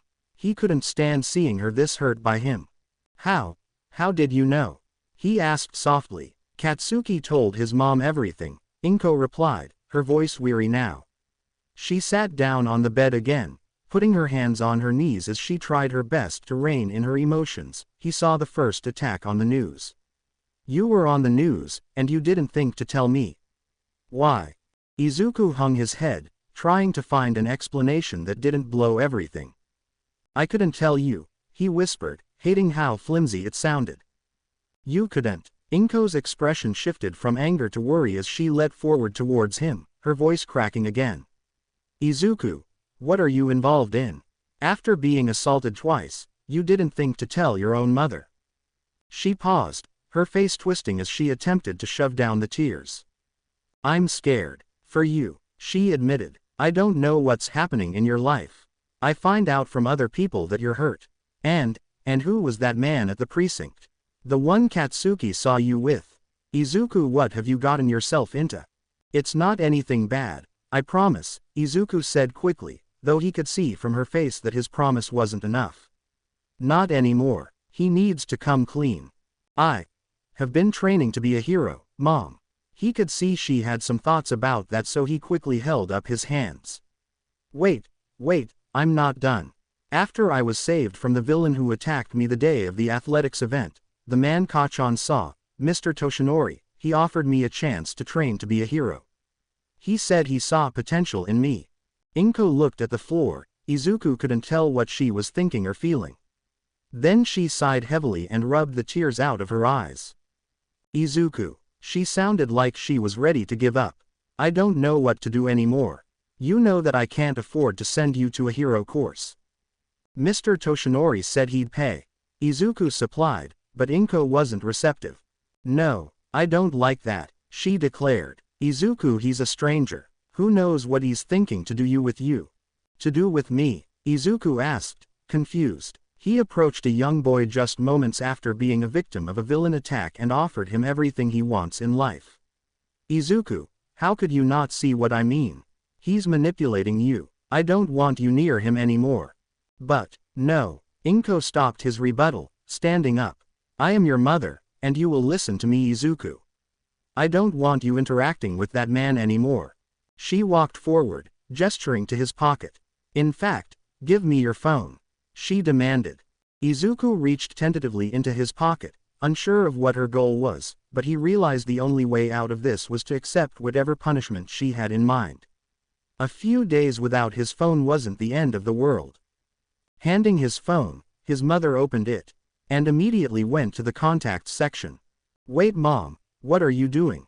I'm blocking that man's number. In an instant, dread filled Izuku's being.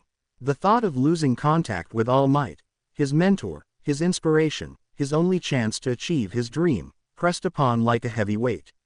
His body was paralyzed, unable to stop what was about to happen.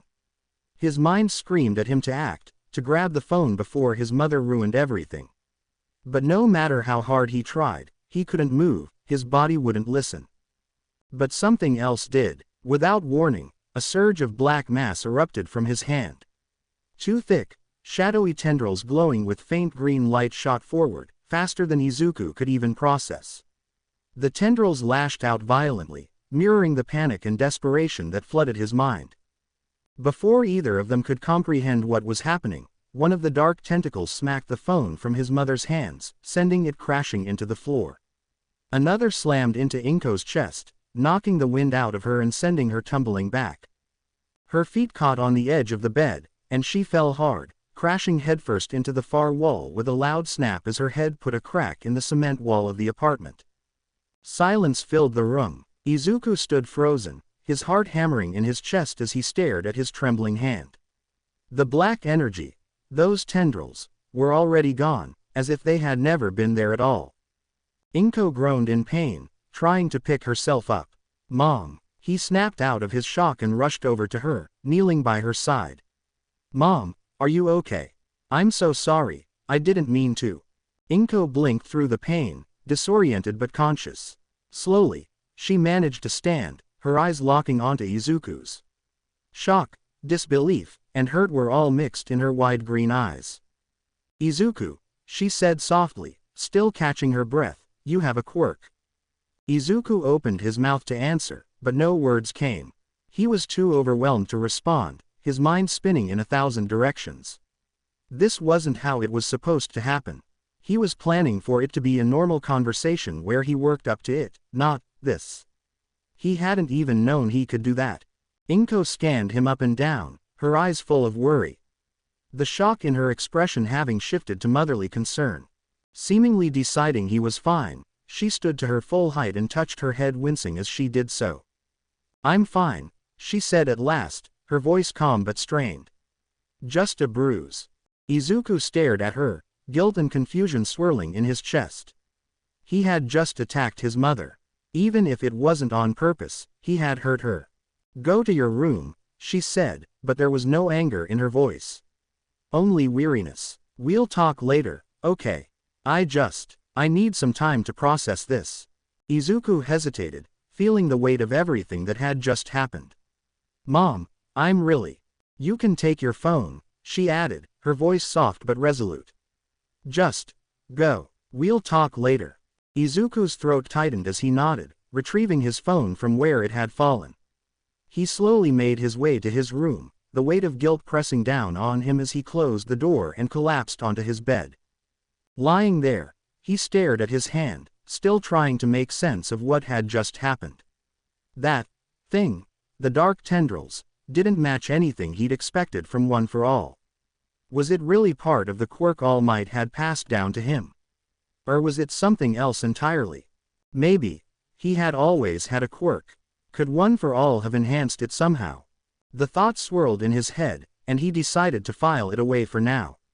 He'd ask All Might when he saw him next. Shifting his focus, he grabbed his phone.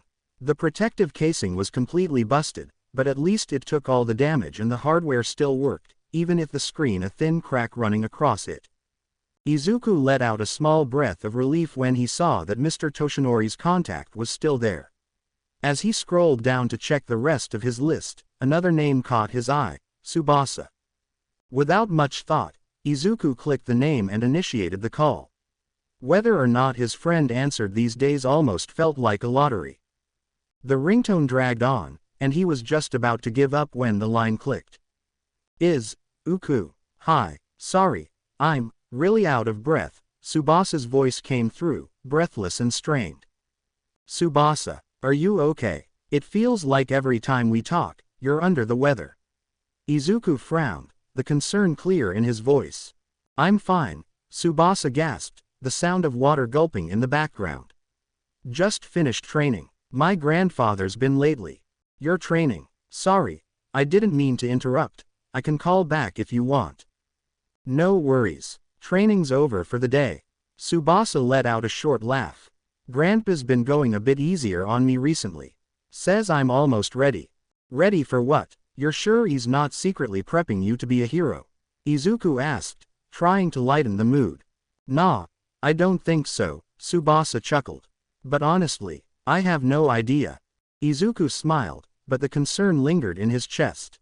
"You're sure you're okay? That sounds really tough." "It's fine." Tsubasa's voice grew clipped. "Anyway, let's talk about you.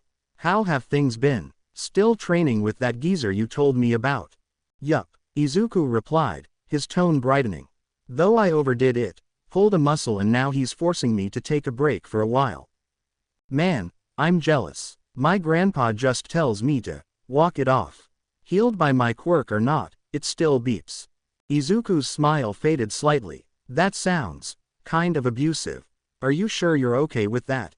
"It's fine, really." Tsubasa's tone became firmer, a clear sign he didn't want to linger on the topic.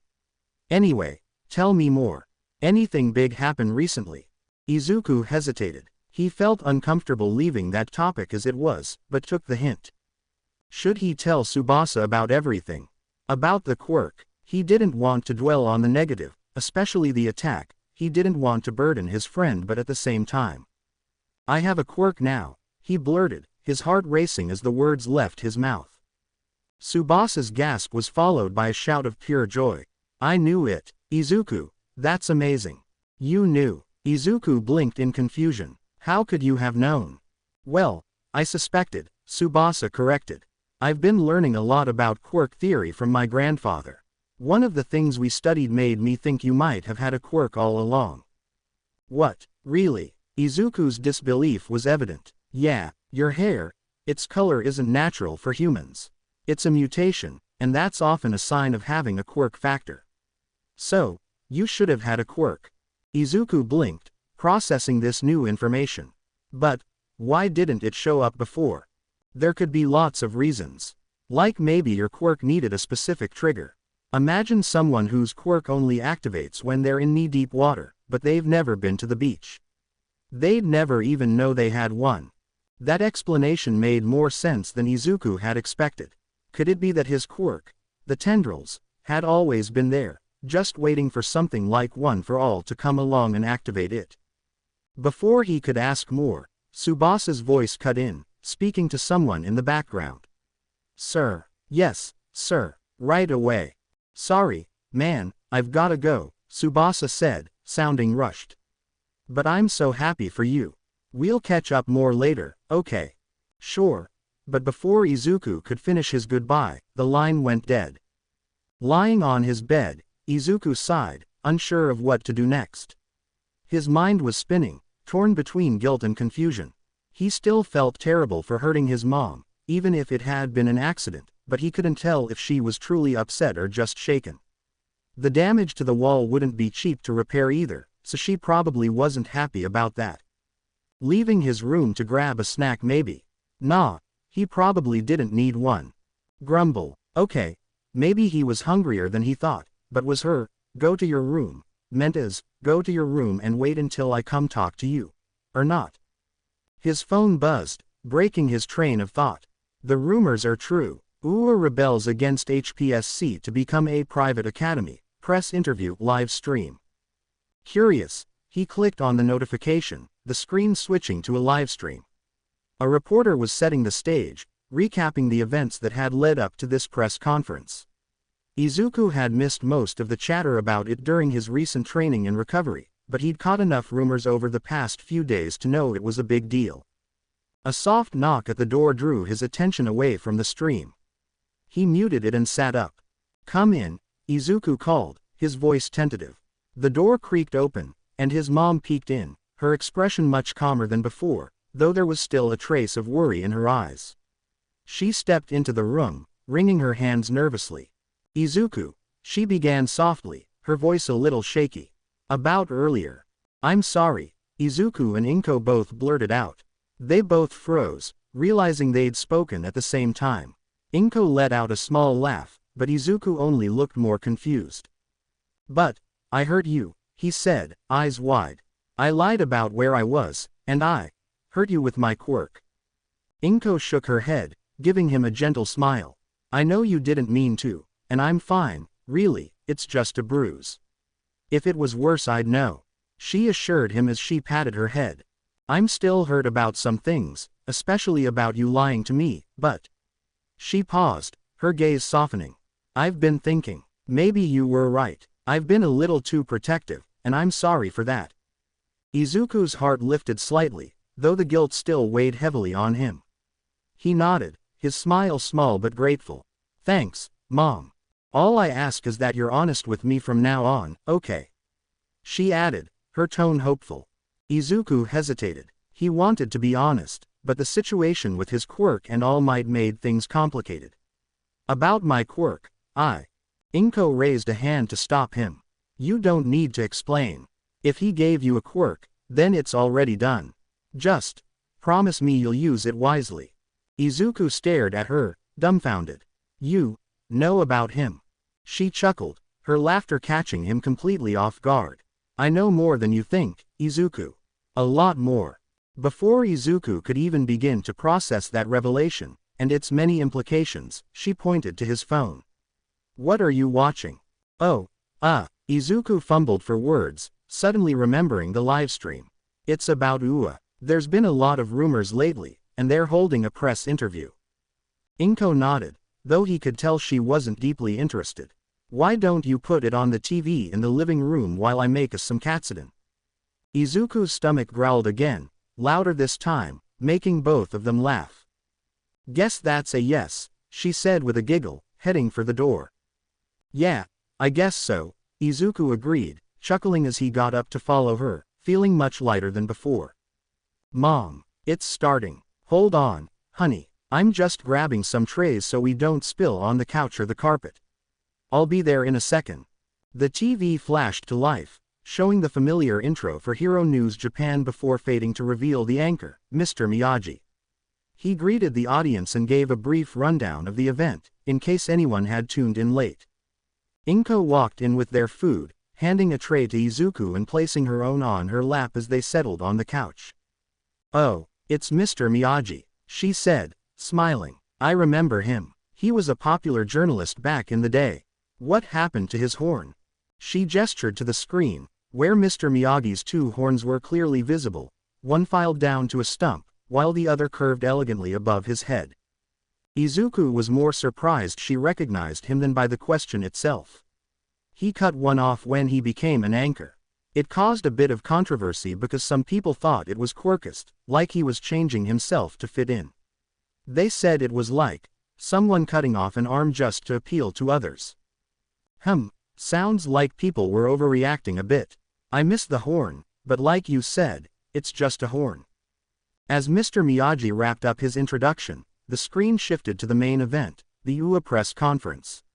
The camera panned over a large table set up beneath the archway of UA's main office building. Reporters swarmed in front of the panel, their cameras flashing. The view zoomed in on a man standing to the left of the panel, dressed in spiked leather and black skinny jeans, his towering neon yellow hair unmistakable. Hello everybody. Present Mike's voice boomed as he grinned at the crowd. I'm Present Mike, Hero and UA staff member. I'll be hosting this interview, since no one else has the lungs to outshout me. His joke earned some chuckles from the reporters. How is he talking so loud without a microphone? Inko asked. I thought they didn't use those tiny ones anymore. His quirk amplifies his voice, Izuku explained. He actually uses support gear to tone it down, or else it'd be way louder. Ah, Inko nodded, settling back. First off, Present Mike continued, I'll explain tonight's format. We'll make a statement on each topic, followed by questions. I'll decide when we've covered enough ground before moving on. Got it? Great. Now, let's get started. Principal Nezu, the floor is yours. The rodent, comically seated upon the very table holding the microphone he was talking into, began his statement. Good evening, city of Musudafu, prefecture of Shiozaka, people of the nation of Japan and people across the planet. Tonight I am not here to defend my school's decision to leave our government's control. Tonight I am not here to placate the opinions of those critical about what my decision might bring. Because tonight, as Nezu spoke, soft music began playing in the background, gradually building in intensity. Suddenly, the music exploded into full volume, and the surrounding area was illuminated in red, yellow, and blue, colors that everyone recognized instantly. I am here. All Might's thunderous voice echoed through the plaza as he crashed down onto the pavement. Flashbulbs went off in rapid succession, reporters scrambling to capture the moment. A few tried to shout questions, but they were quickly drowned out as All Might continued. Tonight, I am here to announce my retirement. His words seemed to freeze the entire crowd. Even the most seasoned reporters stopped in their tracks, momentarily stunned. But that's not all. All Might's voice swelled again. Tonight, I am here to announce that I will be joining UA, not just as a business partner, but as a teacher. Because, folks, tonight marks the beginning of a new era for heroics. UA is preparing to handpick the best hero candidates this world has ever seen, and among them, will be you. With a wide grin, All Might pointed directly at the camera, as though he could see every viewer on the other side of the screen. As I step down from heroics, you are next. He paused for a moment, the weight of his words hanging in the air. You, my successor, will be among these promising candidates, leading the way. Because they will be the new hero generation. Izuku, still reeling from the announcement of All Might's retirement, felt the rest of the words sink in. The tears came quickly, spilling over his face and onto his tray, startling his mother. Izuku, are you alright? Inko asked, placing her food aside and quickly grabbing his tray before anything spilled. Yes, Izuku shouted, his joy overflowing, causing his mother's heart to swell. He turned to her, eyes bright with determination.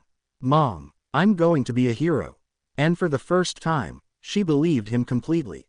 To be continued. I hope you enjoyed this story. Also remember to subscribe and like this video. See you in the next video.